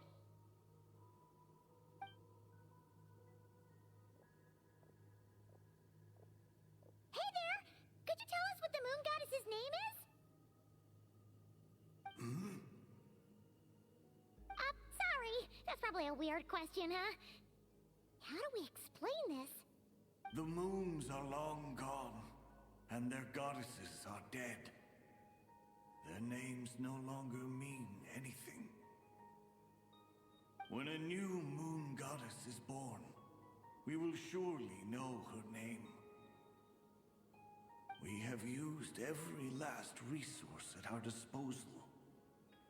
All that remains is to wait, patiently and quietly.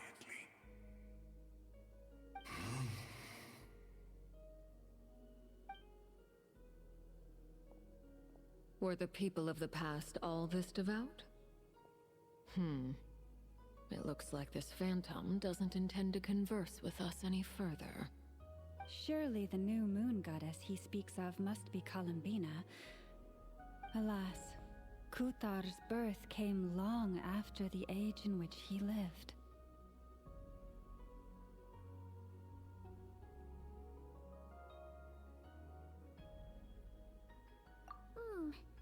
But, maybe if we find a phantom from a more recent age, they might know Columbina's real name. True. Keep an eye out. We should be able to tell which era they're from by the clothes they wear. Yeah! You've been pretty talkative this whole time. What changed? Oh, nothing.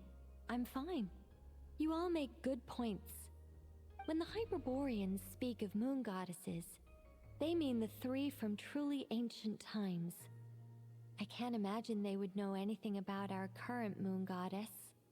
There once was a time when the moon goddesses blessed them greatly and protected them from harm.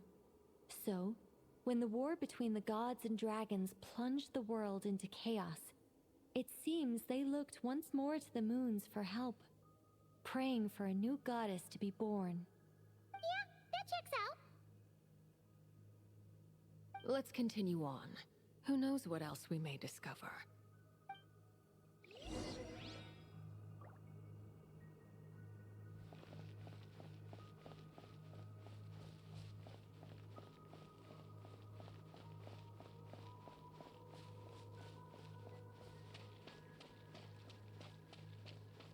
There's a door blocking this path. Not a problem. Try this. Whoa! How did that door suddenly collapse? This device was maintaining... Is this our destination? Impressive. More precisely, this is a device that will help us reach our destination. Let's go. We still have a long distance to cover.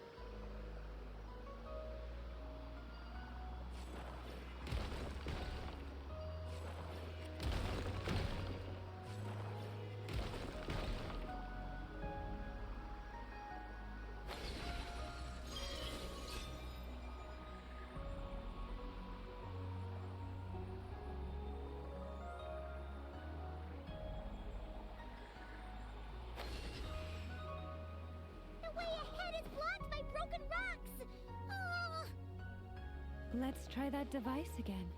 Remember the door from earlier?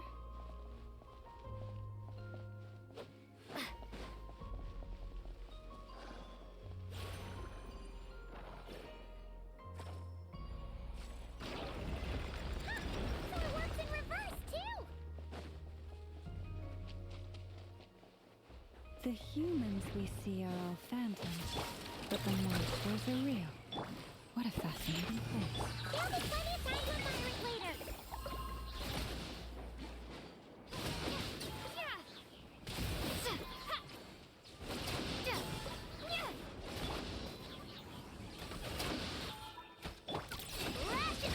Annihilation mode.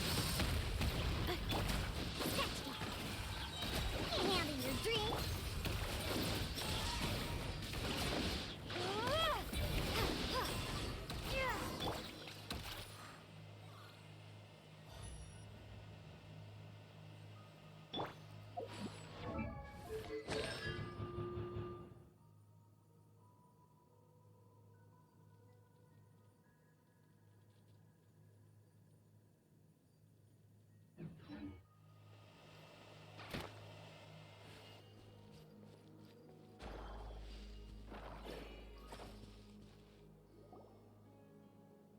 Ooh, there's a whole bunch of artwork in here.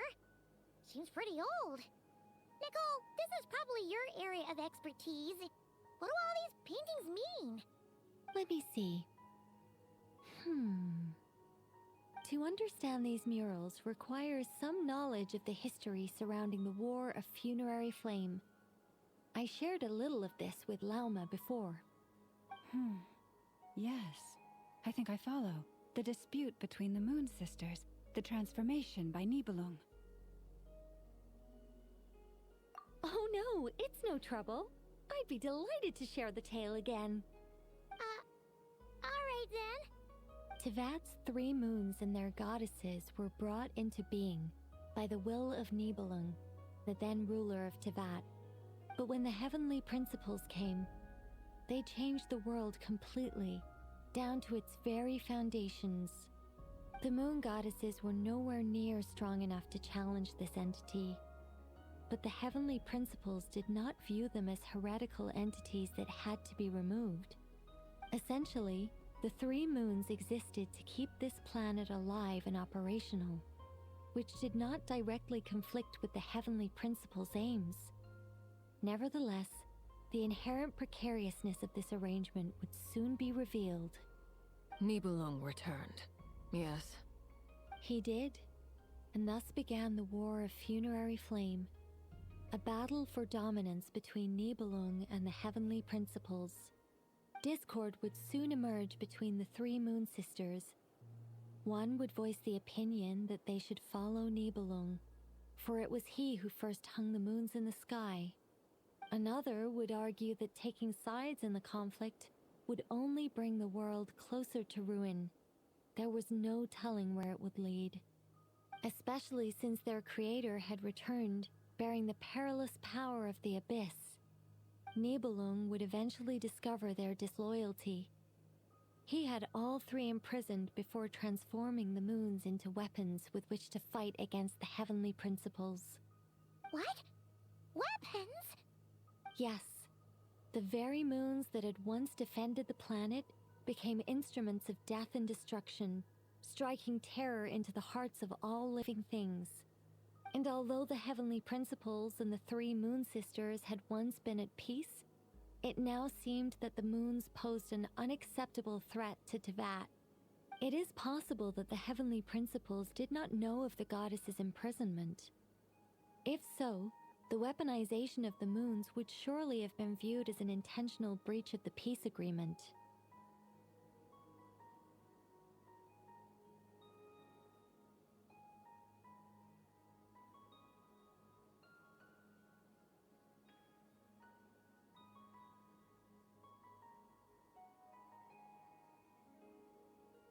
Regardless of who knew what, when, the heavenly principles shattered 2 moons and flung the other beyond the skies. Whether the goddesses managed to escape Nibelung's captivity after his fall, nobody knows. But this much is certain.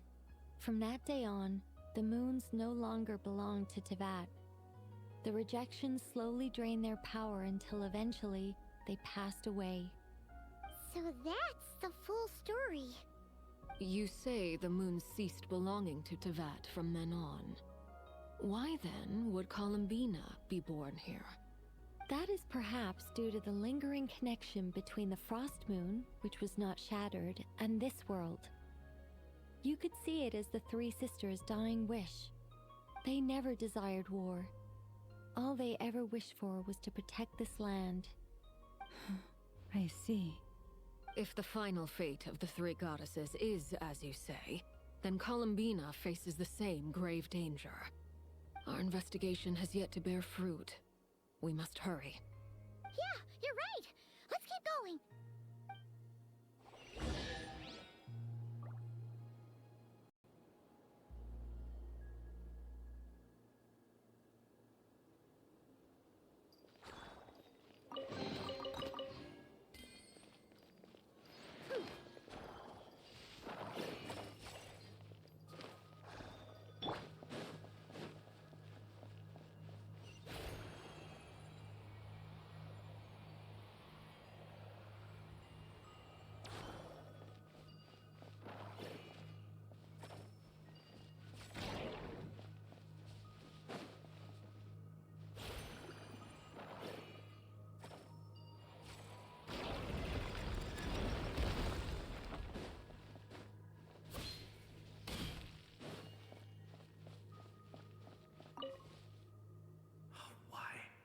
Why do the creators of this world no longer show mercy upon their people?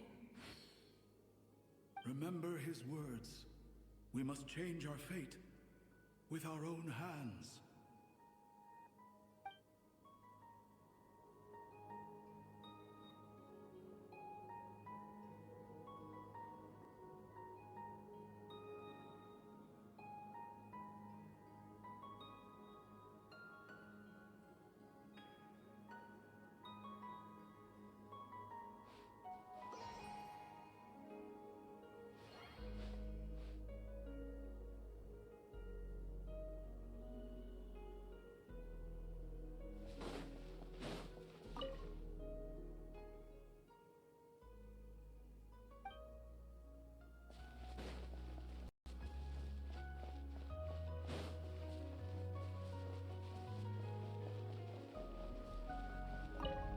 Should we trust him to keep his promise?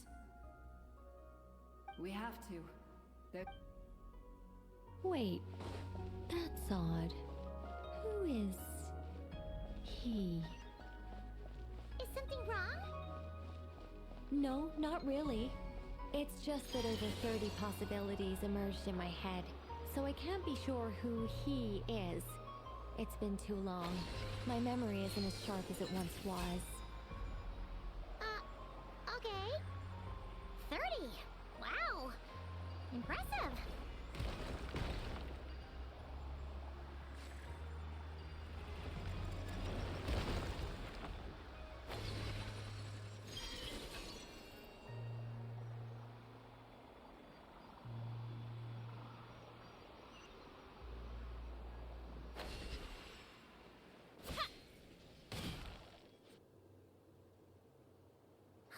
We're finally here.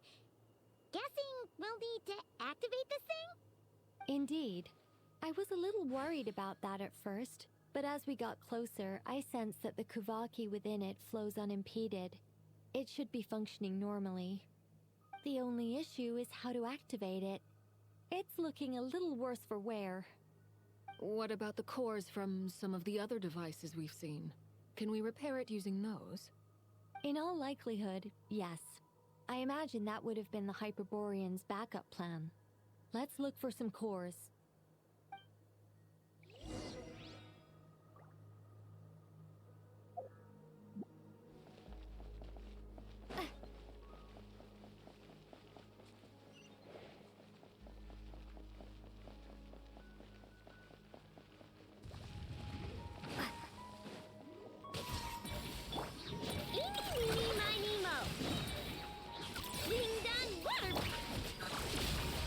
Shake it and stick.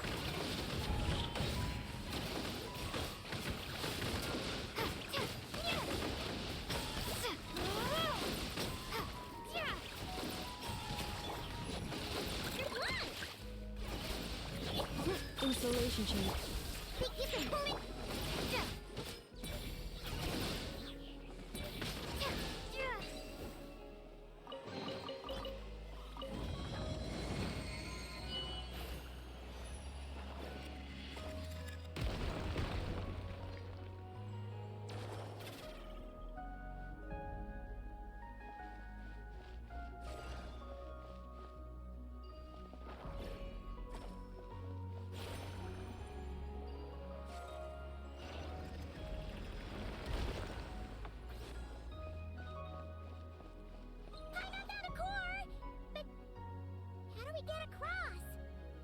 Walk up, then jump down.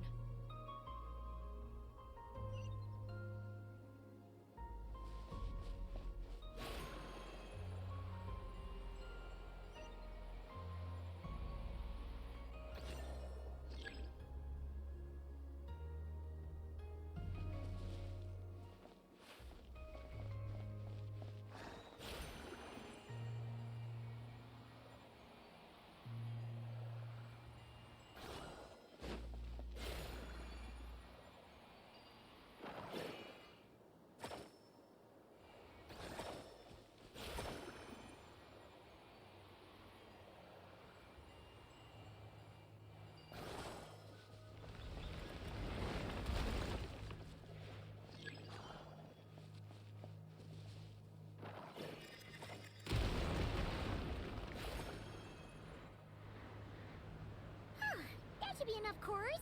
Let's head back.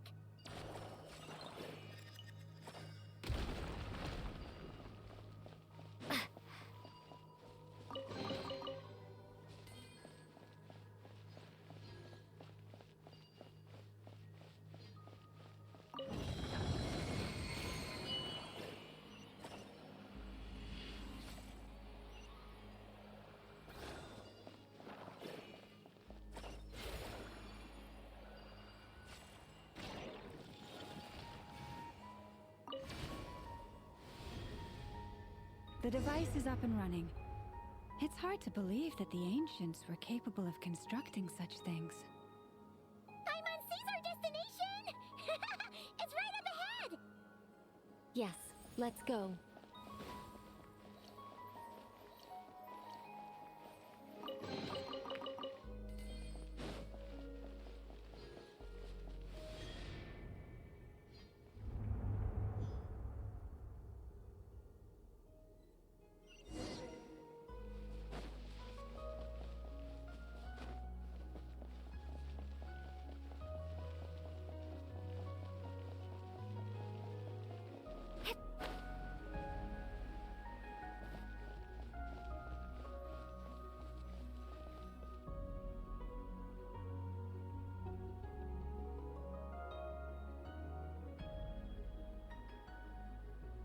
This is where the people of Hyperborea communicated with the moons.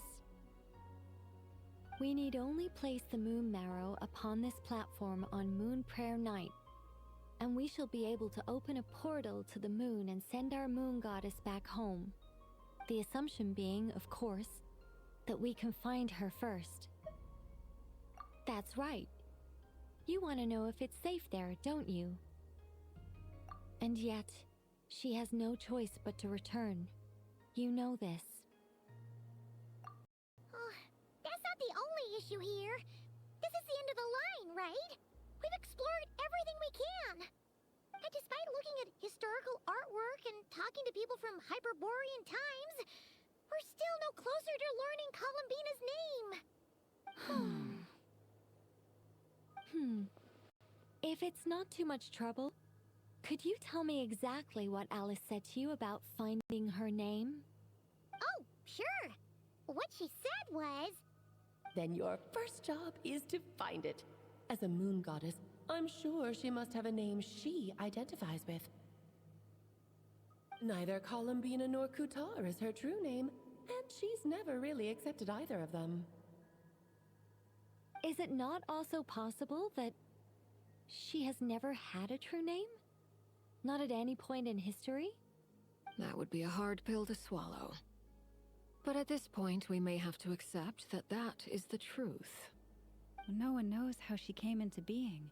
And she certainly doesn't have parents in any sense that we're aware of. Perhaps she was never granted a name at all. But does that mean there's no way to get Columbina back? She's just gonna disappear and there's nothing we can do about it? Huh? Wait, why all this pessimism? Was it the way I phrased this question? You all seem to be taking this in completely the wrong way.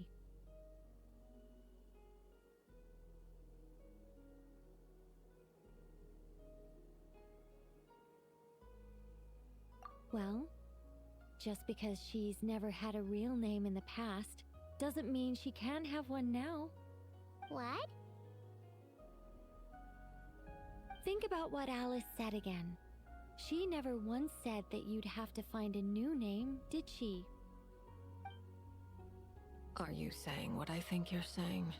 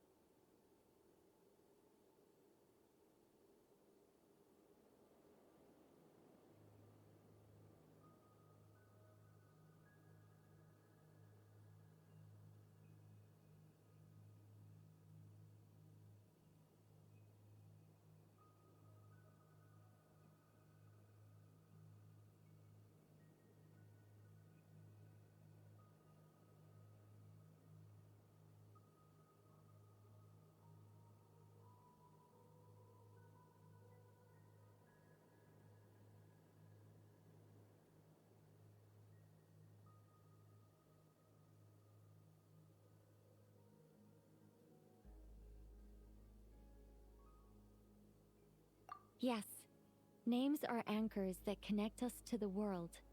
If she doesn't have one already, then all we have to do is create one, no? It's like... yes. Traveler, when you first arrived in Teyvat, do you think you would have turned around if someone behind you shouted, "Hey, Tumaini!"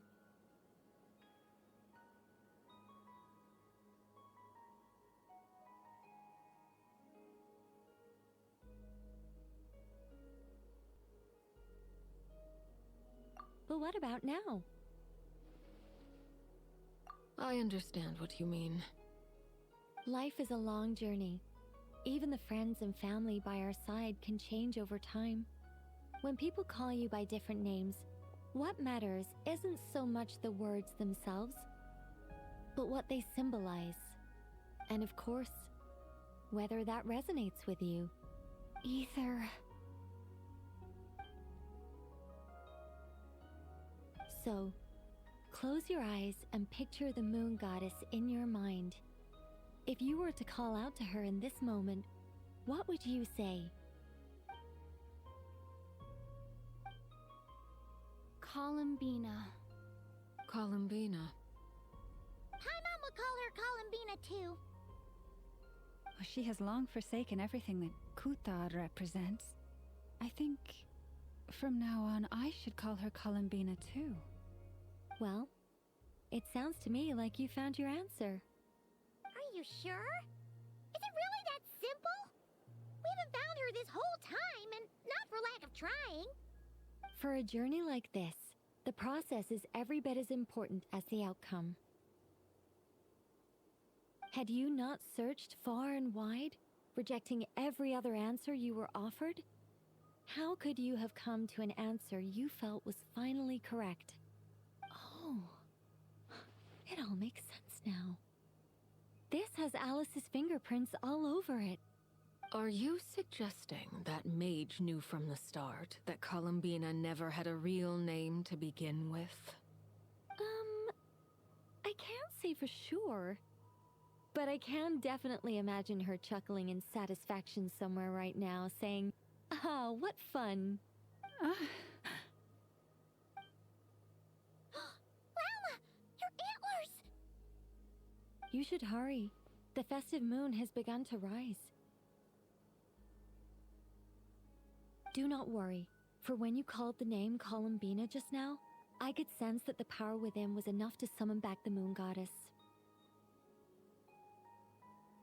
The power within what? The name? Yes.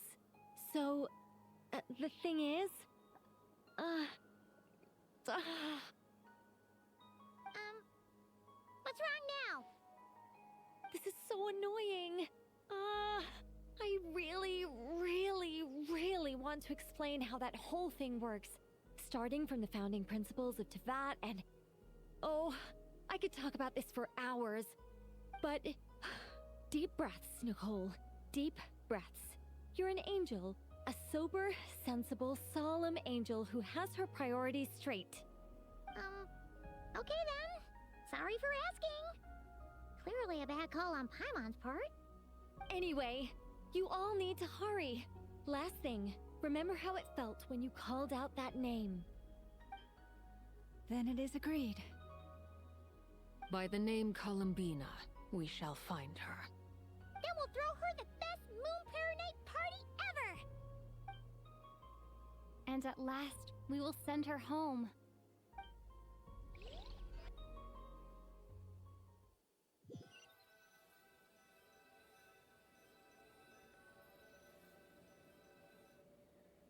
I can barely move anymore.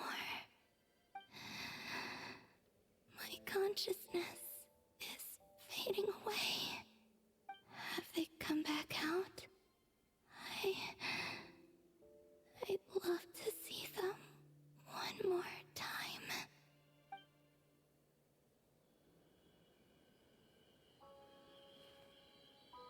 They didn't make it.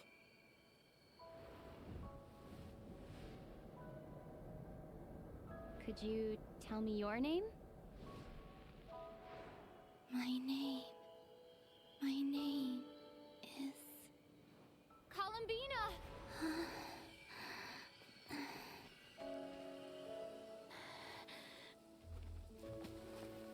Columbina!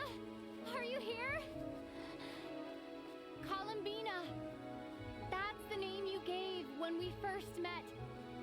And it's what I've called you ever since. Columbina. It's a fine name. I have many fond memories of Columbina, and so do all of your friends.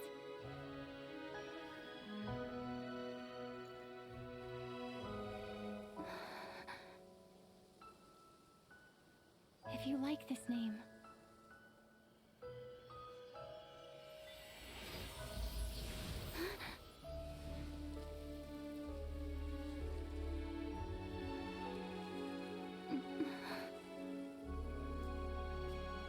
Looking for me?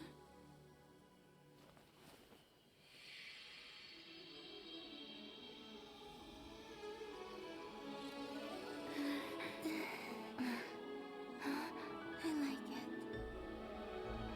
You can carry on using it. My name is Columbina Hyposelenia.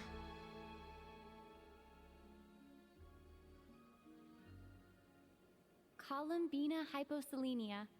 That's a wonderful name. I never thought that Columbina would become my real name. But after I met you and my other friends, the things that this name stood for slowly began to change. It went from being a Fatui code name to something my friends call me.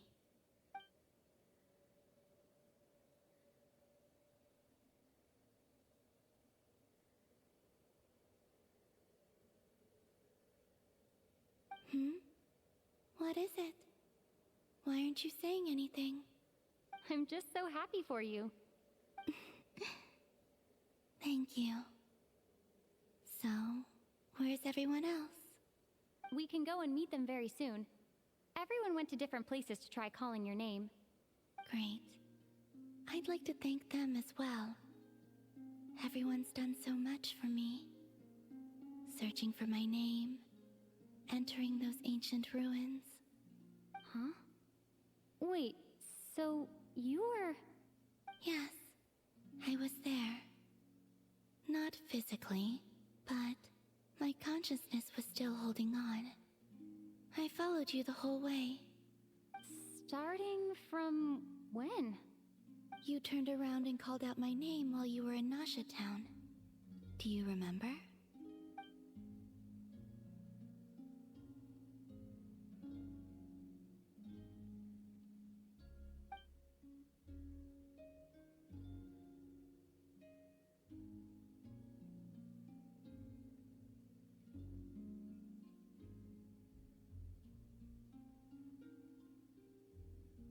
Let's go.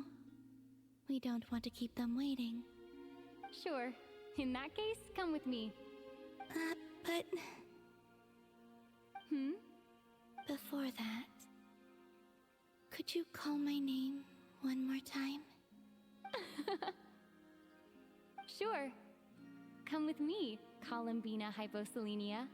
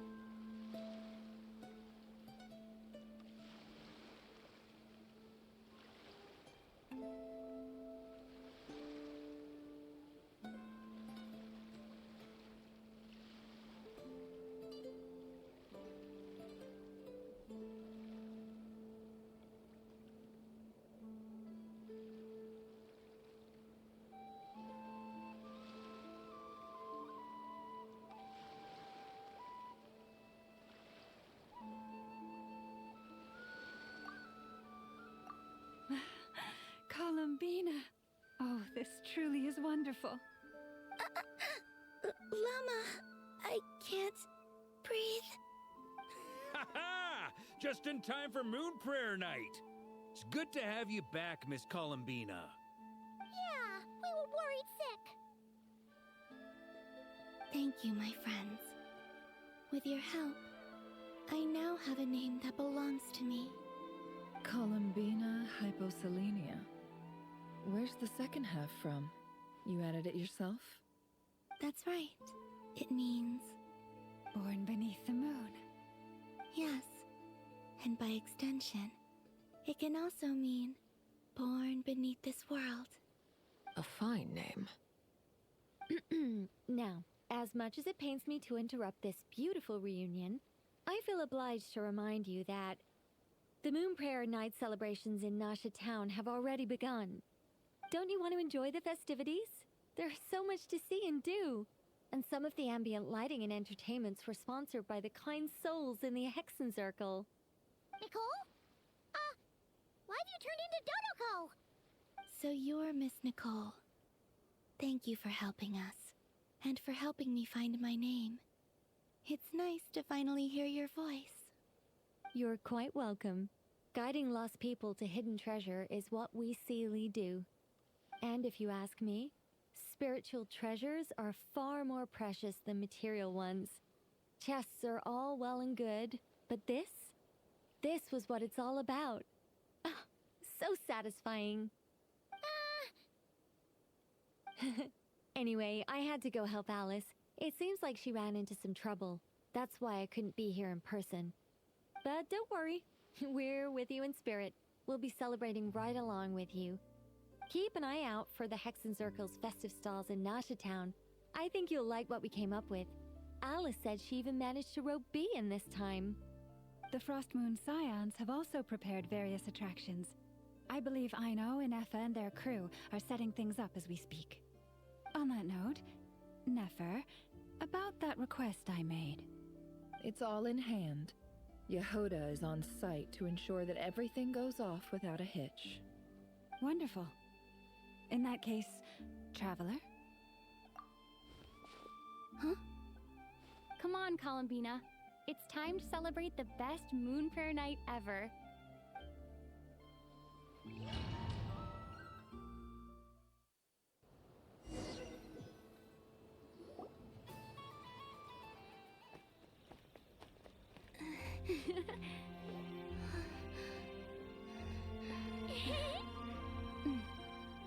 Hey, young lady. Would you like some Moon Prayer Night candy? Happy Moon Prayer Night. Oh, yeah. I almost forgot to say. Welcome home, Moon Goddess.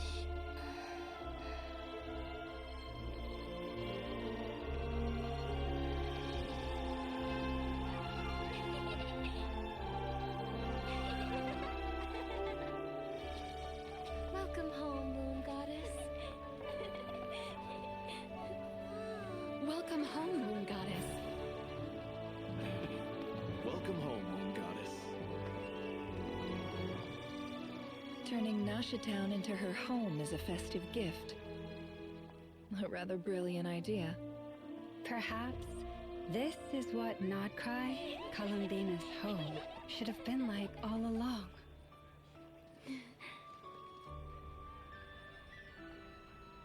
Thank you for the gift. I like it a lot.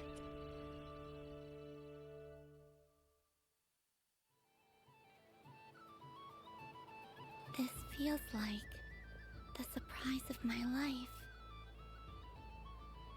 I do. I never imagined I'd ever get to enjoy Moon Prayer Night with everyone so freely. If you're happy, we're happy. Quite a strategy you came up with.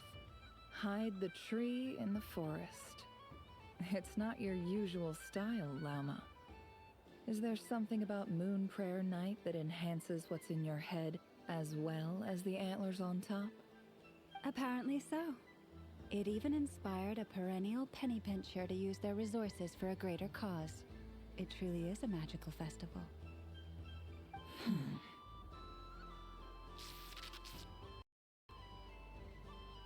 I see it now. This bickering is actually a sign of a strong relationship.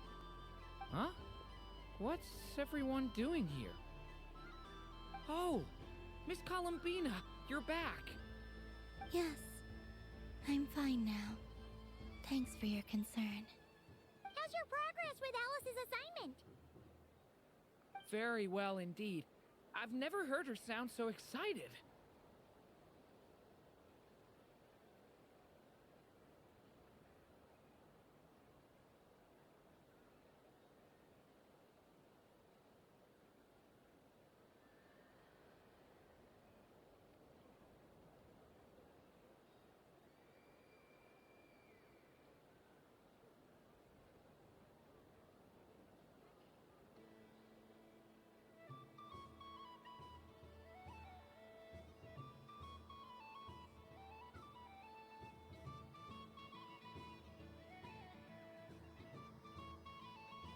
Not like this. This time, her excitement seems more serious. Seems like she's had a major breakthrough. She said she'll contact us once she knows more. In the meantime, we're free to relax and have some fun. Enjoy the time off while it lasts. I have a feeling that our next task won't be so simple.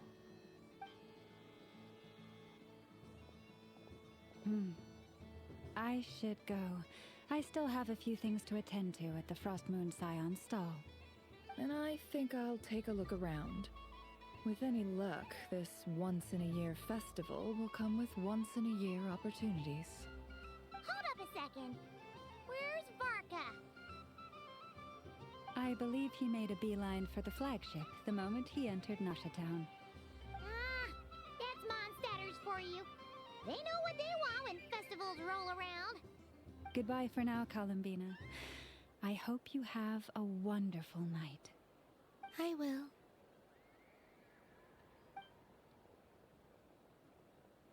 Well, in that case, don't just stand there. Get out there and have some fun. You'll definitely get a warm welcome at every stall. Oh, also, take this map with you. It's a guide to the festival.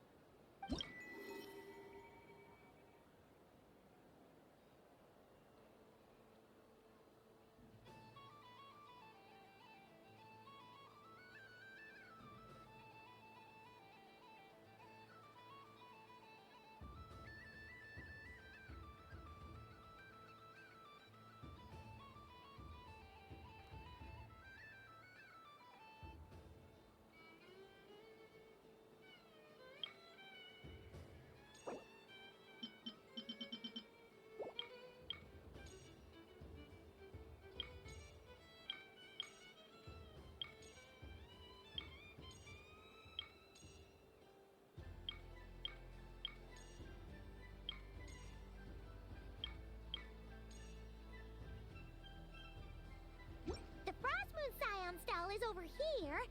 Lauma's invited a whole bunch of cute animals to celebrate too.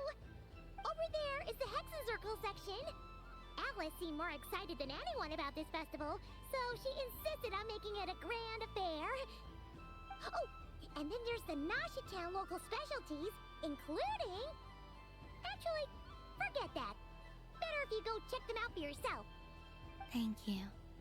It looks like a lot of fun.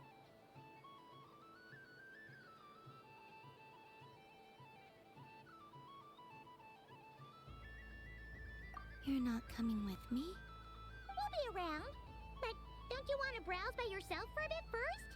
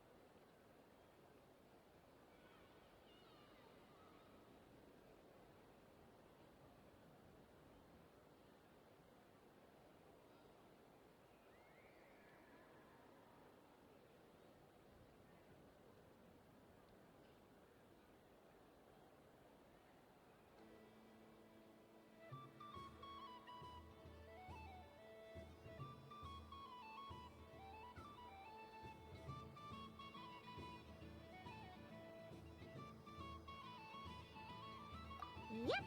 If you find something you like and want to try it out together, just give us a shout. We'll be right with you. Otherwise, just relax and enjoy yourself. There's so much on offer, so try to experience as much as you can. And don't forget to stuff yourself with all the delicious festival food.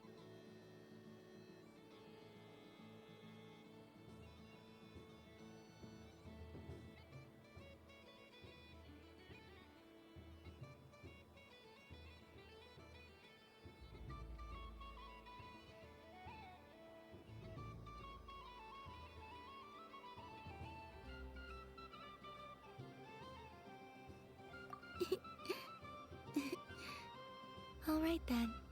Off I go. Where should I go first? This must be the mage's stall. It feels like I've entered a fairy tale. How lovely.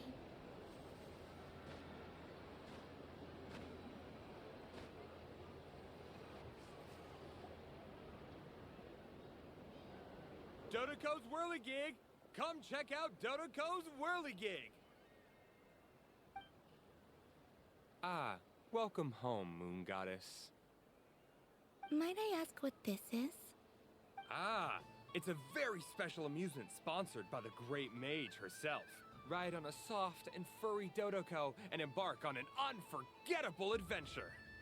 I say that, but I'm just following a script here. Who is this mage, anyway? And what the heck is a Dodoco? I'd like to ride. No problem. But, are you by yourself? Is that not okay?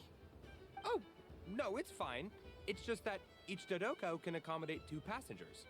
Would you like to bring a friend along? My friends.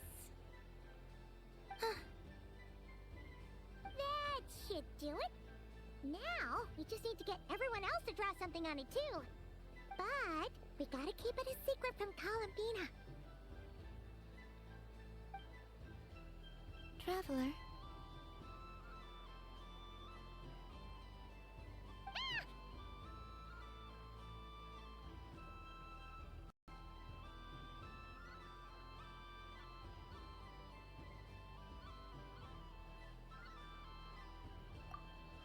I want to go on that ride.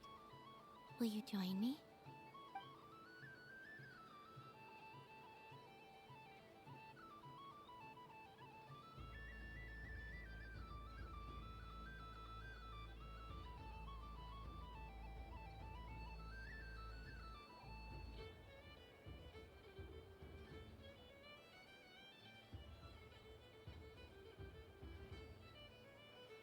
Let's go then.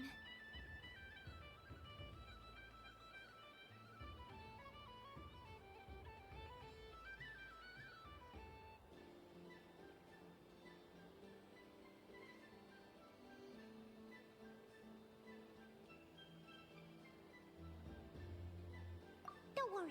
Paimon will do the rounds. You go have fun.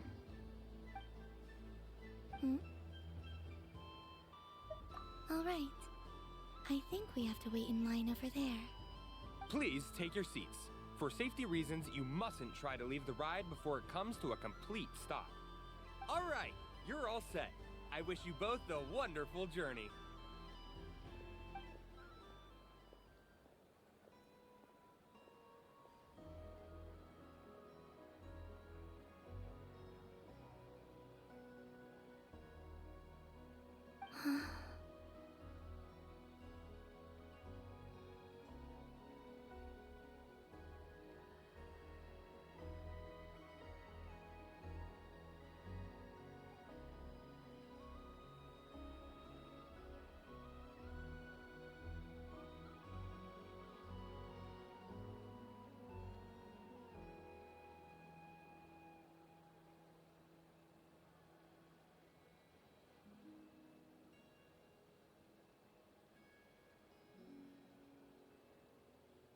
Not bad.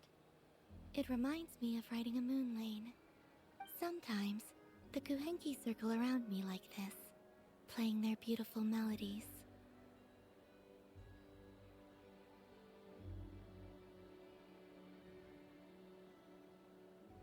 Yeah, I'm going to miss them.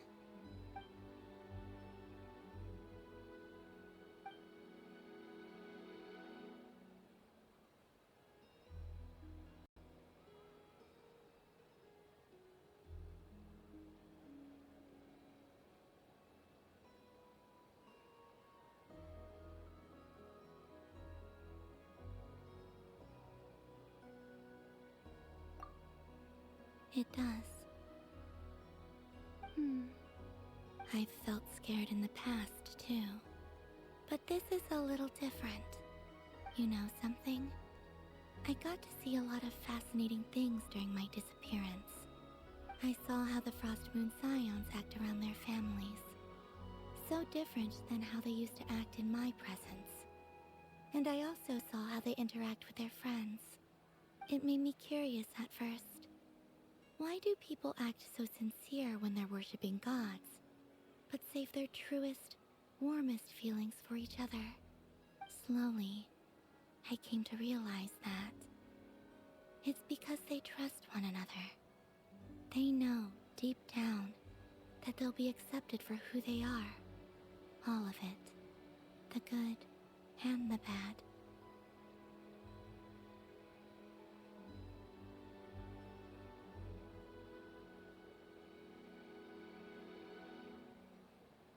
I know. I knew it the moment you started calling out my name. What I fear now is the end. I fear losing all this the very night I have gained it.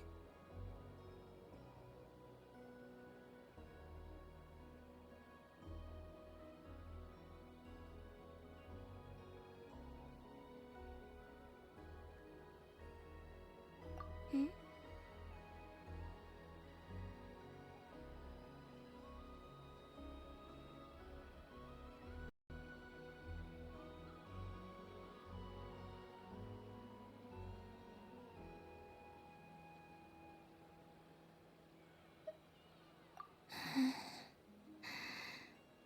Thank you for this conversation. Thank you for listening to me. Don't worry. This fear I have, and the unknown that awaits me, they cannot hurt me. Not when I possess a treasure far greater. I just want you to remember this version of me. The real me. On this final night together. Dear passengers, Dodoco's awesome adventure has come to a close. Please leave in an orderly fashion, and we look forward to seeing you again in the future. Don't want the journey to end, huh? Don't worry, you two. There's always another adventure waiting just around the corner.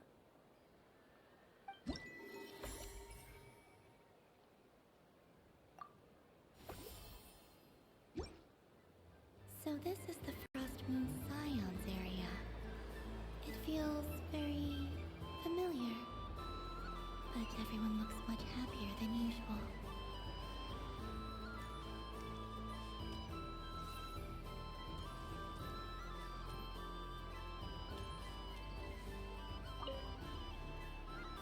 Welcome home, Moon Goddess. Oh, you're the genuine article. Alice was right. This Moon Prayer Night was worth watching after all. Another one that talks. Greetings. Pleased to make your acquaintance. I am the Hexenzirkel member they call B. Barbeloth Trismegistus. Columbina Hyposelenia. Pleased to meet you too. Hyposelenia. A fine name indeed. Now then, Miss Columbina, do you wish to hear a mage's divination? Divination? The Frost Moon Scions used to ask me what would happen in the future. Is this like that? From the perspective of the one seeking answers, perhaps. As you look to your journey ahead, if you seek to understand the unknown, resolve your doubts, and soothe the confusion in your heart, divination could be for you. The unknowns on my journey. Of course, if one wishes to peer into fate, then hydromancy is the more precise option. But that is a complex affair, and to relegate that majestic art to the status of a festive amusement would seem somewhat uncouth. Besides, it is sometimes better to not know fate with great certainty. Hence, I shall use the suitably festive Luna Arcana to tell your fortune instead. It is more popular with the youth in any case. Lunar Arcana. Indeed. Unlike hydromancy, this will only display possibilities and trends. People like to think of themselves as creatures of agency and free will. Peering too far and too clearly into the future is detrimental to both body and soul. I'd like to give it a try. Of course you may. Come then, take a seat, Miss Columbina. Before we begin, are there any specific questions you would like to ask? Let's stick to general possibilities and trends, like you suggested. Ah, very well. Then I shall use the basic Lunar Arcana deck. Now, try to relax. Cast your mind upon the things you have experienced and the things you are soon to experience. I will shuffle the deck. Would you like to cut the cards yourself? You do it. No problem. Now then, to make things easier for the Seeker, that is to say, you, I shall decipher the cards from your perspective.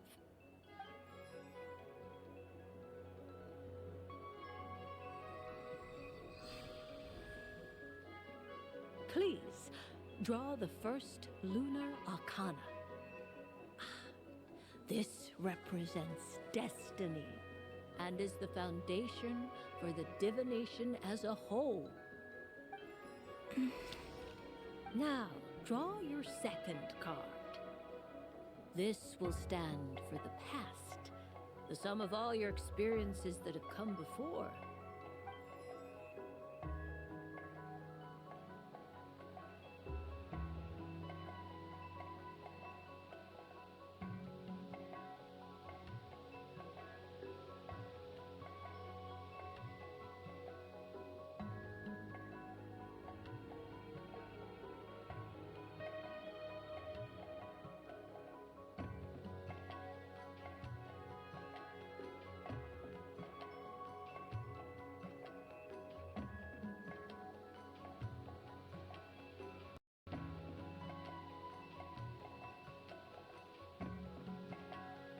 And now the third Arcana.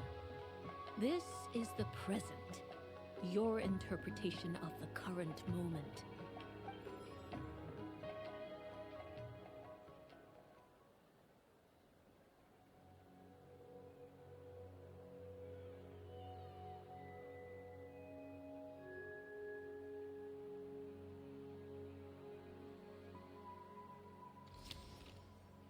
Finally, the last card. This shall speak of the future, which... Oh. Kuvaki Pulse? Fascinating. I've never encountered this before in my role as a diviner. Something has exerted an influence upon this card, causing it to leave its designated position. What do you make of this, Miss Columbina? Perhaps this is the guiding hand of fate in action. Of course, if you wish, you can choose to deny the validity of this card and draw the future for yourself. No, it's fine. Let's go with this one. A bold decision. I must say I'm looking forward to the results. Well then, let us flip the Lunar Arcana in sequence and see what emerges. Sure.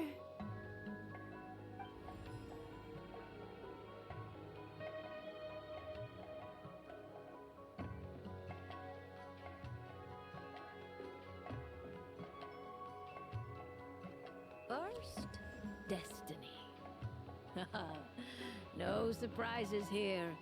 The card that represents yours is the moon. The moon. Indeed.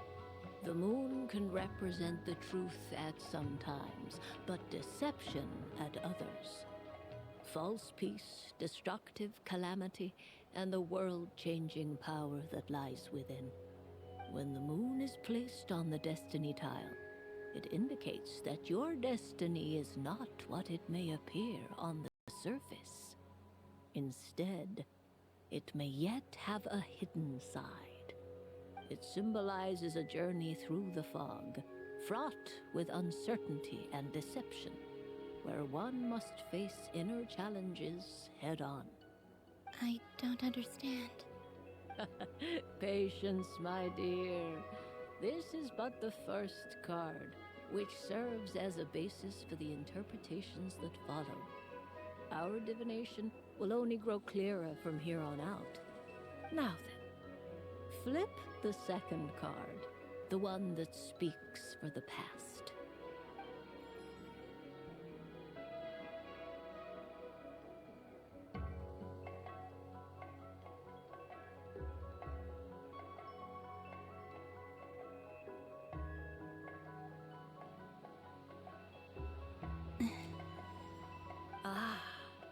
The Hermit, but inverted.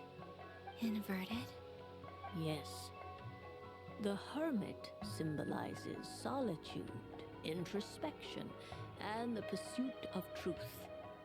When inverted, it represents isolation, truth out of reach, and a path that leads one astray. Combined with the moon as one's destiny, the Hermit inverted represents a choice you made to stand alone in the past. It was a choice made not out of fear or arrogance, but for reasons that others could not perceive. You fumbled through the darkness without a guide, but you did not find your way. Rather, you went astray. More than once, it would seem. Is this about how I became Kutar despite not wishing to become a god? And how I joined the Fatui because I yearned for a place to belong? I suspect only you know the answer to this question. All is not lost. The past is in the past, and so it shall remain.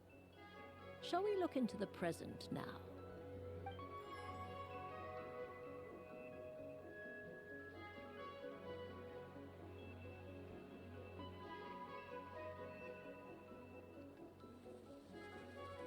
Oh my. The Lovers. One of the most interesting Luna Arcana. What does this one mean? This means that you have had an unprecedented emotional experience. The joy of finding your soul becoming intertwined with that of another. A precious and wonderful thing indeed. It's true. I've made a lot of friends recently, and they are very good to me. I like them a lot. That sounds lovely. I am most delighted for you. The Lovers can also represent important decisions, perhaps related to a parting of ways. Now, if I were to guess... Yes. My return to the moon. I understand. Parting with friends is never easy, Columbina. But rest assured, this is not the end of your journey. There is always another story waiting to be told. The future always lies ahead. The future. Well now, it's finally time to flip this most mysterious of cards. Why did it appear? And what does it wish to tell you? I'm ready. Very well.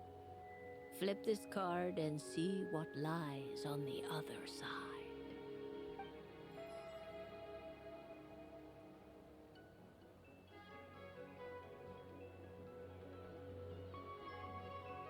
Oh. Miss Barbeloth? What is it? This card is death. That doesn't sound very good. It depends on how we interpret it. It is true that it can represent an agonizing death, a complete and utter end, but at the same time, it can also represent rebirth. Do not forget that your destiny card is the moon. That lends your future many different potential meanings. If death spells the end, is it unavoidable?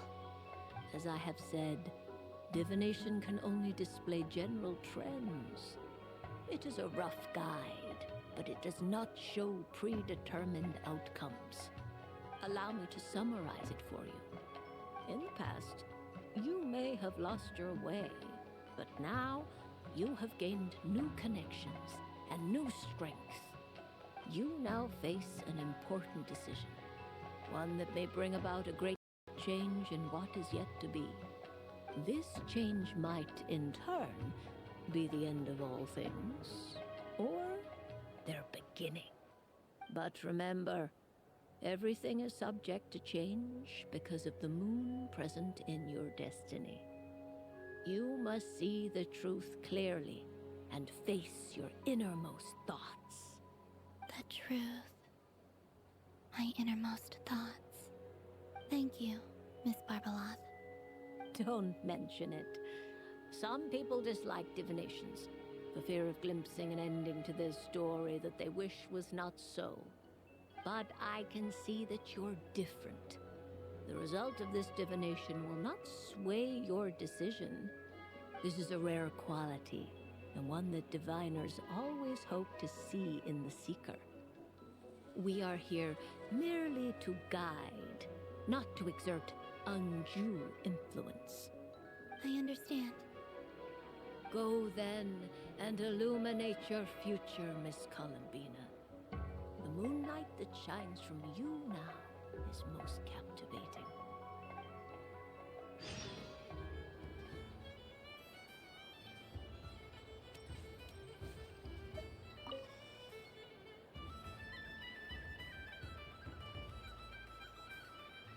I wouldn't say it's unfair, exactly. I mean, your voice goes right into people's heads. How would you explain that to the kids? You can't just explain it away as magic. Is something the matter? Ah, Miss Columbina! No, nothing you need to worry yourself about. Ah, impeccable timing. Stick around for a second, Miss Columbina. I need your input on something. This self-proclaimed Knight of Justice has yet to give me a satisfactory answer. I, for one, would like to hear your verdict on the matter. Hey, now, I left the flagship just to help you out, Miss Nicole. What's going on?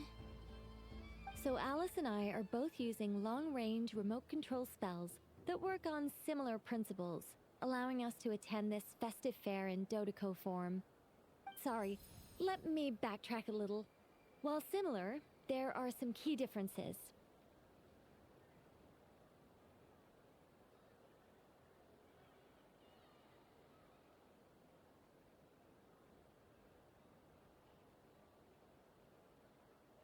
Alice, being a great mage, wanted her Dodoco to reflect something of her own charm and mystique. So she adjusted the way its tail moves when it spins around. An entirely gratuitous move, in my opinion. I hardly see how anyone is going to notice that. If anything, I'd say that anyone who stares intently enough at a Dodoco's tail to notice such a small detail is someone we ought to be highly concerned about. I only say this to emphasize that my question has nothing to do with tails. Now that we're clear on that, why is Alice's Dodoco permitted to interact directly with the children celebrating Moon Prayer Night, while mine is not? Your voice speaks directly into people's minds. See? Exactly what I said.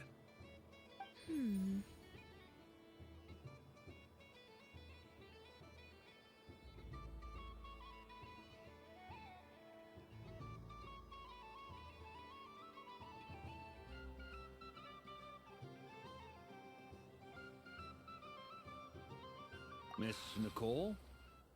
Ugh, I can't stand it.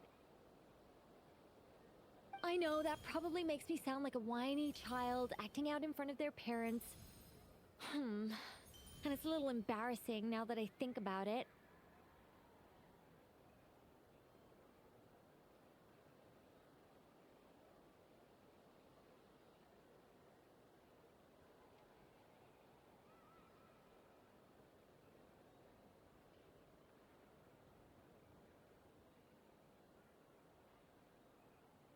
But hey, I said it now, I can't take it back.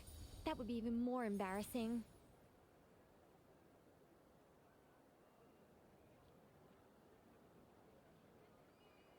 Also, don't go reading too much into that analogy.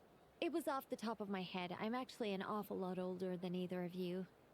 Miss Nicole, are you saying that you'd like someone to play the game you've prepared? I'm not so invested in that. It's just something cobbled together using items I borrowed from Alice. She probably didn't even make them herself. The point is, I want to know everyone's thoughts after they receive their prizes. But as you've said, I can't just ask. I've been biting my lip for so long, and I've had no one to vent my frustrations on. I thought this was going to be a nice, straightforward festival where I'd get the chance to guide people to treasure. Well, can I play? I can't guarantee that I'll win a prize, but... You will? I'd like to try. Then what are we waiting for? Let the game begin! It's like they forgot I was ever here.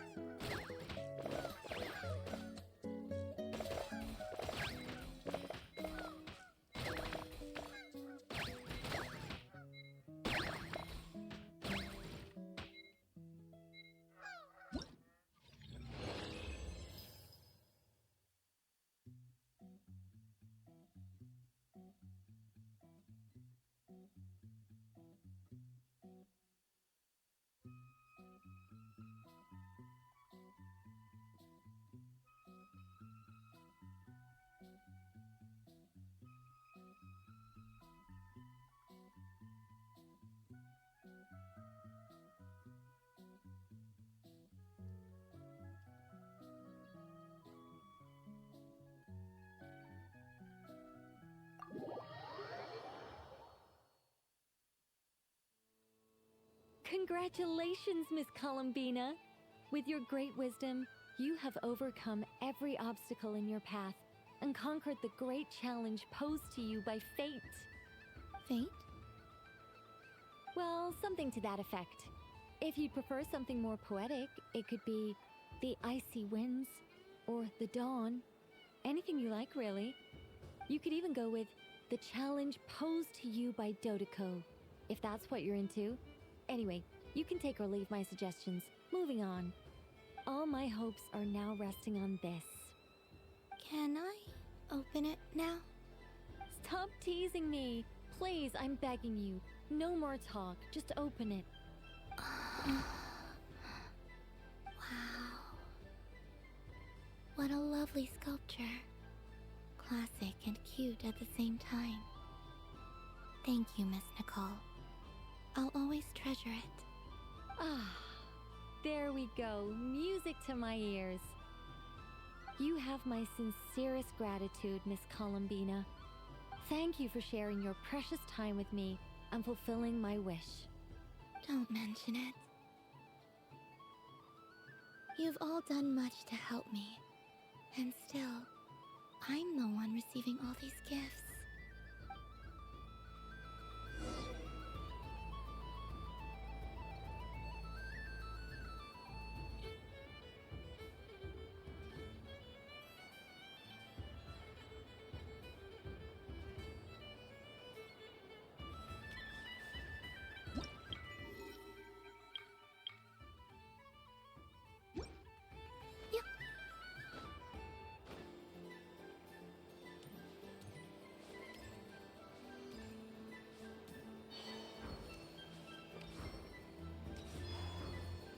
What's this? Should I give it a try?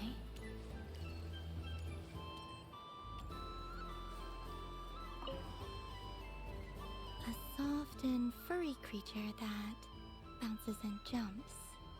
Welcome home, Moon Goddess. This one talks too. Allow me to introduce myself. I am a Dodoco from a distant archipelago, the most mischievous of all my Dodo brothers and Dodo sisters. When the going got tough, I powered through, and when I met obstacles, I boomed them away. That sounds like a lot of fun. Doesn't it just? Oh, but then the trouble started. Recently, I found a lovely beach, the same beautiful jelly color as my hometown, and so I dove in to have a look. Only to find it overgrown with seagrass and nasty little spiky fish everywhere, looking to turn me into a Dodoco kebab. I made it back to shore by the skin of my teeth, but my tail was sorely hurt. Couldn't you just boom them away? Oh, I wanted to, believe me. But I've heard that you, Moon Goddess, can understand animal speech. The last thing I wanted was to cause a gigantic fuss and get taken to court by a school of spiky fish. I'd be driven out of these waters for good, and my winter holiday would be ruined. And so, dear Moon Goddess, I was wondering if you might lend me your allegiance. Are you roping me into a crime? Oh, let's call it a once-in-a-lifetime carefree adventure. Does that sound better? All the festival goers tonight are dressed up as the Moon Goddess, but there's nothing to say that the Moon Goddess can't disguise herself as a Dodoco, is there? Besides, this is your home. You should be free to be whoever you wish. I'm afraid I'm not well acquainted with Dodocos, Madam Mage. Oh, that's quite all right. We Dodocos are innocent, happy creatures with a free-spirited nature. Many, like myself, are mischievous troublemakers. Others are lazy souls who like nothing better than to lie down on a nice rock and take a nap. In our eyes, every creature who yearns for happiness and freedom is a Dodoco. But perhaps in yours, we Dodoco are a fluffier and more mischievous breed of Kuhenki? Yes, that is a much easier image to follow. Oh, wonderful! Then let's play! Grab onto my tail and follow me into the sea! Time to settle some scores with the bad guys!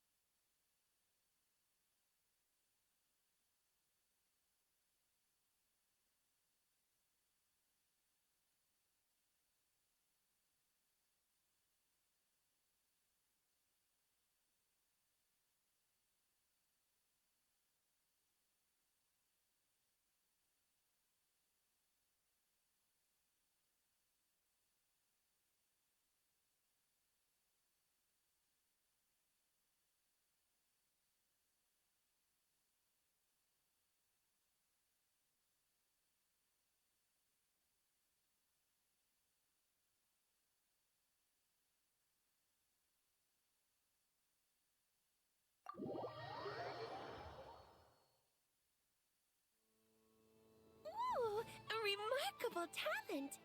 So, what do you make of it? The use of Jumpy Dumpties doesn't come as naturally to me as Kuvaki, but their unpredictability makes it fun. I think they call this novelty. Indeed! And how did it feel blowing those pesky nuisances away? Not bad. Any guilt? What do you mean? Oh, wonderful! Lovely answers to all 3 questions. You've passed the safety test. Now I can give this special bomb to you as a souvenir. Remember, if you find any meanies living on the moon, you can use this to boom them into oblivion. I will.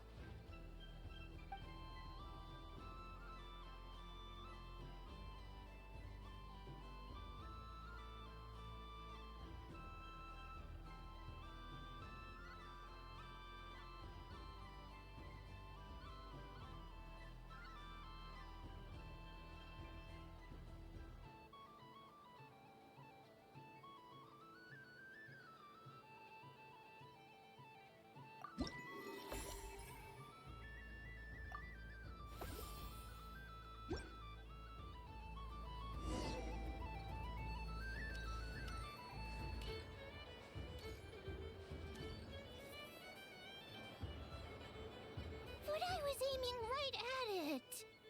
Aw, what a pity. I saw it with my own eyes. You were so close. So very close. That's not true. It dodged out of the way right as I was about to snag it. I'm sorry? You heard me. This paper frog can move. I swear. Dear, oh dear, what are you saying? How could a paper frog move? Unless you believe there really is magic in this world.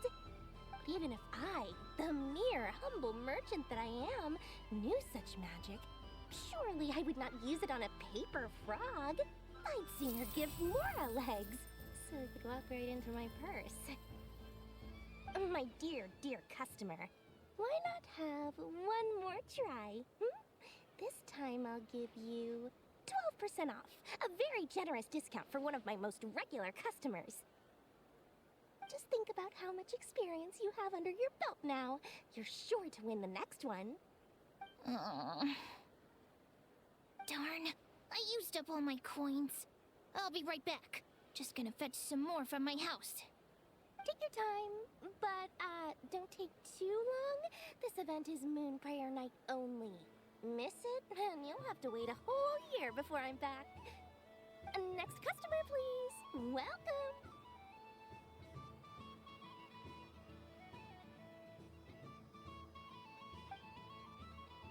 Hello. Whoa! What's this bigwig doing over here? How do I tell my employees not to go running around this time? Shooting them a glance won't work. I haven't known them long enough. Dory? Why, hello there, Miss Columbina. Would you like to play my ring toss game? The rules are very simple, and it's easy to get the hang of. How much for a round? Oh, first time's free. Not a single mora. After that, well, we can cross that bridge if and when we come to it. But with your sharp skills, I'm sure you'll win all the prizes in one fell swoop. That was an obvious enough hint for them, right? Right?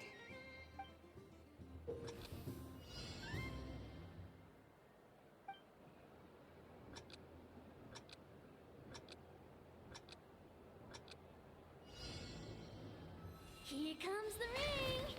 Oh, peanuts.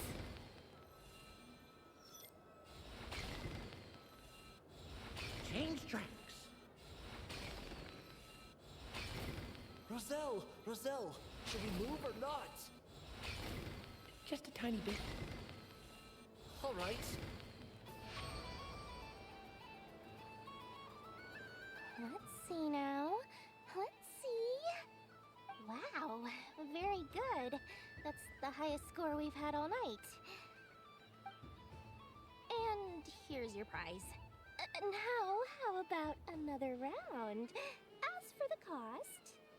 Happy Moon Prayer Night, Miss Columbina. Happy Moon Prayer Night, Durin and Hat Guy. Are you here to play the game? Yes.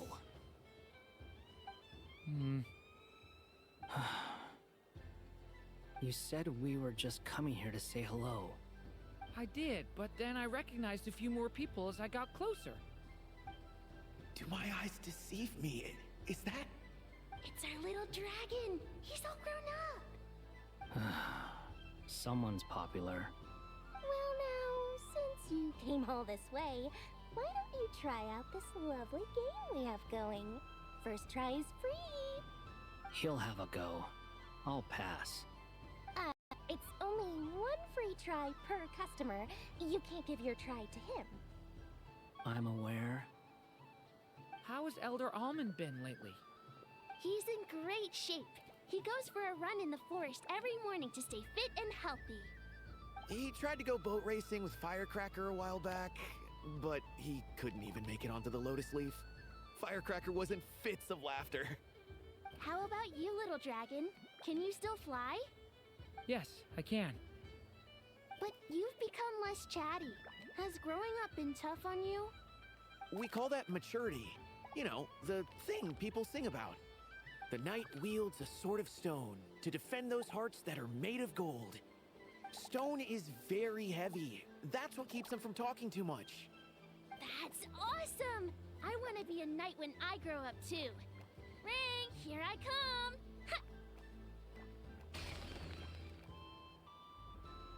Oh, the hat-wearing man. I never thought I'd see you again. You seem more determined than when I saw you last on the train. If you say so. Oh, I do say so.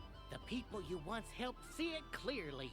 It's because you are once again on the right track.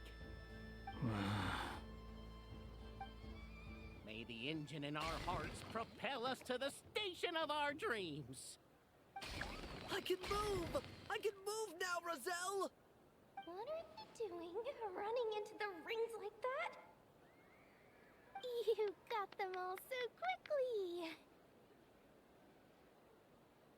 I've never seen anything like this in all my travels. Is this guy actually an old friend of theirs? But how? They're origami animals and clockwork people from a fairy tale. Getting to know them would be quite an arduous task, unless they share a hometown? I have to get to the bottom of this. Next time I see the Great Mage Alice, I shall demand answers. Thank you, Dory. I had a lot of fun. Now for your prize. Where did I put it? Give me a moment to dig it out. Oh, sweet grand prize. How I wish I didn't have to let you go. Good thing I have already turned a profit from the customers earlier in the night. Otherwise, I'd have wasted all my hard work. Okay, I'm back. What? I leave for 2 seconds and someone's already claimed the grand prize? Oh, well, these things happen, you know? Perhaps you'd be interested in one of the other prizes instead. We've got all kinds of wonderful goodies here. Is this the thing you wanted? Here, you can have it. Huh? But... Don't worry about it. It will be happier with you. Oh, thanks so much, miss. Moon Goddess. Oh, goodness gracious, Columbina. Give me strength. How am I supposed to make any more money from this child at this rate? Daddy, look! That's the game I was telling you about! Forget it. She is the Moon Goddess after all. I'll think of some other way to swing this. Maybe I can try to hook this new kid. Huh? Oh, someone already won the grand prize. You can take mine if you want. What? Why? Why are all these bleeding hearts coming here to ruin my business? Happy Moon Prayer Night, everyone. Happy Moon Prayer Night.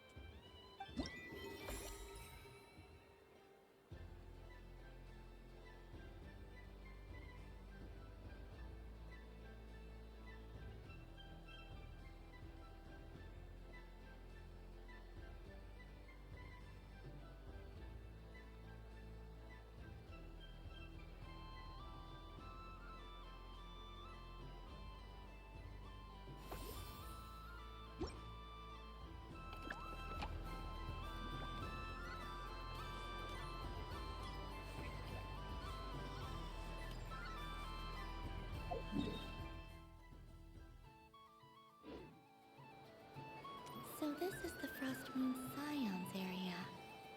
It feels very familiar.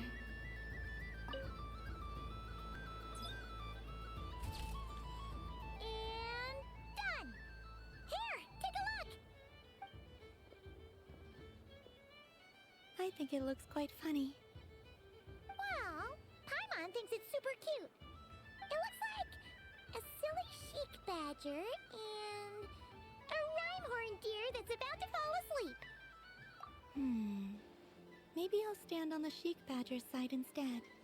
It looks like we've attracted the attention of quite a few animals. Let's make room for them.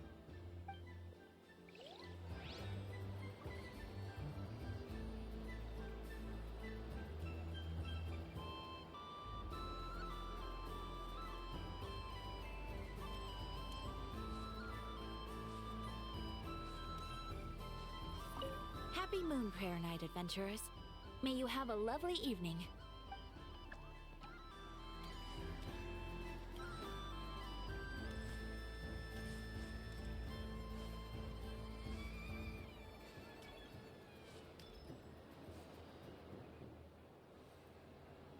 Wow, the Frost Moon Scion stall looks kind of plain, but it's pretty cool once you get into it. I don't go to Hisi Island much, but it's got that, like, old-world cultural feel. And if culture means we get more festivals, I'm all for it! Hello, Yehuda. Columbine? Hello, Moon Goddess? That was too close. I almost gave the game away in front of the staff. Oh, wait, what's the deal with her shoes? They don't make a sound when she walks. I could do with a pair of those. Do you like balloons too? Balloons? Oh, you mean those? What's so fun about balloons? I'm not a kid anymore. They're probably more up Aino's alley. Yes.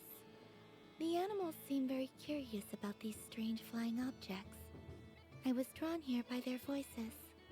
I recently learned a fun new game you can play with balloons, so I decided to come and give it a try. A new game?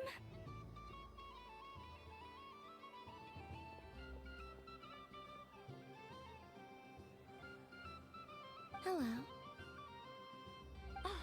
Welcome home, Moon Goddess. Here to buy some balloons? Yes. Could you give me a few that haven't been inflated yet? Are you sure? I guess it's not a problem, but... Yes, please. Thank you. Uninflated balloons? But those are just little rubber pouches. What does she want with those? Would you like to play the balloon game, Yehuda? Huh? Sure. I guess. How do you play it? Wait here a moment.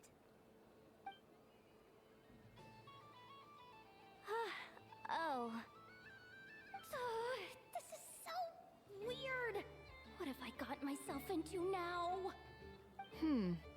I thought I saw Columbina nearby. Uh-oh! That's the Fourth Harbinger! Although she's helped us out quite a bit, she's good people, right? she looking for Columbina? Oh, guess that's my ticket out of here. I'm not sure my heart can take being sandwiched between two harbingers.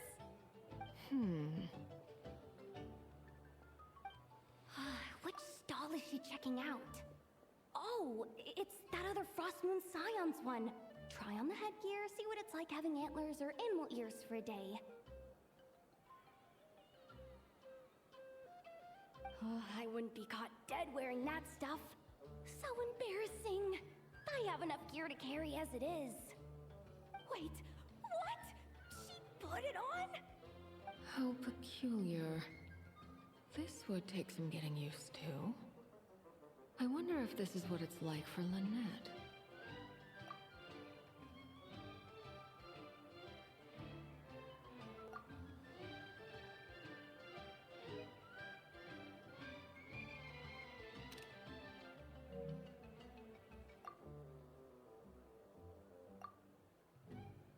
It really suits you, ma'am. What is this? She was so intimidating a moment ago, but now, dang, she's really rocking those ears. How does she make them look so cool? I suppose I may as well keep them on for now. All part of the festive experience. She's coming this way. How do you do, Miss Yehoda? Oh, jeez. Don't talk to me while wearing that thing. Where am I supposed to look? Oh, hey there. I'm looking for Columbina. Have you seen her? She just... Huh?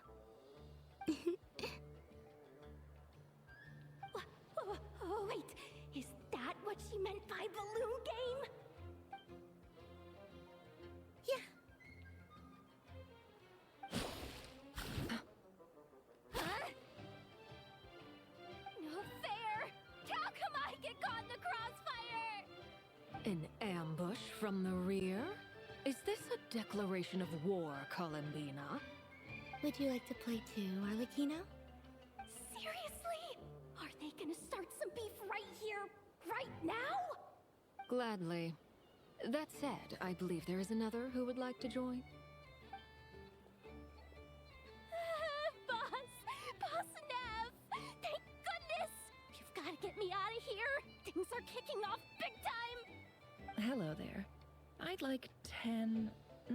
no, make that 20 balloons, please. Uninflated. What? Miss Moon Goddess, I hope you're prepared to pay the price for assaulting my employee. Welcome to the game, Nefer. Just to be clear, let's keep this a fair fight, okay? No strange powers, please and thank you. Naturally. Don't just stand there, Yehoda. Aren't you going to team up with me? Huh? Do I have to? Of course. Don't forget, the Curatorium has a reputation to uphold. I knew something like this was gonna happen.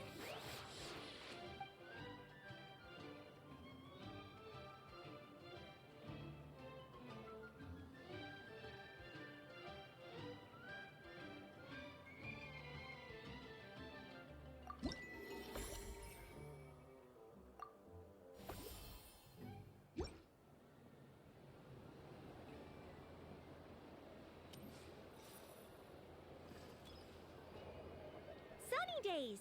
I prefer sunny days. Ah, well, you are as warm as the sun itself, Moon Goddess. Very well. I believe your spirit animal has to be this most adorable chic badger. Wow! Thank you, Mr. Talking Magic Lamp. Have a very happy festival, Moon Goddess. Lance? That's you, isn't it? Shh. It's our little secret, my dear traveler in Paimon. Okay, sure, but why are you here so selling sugar sculptures. Everyone celebrates in their own way. After gazing into the abyss and spending time around gravestones all year, what better way to relax than to see sunny smiles on the faces of the living? Besides that, I like to think of myself as a fair judge of character. I dare say matching personalities to confection suits me rather well. That's not what Paimon was talking about. Aren't you afraid that your true identity might be exposed? Should I be? There is all manner of magic in the air this Moon Prayer night, thanks to the work of the great mages. I see Miss Columbina is hiding in plain sight. Why should I not do the same? Why miss this rare opportunity to enjoy a special evening in my true form? Fair enough. You got a point there. People who don't know you will probably think you're just a talking lantern. Well, now that we see eye to eye, what brings you here? Not a search for your spirit animal, I presume? Ah, well, actually... Here, see for yourself! Oh, this is... How wonderful. A beautiful idea. Yeah! We just met Barca, and he said that having everyone draw their own section was kind of boring. So, he did your bit for you. Ah, Varka. Ever the maverick. I see his artistic skills are truly one of a kind. In that case, I shall paint something on Mr. Albedo's behalf in a short while. What? Why not now? Ahem. Welcome home, Moon Goddess. Phew, that was close. Hello, Flins. She recognized you right away! What keen eyes you have, Miss Columbina. Especially considering they are shut. I did not see you. Rather, I sensed you. I can sense the fluctuations in Kuvaki all around me. One would expect no less of the Moon Goddess. Might I interest you in some candy? Yes, please. Excellent. I shall make some for you right away. Something the matter, Miss Columbina? What about my spirit animal? All the other children carrying sugar sculptures are talking about it. Wait, is she taking the test seriously? Ah, my apologies. How could I neglect that? You are quite right, Miss Columbina. Every one of us has a magical creature living in their heart. Would you permit me to help you find yours? Yes, please. Do you prefer the day or the night? Night. Which of the 4 seasons is your favorite? Winter. Think of a perfect day. What is the weather like? Sunny, rainy, or perhaps cloudy? Rainy in the morning, sunny at night. What kind of answer is that? Forests, lakes, and open seas. Which do you prefer of these? I like them all. Imagine you opened your very own shop. What would you sell there? Moonlight, I think. Wow! Paimon would totally shop there.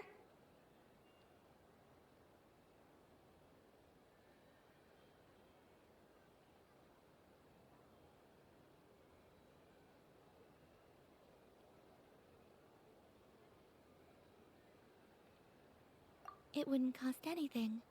You'd just need to visit. Aha!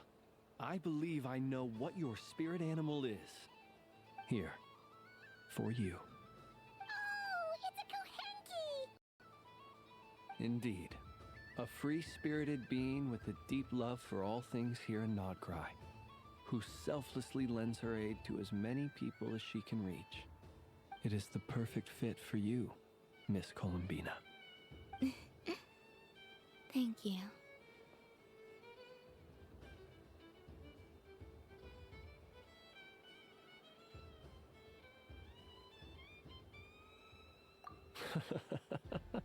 It would be my honor. But you shall have to forgive me. We have known each other for quite some time. I doubt there is any answer I could give that would come as a surprise to you. So instead, would you accept this sugar sculpture as a token of our friendship? It's a lantern. Hey, why don't you two go enjoy your candy over there? Paimon wants to try out this spirit animal thing too. Right, Blitz?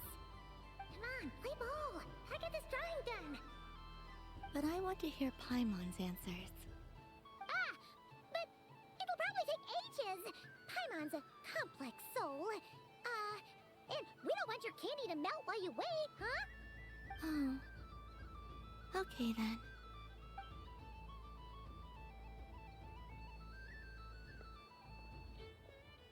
Phew. Nice excuse, Lady Paimon. That was some quick thinking. Yeah, no thanks to you. A little help next time?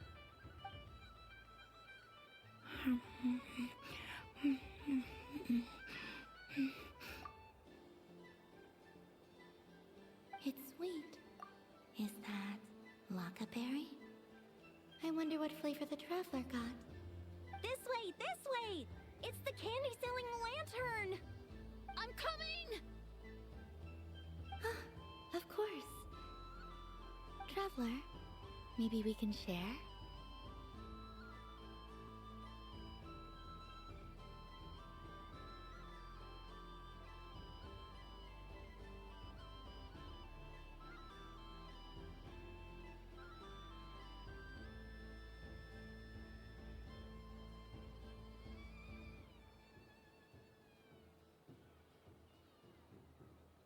Yes. I found out recently that people share their food sometimes, so I'd like to try it. Or... is that a no? Thank you.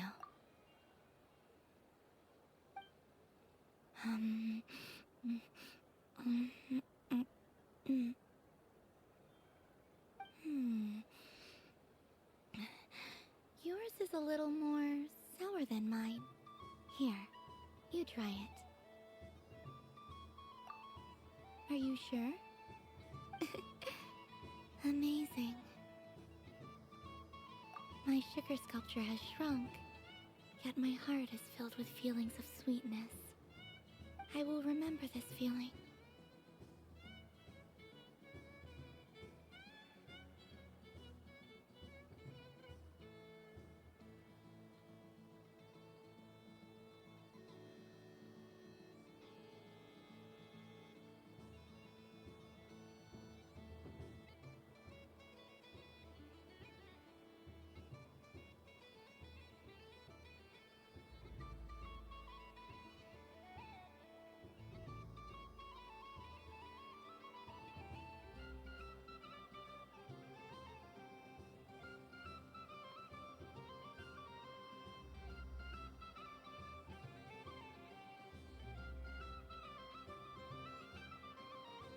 Sure.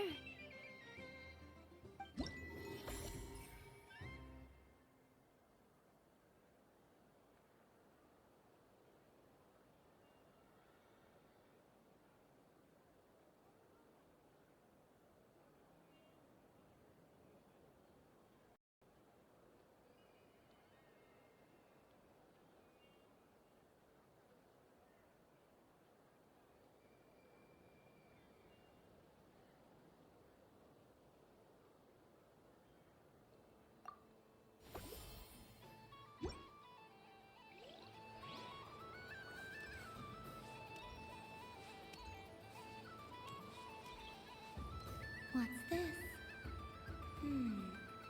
Should I give it a try?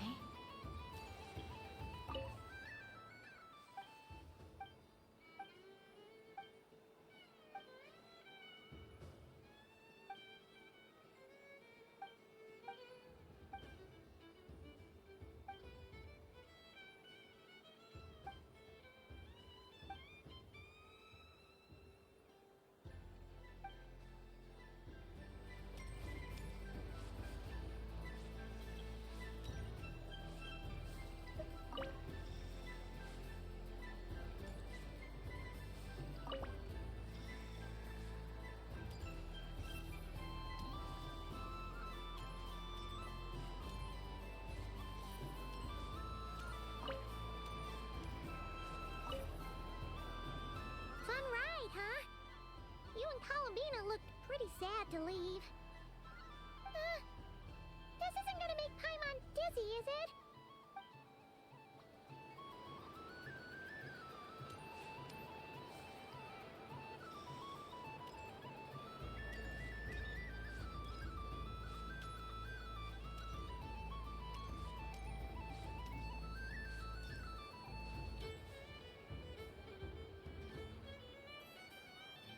I wish for a never-ending supply of Laka berries.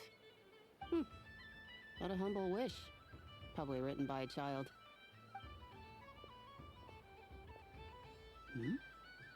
Is that Lauma the Moon Chanter?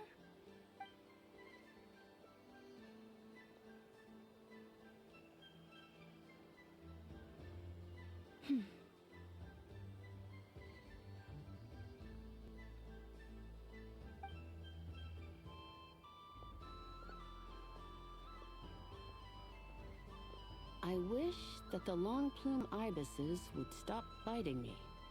Oh dear, poor Lauma.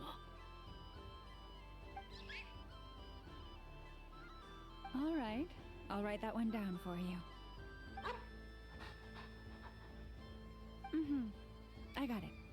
While everyone else is celebrating Moon Prayer Night, you're as busy as ever. I don't mind. It's rewarding work. A good kind of busy. My antlers are at their heaviest tonight, and the Kuvaki waves are especially strong. But as I help these dear friends hang their wishes up, I feel a great peace within myself that is hard to describe. You see, they are all such beautiful wishes, and they are ones that we can fulfill by our own strength. Do you blame me, Llama? I want to hear your honest answer. It is by the help of so many people that I can return to the moon. But I feel as though I've hardly done anything in return. You've done plenty, Columbina. I say this in earnest, both as someone who knows your history, and also as a friend who has seen what you've been through. What about as a moon chanter? I feel proud to honor our moon goddess's wish. And I'm sure any moon chanter in history would have felt the same way. Thank you for your kind words, Llama. But...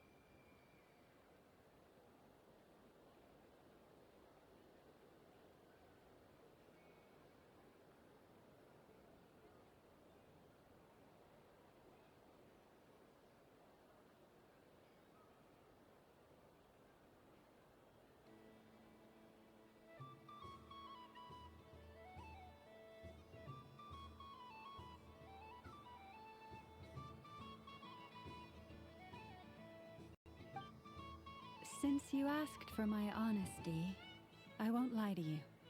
My feelings are mixed right now. Besides pride, I also feel, I suppose it's a reluctance to let go. Once you return to the moon, we will be far apart and separated by a false sky. I'm sure those of us left behind will gaze up at that sky, yearning for the moon once in a while, just as you used to do. I will miss you, Lauma. I will miss you all. I hope to stay in touch. I will try and find some way to send messages down from the moon. Perhaps you could use Kuvaki. I've heard Yehoda say that signals can be sent using long and short waves, or strong and weak lights. That sounds a little complicated. What if we forget what the signals mean? We could prepare a codebook beforehand, but... You're right. It wouldn't really suit you. Still, whatever happens, I believe that you will find your own unique way of communicating with us.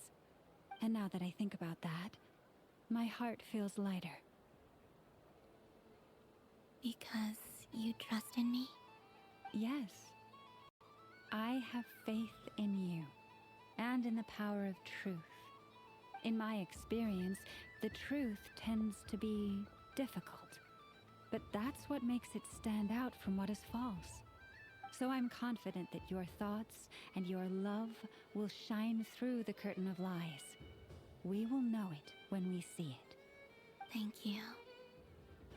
Now, could you help me hang up my wish? Is this? I wish that all who dwell in this moonlit world can find a place to belong. And I wish that I shall one day see my friends again. It's 2 wishes. I hope that's not too greedy of me. Not at all.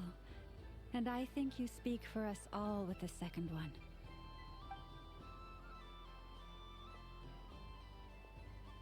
I shall continue to pray until the day that all of these wishes come true.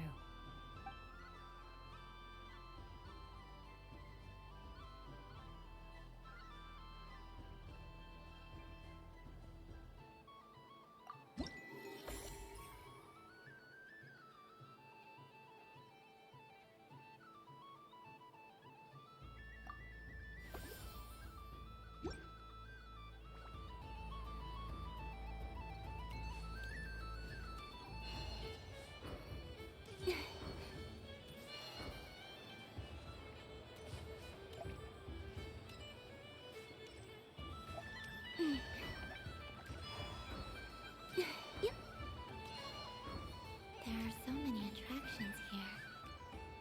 Since I rarely get out, I might as well make the most of it.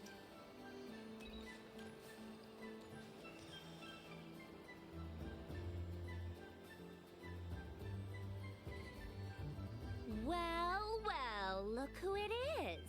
I heard someone went and disappeared on us the moment we let her out of our sight. They looked all over for you. Frankly, I didn't think you'd be back for Moon Prayer Night. Were you worried about me, Sandrone? You would like that, wouldn't you? Do you even hear what you're saying?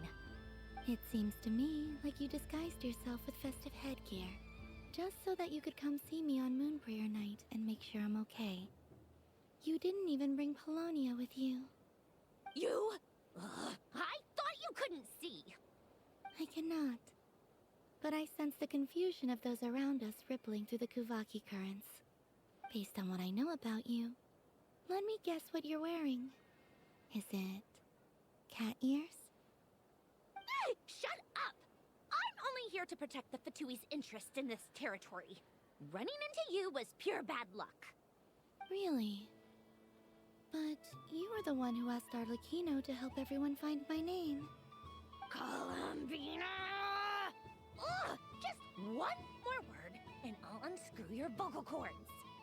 It's Columbina Hyposelenia now. Tell someone who cares. I've missed you, Sandrone. The whole time I was gone, I was thinking. I hope I get a chance to say some ugly words to you. Is that supposed to be a joke? Anyway, let's go play that game. What? You mean that frostfin whale? Yes. It's some kind of game where you get bitten if you step on the wrong tooth. Seems like fun. Who in their right mind would wanna... Because you're not a scaredy cat. Fine! You wanna play? Let's play. Don't complain when I kick your sorry butt. Lovely. You old geezer! I'm gonna beat the pants off you! Just you watch! I almost forgot. Sandrone? What is it now? You'd better not lose, or I'm going to beat your head in. What? Allow me to demonstrate since I'm feeling so nice. You just step on the teeth, like this.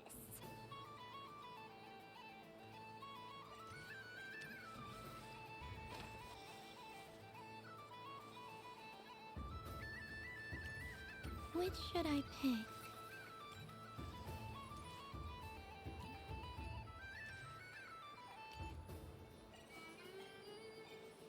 Your turn, Sandrone.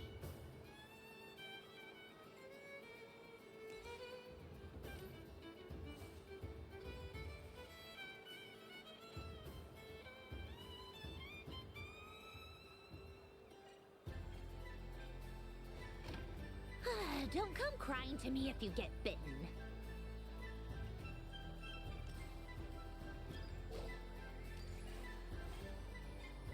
There are less and less teeth remaining.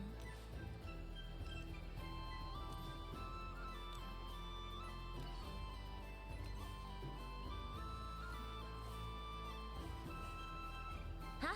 What's that noise?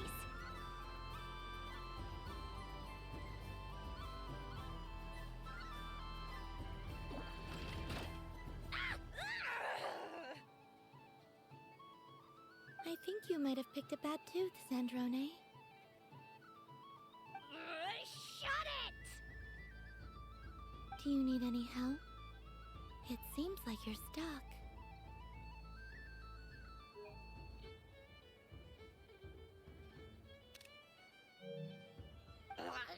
No! It's just a blasted... toy! How is its grip this strong? Stop laughing! All right. Well, you lost. So just like I promised. Hey! What are you doing? Are you seriously? Hiya! Why, you... Oh, just you wait!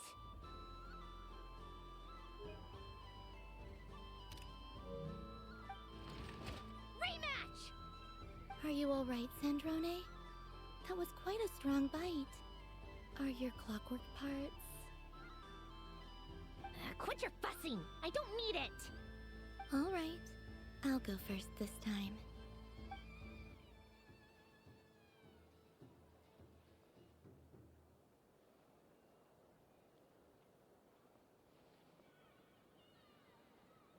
I see it now. She can sense which teeth are rigged. So I just need to avoid the same ones that she does.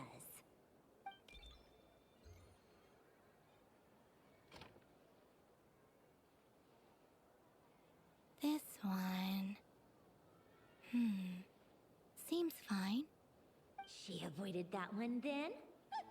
Now I've got you. All right, my turn.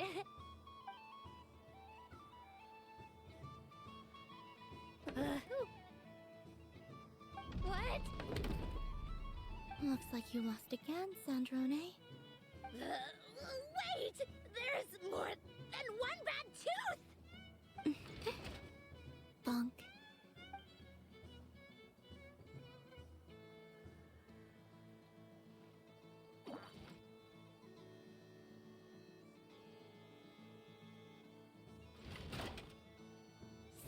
Stupid game! What idiot came up with this? Are you alright, Sandrone? You said some nasty things just now. Oh, I'm peachy. Should I let you bonk me on the head as well? Ah, forget it! Come on, bonk away. It can be your consolation prize for losing so badly. I told you, forget it!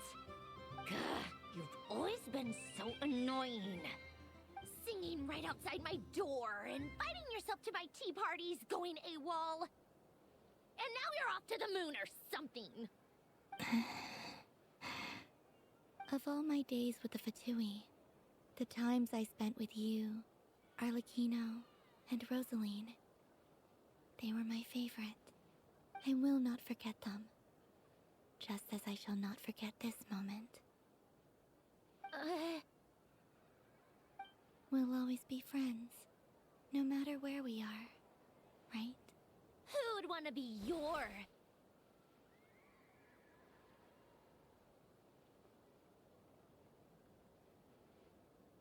I'll miss you, Sandrone.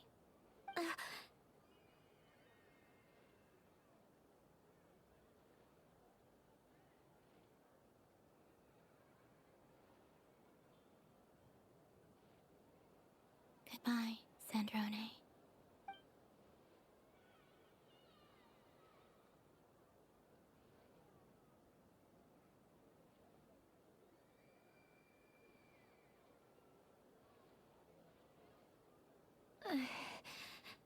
I'll miss you too, Columbina. Sorry, what was that? Ah! Ah! Yeesh! No need to freak out. What's wrong? We've been looking everywhere for you. What do you want? Oh, nice ears.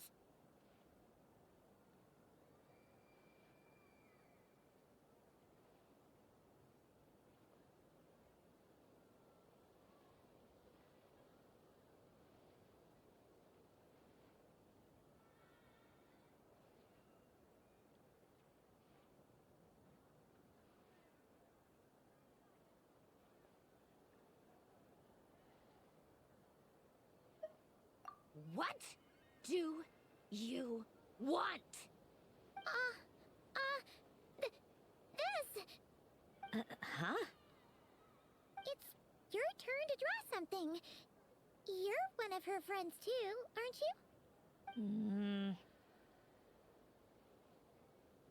you? Doesn't know how lucky she is. Sorry? Nothing. I'm done. Take it. Oh, that was fast. Oh, and one more thing.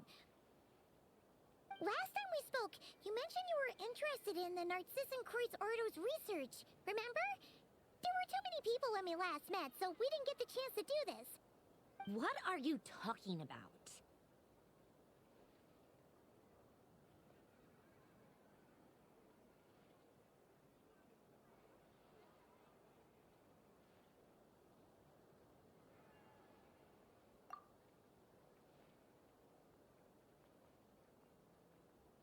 This is... Oh. Alan, Renee, and Marianne. Huh. The Holy Blade. A savior's plaything. It's not about whether I approve or not. These people, they would sacrifice themselves for the sake of the world. Especially Alain Guillotin and Renee. That is something I would never choose to do. Still, I didn't know they had any pictures left from that time. If I'd have thought to bring a camera, I'd have...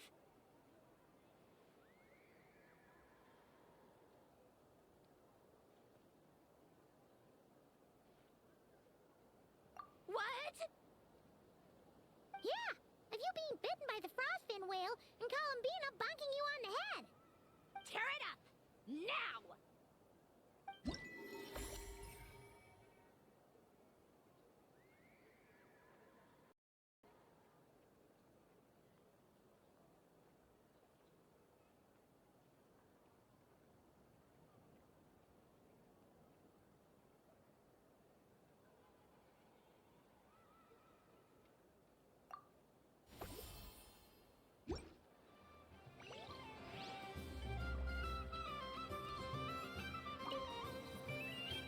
there to see on that moon anyway? Let her go up there and cry alone. See if I care.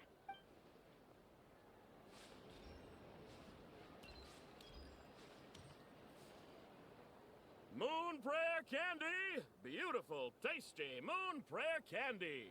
Buy a whole box, share it with your friends and family! Candy? To share? I wonder what flavors everyone would like. Welcome home, Moon Goddess. Fancy a box of Moon Prayer Candy? Sure. I knew you would. Now, what flavor would you like? I'm not sure. What flavors do you have? Is this for yourself or as a gift? A gift for my friends. Ah, I see. In that case, I'd recommend apple, lockaberry, or midsummer berry. Those are the most popular. Do you have nocturnal blossom flavor? Huh. I've seen couples give those as gifts before, but I did not know they were edible. No? Okay then. Moonfall silver? You did say this was for friends, right?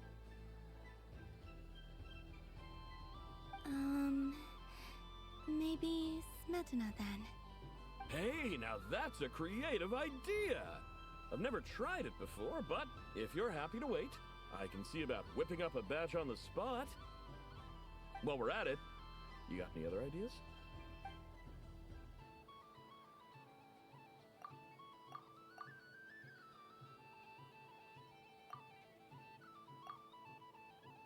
Here you go. Every flavor you asked for is in there.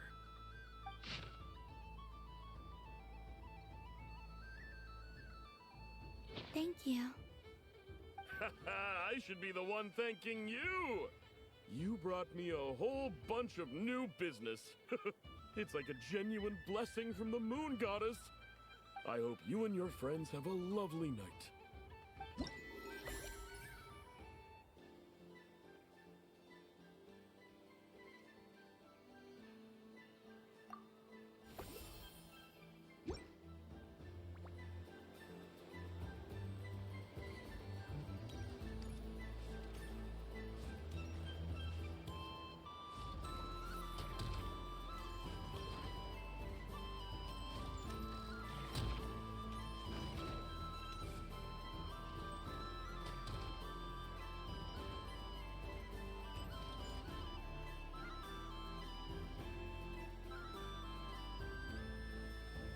This doesn't make any sense! How am I losing every single time? Wait, Inefa, you're cheating, aren't you? Yeah, that must be it. I am not cheating, Aino. Uh-oh, sounds like Inefa's turning into a big baloney bot. I think it's time for some serious maintenance. Moon Goddess, help me. Miss Columbina, Aino is attempting to cheat. What the? I'm not the cheater! You're the cheater! How dare you throw it back at me?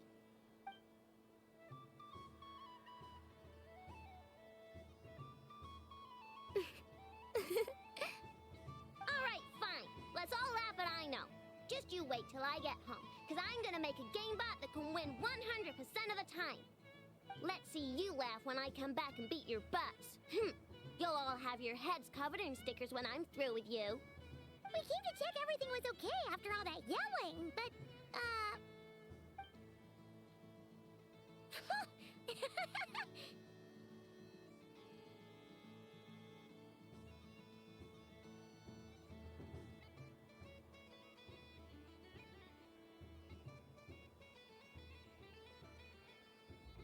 Whatever it is, it sounds like cheating is allowed.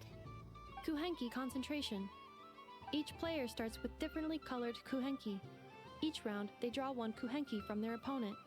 When a player has two kuhenki of the same color, they make a pair and can be discarded. Any that can't form a pair must be kept. The round ends when a player can't form any more kuhenki pairs, and that player gets a sticker.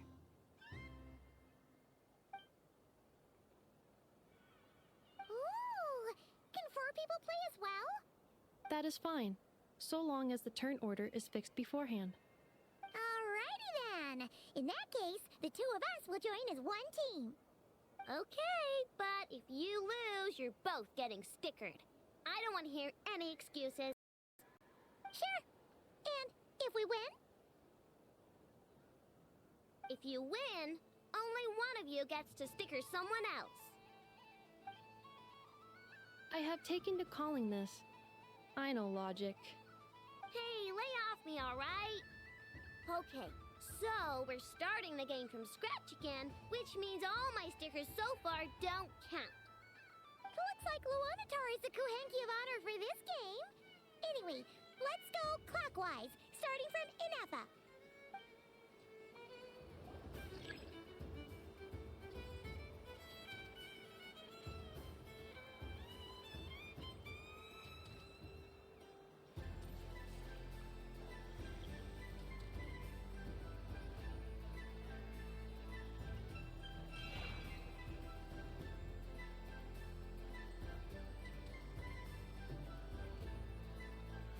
Nice! That's a pair!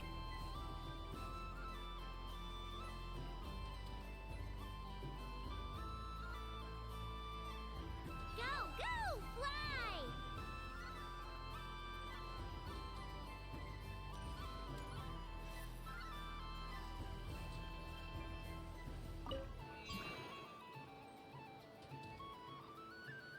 Go on.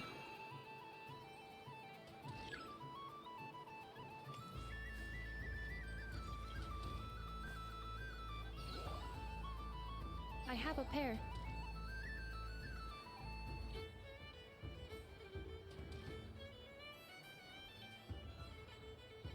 Uh-oh! We gotta pick up the pace!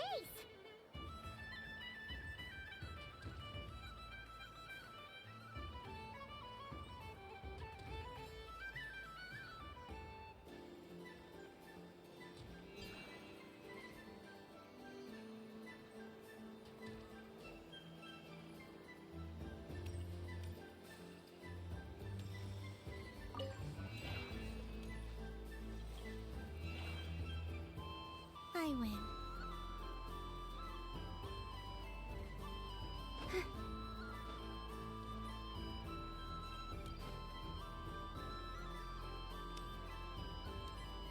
Phew, that was too close.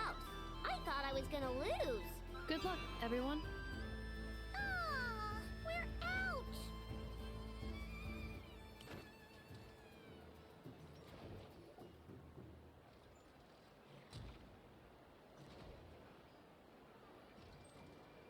Let me pick a good one.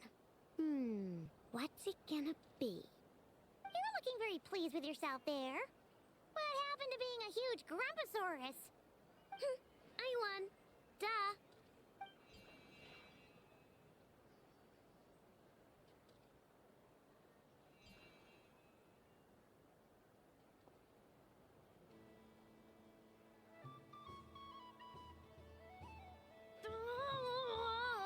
Me again?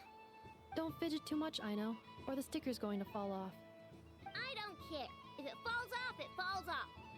If a pair of Kuhenki get discarded, why not a pair of stickers? Huh? Huh?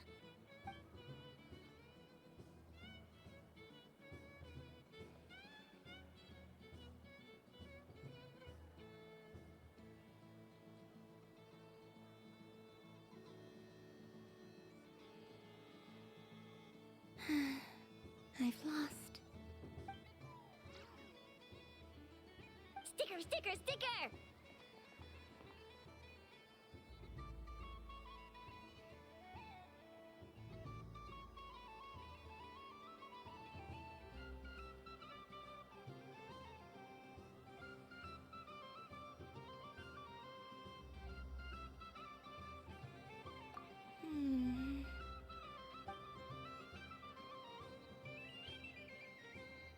Cute! You think so? Shame. I can't see it for myself.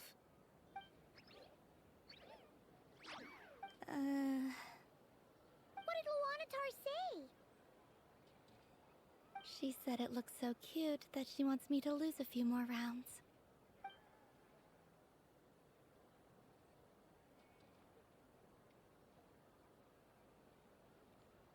Who put these stickers on Paimon's eyebrows? Ugh, she can barely see. All right, now, I think we got enough evidence to prove that there's a serious problem here.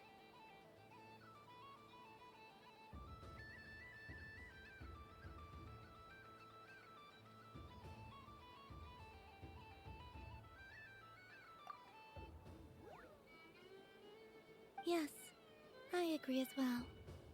The culprit is... Ineffa! Culprit? What did I do? Quit acting dumb, Ineffa! You're not wriggling your way out of this one. I've been watching you. Not only did you remember whose side Luanatar started at, but every time someone drew a Kuhenki, you were logging it and calculating every last possibility. Which Kuhenki pairs were gone, who had what color Kuhenki in their hand, even our facial expressions.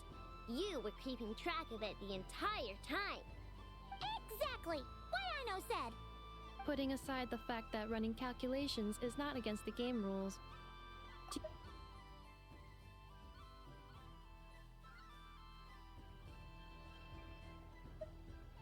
But that's not against the rules either.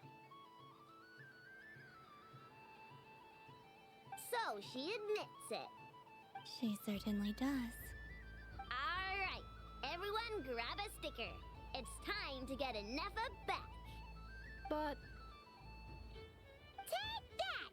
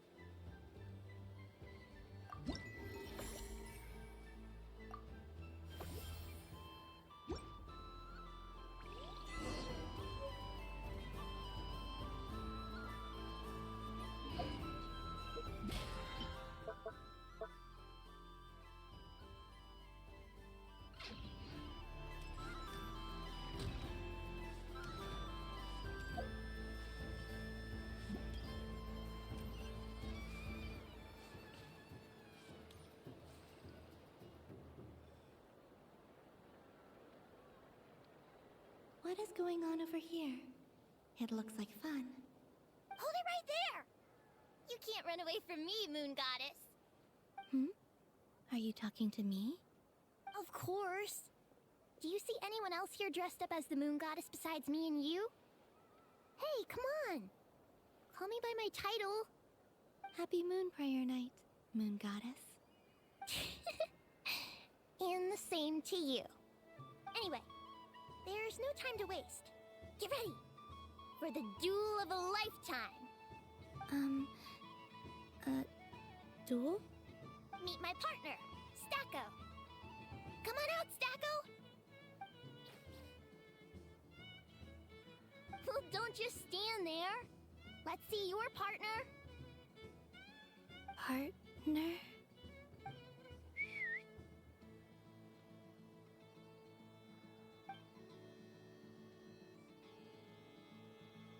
Hmm? So I need to select a partner and command them in battle. Partner. I need a partner.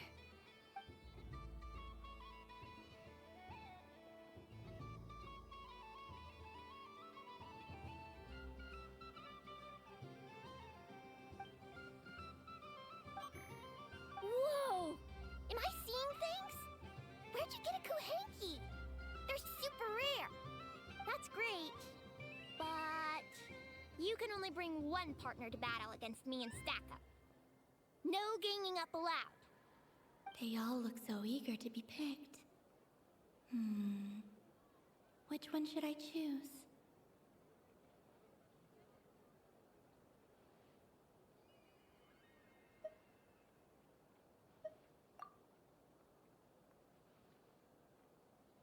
This one usually lives in Nasha Town. She likes falling asleep to the sound of striking hammers. And I bet she's quite familiar with robots' weak spots.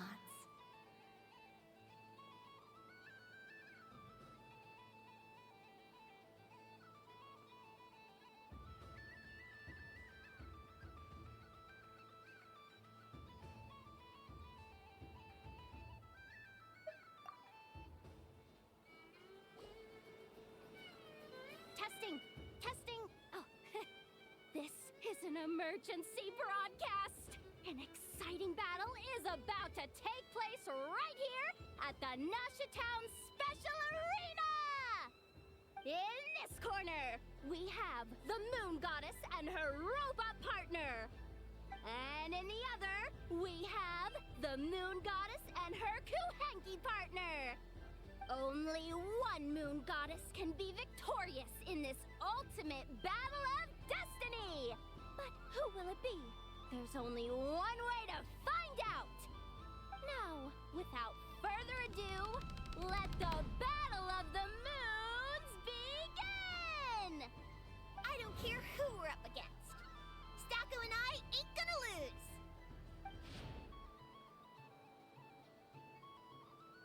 Let's strike first! Stacko, formation shift! Ho ho ho! The robot has kicked things off with a change of formation! But how will this affect the battle? Nobody knows!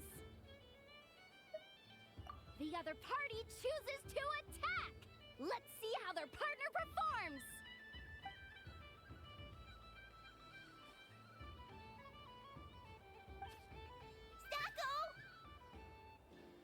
The attack lands! And if those sizzling sounds are anything to go by, it was very effective! Okay then. Stacko, maintain formation and enter your empowered state. Empowered state! There we go! Now we're talking! Absorbing the immense Kuvaki present on Moon Prayer Night, this lean, mean machine has greatly increased its offensive power! Oh, they chose defense! But Stacko's about to attack with full force! Is it too little too late? The battle is heating up fast! I'm about to start sweating machine oil over here! Go for it, Stacko! Set Kuvaki to maximum! Can their opponents withstand this blow? And what will this Moon Goddess do? Don't be afraid. Fight however you wish. It's a moon lane! A deft use of a moon lane allows the Kuhenki to dodge the blow, and now it's spiraling around its foe in circles! One loop, two loops, the robot screen is bugging out! It's getting dizzy! Stacko! Oh, Stacko is down for the count! Our winner is the Moon Goddess! The slightly taller one, I mean. You did your best, Stacko. I'll take you to Ainos for a checkup right away, don't you worry.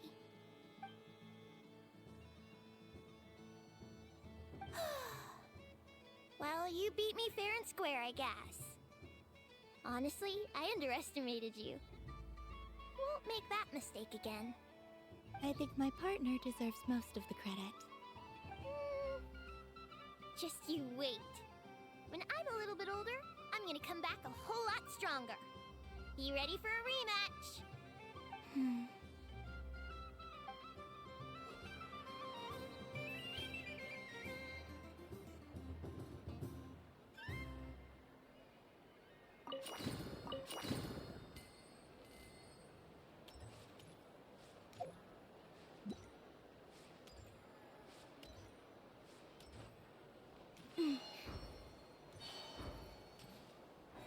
What's this? Should I give it a try?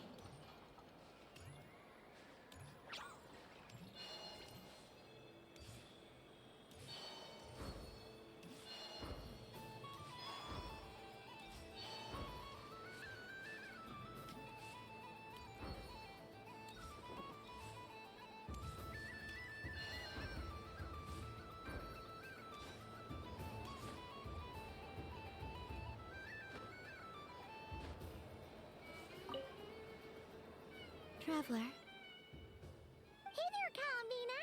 Are you done checking out the festive amusements already? Are you sure you don't want to look around some more? You might not get another opportunity like this for a while. Right now, what I'd like to do is...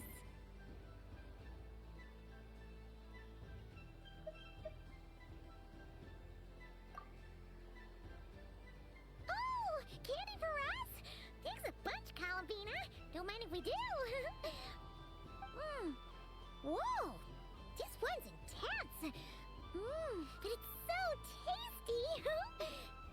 What about you, Traveler? How does yours taste?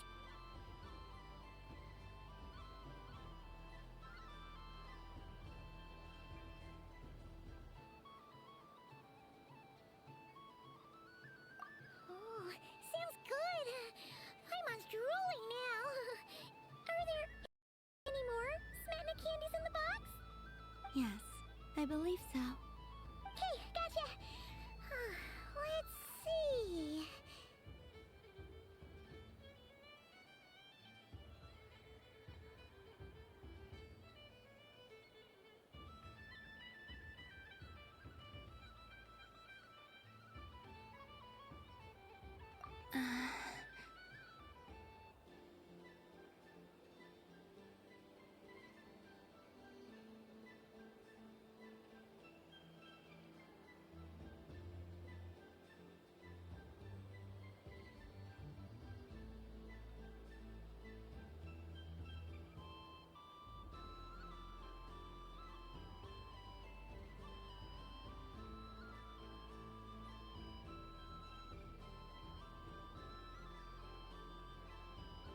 Sure. This one, and yep, this one looks right too. Okay, that's 3. Here we go. 1 per person.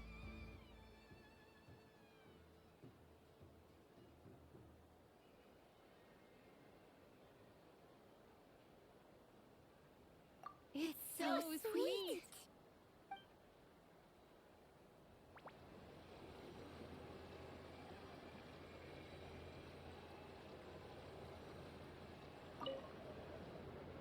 Traveler. Columbina! Finished with the festival already? Really? You're sure you don't want to have a little more fun out there? Yes, I am sure.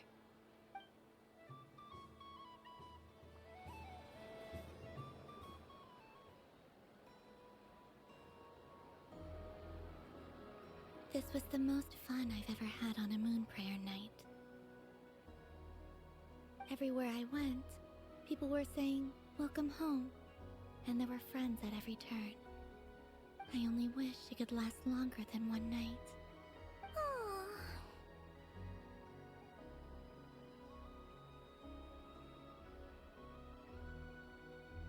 Yes, you're right. The moon prayer blossoms. Ooh, look! Look!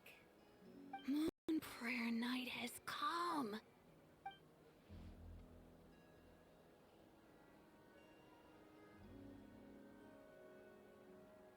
The moon. It's so beautiful. Happy Moon Prayer Night, dear.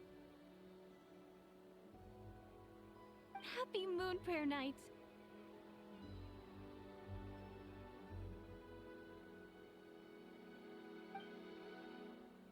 Happy Moon Prayer Night.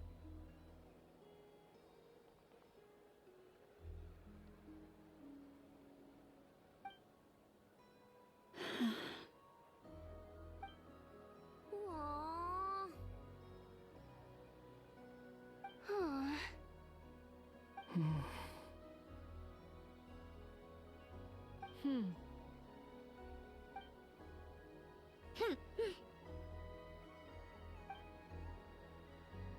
Time flies when you're having fun.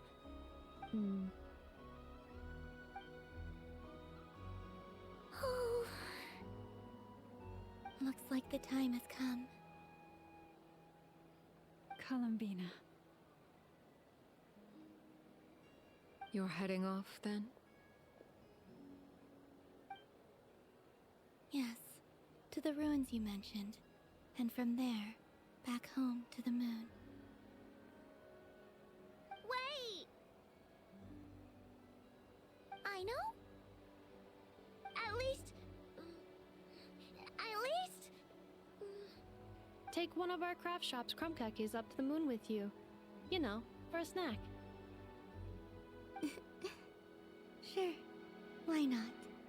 The Curatorium of Secrets believes in proper farewells. No story should be left without a satisfactory endnote. Never.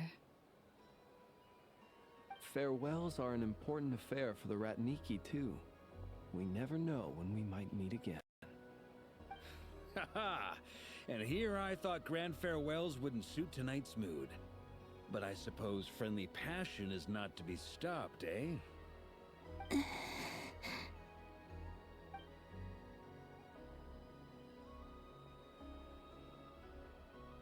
We made a little something for you, Columbina. Ta-da! What is it? A Moonprayer Night greeting card with drawings by all of your friends. You did mention that you'd like a portrait done, so I took the liberty of creating one for you. I, meanwhile, did the portrait of Mr. Albedo, and Mr. Varka did the same for me.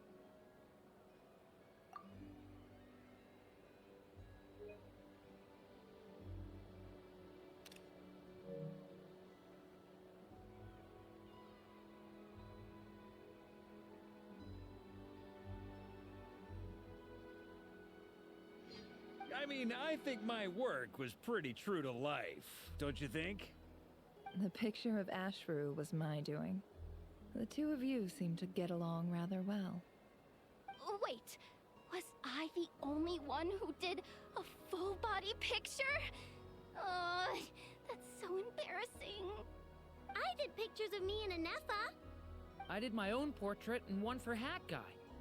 Plus, there's the two mages, Arlecchino and Sindrune.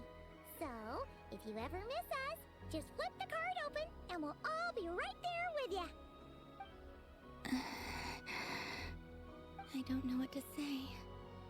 Thank you so much, everyone. This whole Moonprayer night was more than I could have ever asked for. It is the greatest gift I have ever received. Lama, I figured it out. Figured what out? Remember how the Frost Moon Scions used to use milk as invisible ink to write hidden messages? That was a very long time ago. Oh, are you saying? Yes. When I miss you all, I shall use Moonlight in the same way, to write words that only you can see upon the moon itself. Wow, that sounds lovely. Quite. But how will we see them? Simply open your windows on nights when the moon shines bright, and the moonlight will naturally flow towards the words I have written. That sounds most fitting indeed. Very true to form. I'll try to write them in places that won't disturb your sleep. I, for one, would sleep all the better for having read one of your messages before settling down for the night. Exactly. So don't worry about disturbing anyone's sleep. Just promise you'll write to let us know you're okay, alright? All right. I promise.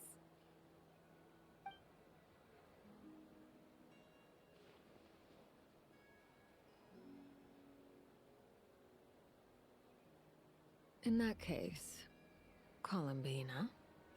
I'm ready.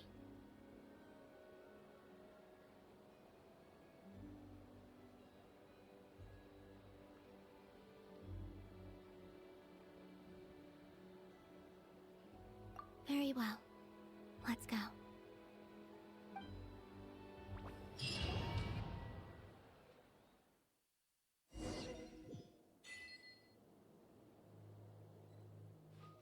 In just a few moments, I will be gone. I still don't know what to expect on the moon. Will I really be able to send messages to my friends? The Kuhenki, The animals of Nod cry. I'll never get to see them again. I wonder where I'll be when the next moon prayer night.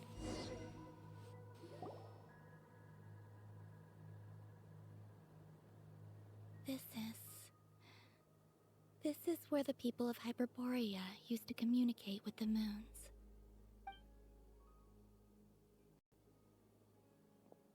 Eternal moon, frost moon, iridescent moon.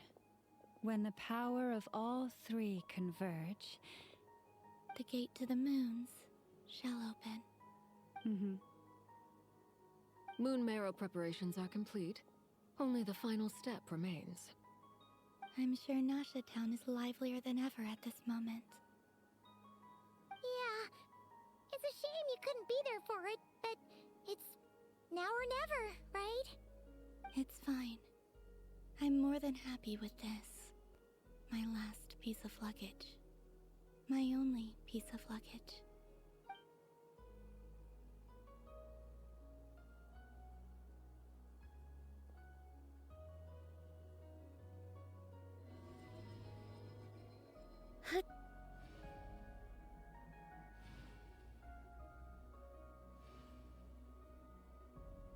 I can already feel the moon calling to me.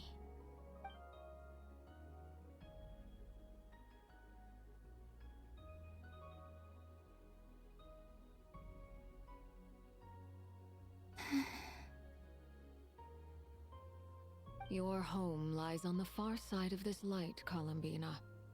From now on, we will at last have a reason to pray to the true moon. Columbina. Yes? I'm listening. Be sure to come back and see us when you get the chance.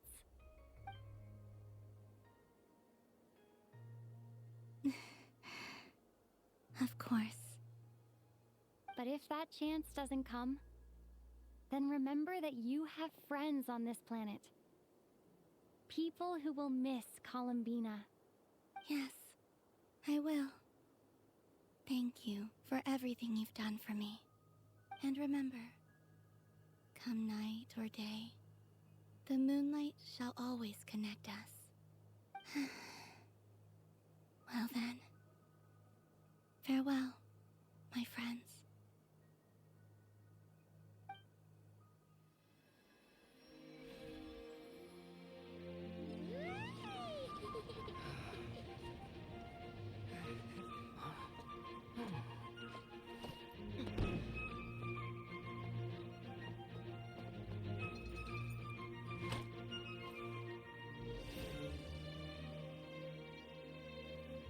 Thank you. This was my happiest night in Tevat. Farewell, Columbina.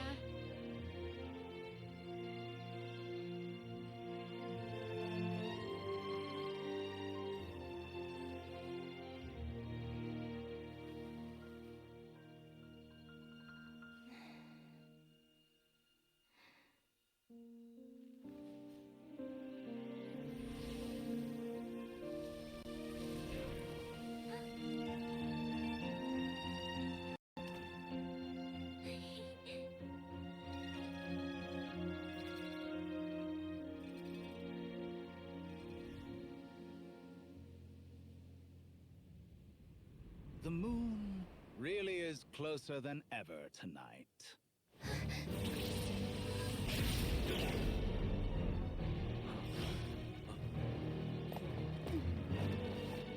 Columbina. All three moons in one place. Time for one final experiment. Reason, life, death, time, and space. They all believed I would fail.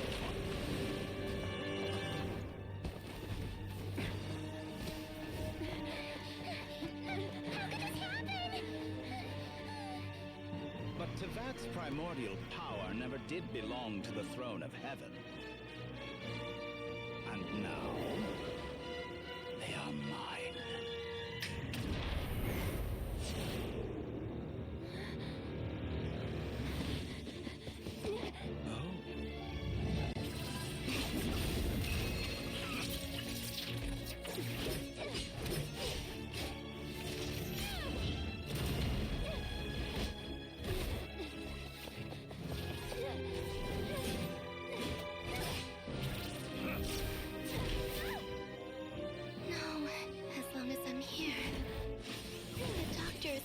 wield the Three Moons' power.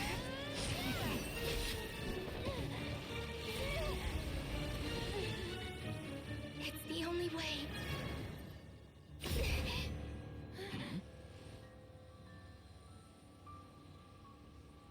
I guess I won't be going home today.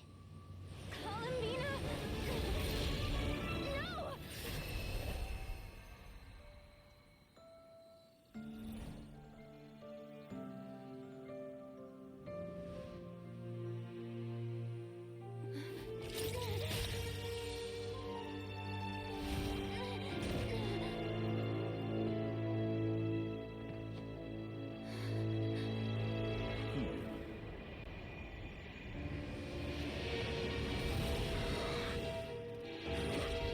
Stubborn world, do not try to control me.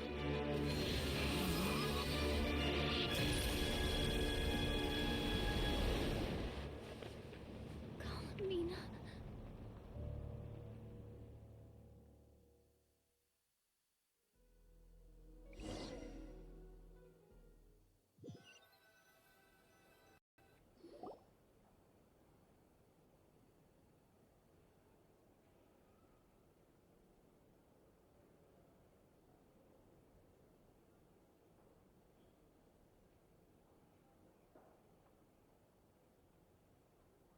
Are you all right? Do your wounds still hurt?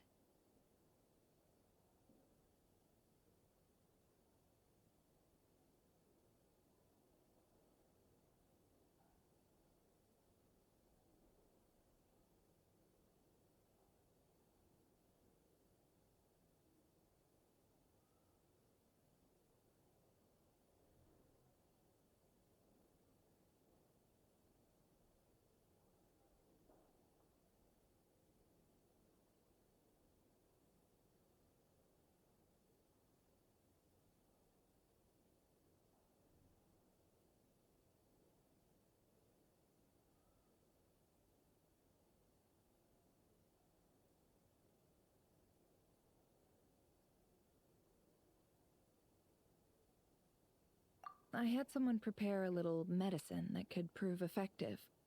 Take it if you need to.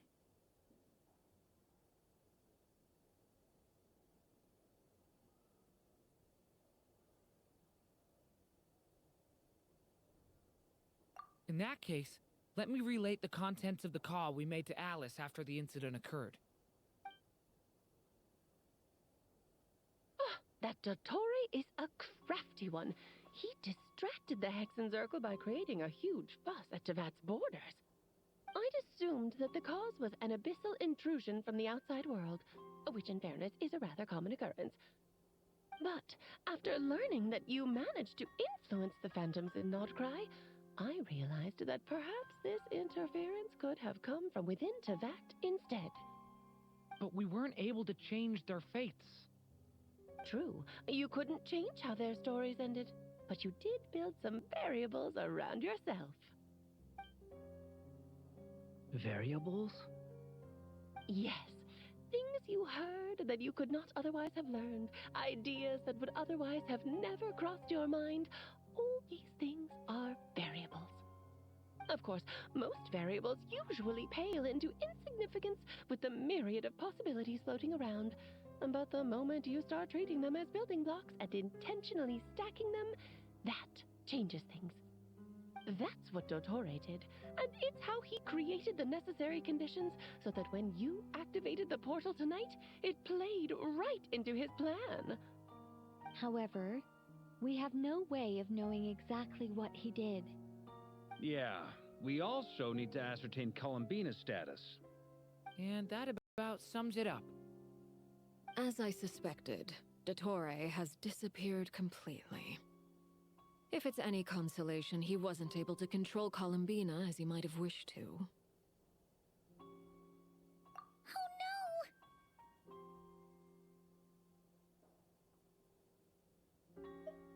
What? She did what? All we saw was Dottore appeared and used some kind of power. The next thing we knew, he and Columbina were gone, and you were falling into the sea.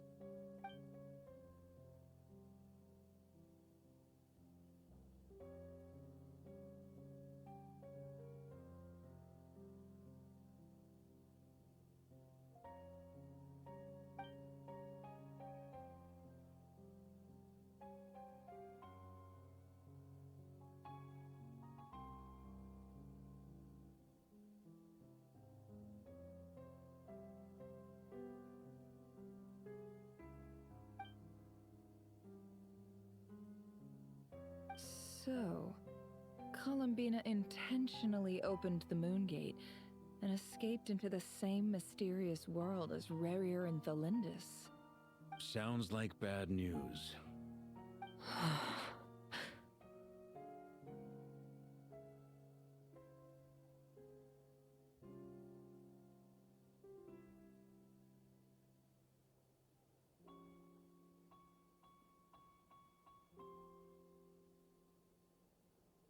Seen in that way, the Trilunar Syzygy and Revere's emergence, Dottore might have been pulling the strings in both cases. According to Miss Alice, he is attempting to transcend his destiny and finish an experiment that only a god might complete. An utter lunatic. Wait a sec. Where's Hat Guy? Seems like he'd want to be here for this. He took off with the Dodo communication device after we spoke to Alice. He said he had a hunch that he wanted to investigate by himself. The look on his face was terrifying. I've never seen him like that before.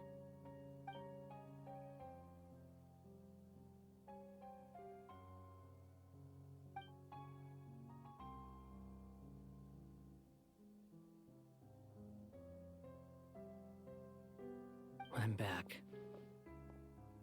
Hat Guy! I went to look for the Hyperborean phantoms again. I think I've gotten to the bottom of it. I got them to talk to Nicole on the other end of the communications line. Turns out, the history they describe is different from how Nicole remembers it. Really? But how? Surely Nicole can't have been wrong. Because the phantoms are the ones who were deceived. They speak of a savior who appeared in their history. One who never should have existed. This savior promised to create a new moon within the false sky, and even bring back their moon goddesses. Foolishly, they believed in him, and told him everything he wanted to know about the moons. It's obvious that this was Dottore's doing.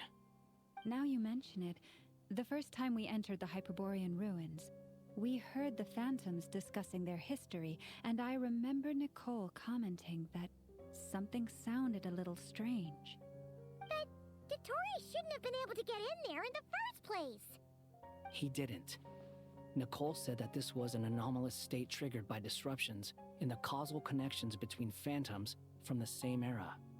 The variables that Dottore put in place were substantial enough that they even affected phantoms that he never met. So it's not that their memories were unclear. They'd been tampered with. That's exactly the possibility Dottore was trying to manufacture. He turned these variables into knowledge and engineered the situation so all that knowledge would fall into his hands. Then, he harnessed that knowledge on Moon Prayer Night to truly create a false moon. How is that even possible? To be precise, he exploited a weakness in the way the spell works. The spell senses Kuvaki to detect the moon's location. So, as long as the false moon more strongly resembled a moon than the frost moon beyond the skies, the gate would teleport Columbina to the false moon's location. In other words, to Dottore's side. Once he had her under control, the teleportation spell remained active, and he manipulated her power to seize both moon marrows. At that moment, the moon marrows disappeared right before our eyes. It was already too late, even as we were leaving the ruins. By then, Dottore had already amassed the power of all three moons. So, where does that leave us? What do we do now? I'd certainly like to know what Her Majesty thinks, now that the concerns I expressed to her have come to pass. But we cannot simply sit and wait for her to decide the matter. And in any case, it is not the Fatui Harbinger Damselette who sees us as her friends, but rather Columbina Hyposelenia. If, even in such extreme circumstances, Her Majesty will not lift the prohibition on Harbingers drawing steel against one another, then I will do as my heart demands. I will fight as Peruware instead. Time is short, so I'll make the first move.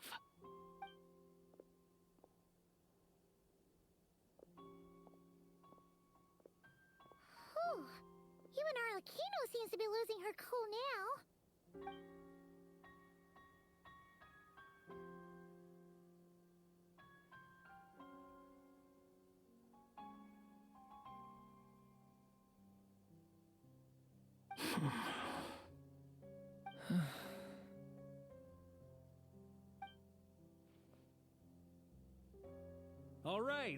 All right. Lose those dejected looks for a moment and let me get a word in. It looks bad, I won't lie. Very bad, in fact. So Dotori's pulled some real dirty tricks to gain the upper hand. For now. And yeah, it's to the point where even the mages say that his variables have affected destiny. I'm not so sure, though. Many have told me that Tevat's destiny is fixed, and that does appear to be the case. Well, what makes Dotori so sure he'll be the exception? And since he was able to stack these variables up, who's to say we can't do the same? You of all people should not be discouraged, traveler from afar. This isn't over yet.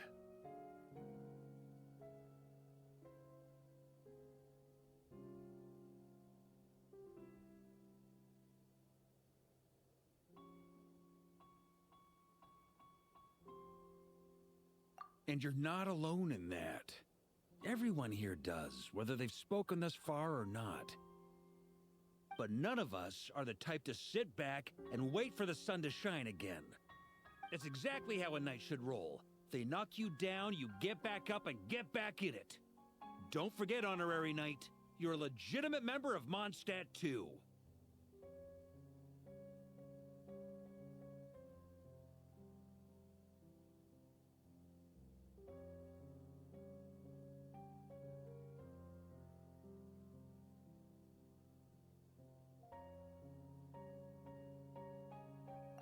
Is right. This is far from over. Dotori's already way overdue a butt-kicking given his past shenanigans. And after this, he's earned himself a double dose. That's what I'm talking about. How's everyone else feeling? I'll use Kuvaki to investigate Columbina's whereabouts. I am not ready to give up either. Leave the intel gathering to me. Whatever happens within Nodcry's borders, when the Curatorium of Secrets wants to be in the know, we always find a way. Aino and I will do all we can to support you. We will attempt to reverse engineer Dotori's actions and seek a breakthrough that way. Alice and Nicole are busy dealing with an emergency at Tevat's borders, so they can't return just yet. But they're both very angry about this. They've asked Albedo and me to act on the Hexen Circle's behalf and do everything in our power to fight back against Dotori. Are you ready then? We're going to have to conduct a lot of research, even in the early stages. I'll do my best. As for me, I'm pretty familiar with Dotori's way of doing things, so I can try to predict his next move. I'll help with your investigation. Nice! Looks like we have our basic division of labor. I'll get in touch with Flints and Itlua, get them to have a chat with their Starshiner. It couldn't hurt to bring the Lightkeepers on board as well.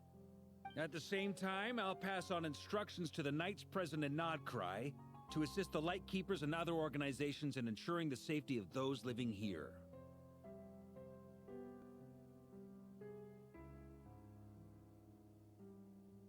Yeah! We'll show him! That's it then. Good luck, everyone.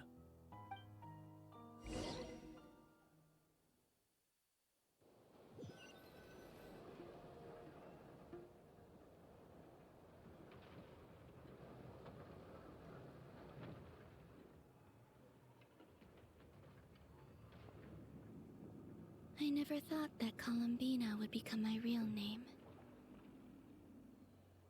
It went from being a Fatui code name to something my friends call me. And remember, come night or day, the moonlight shall always connect us.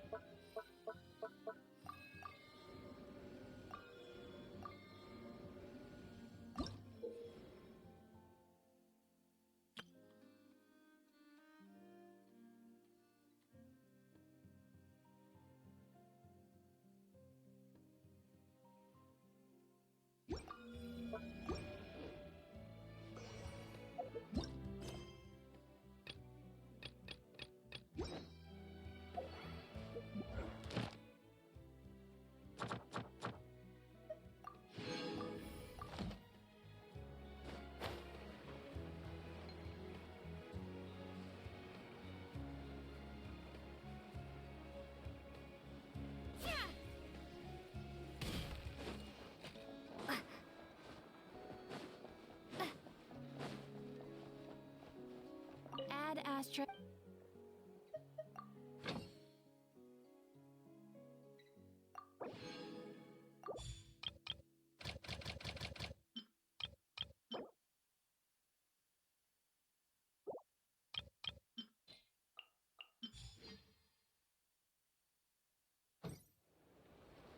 Add ashtray. Thank you for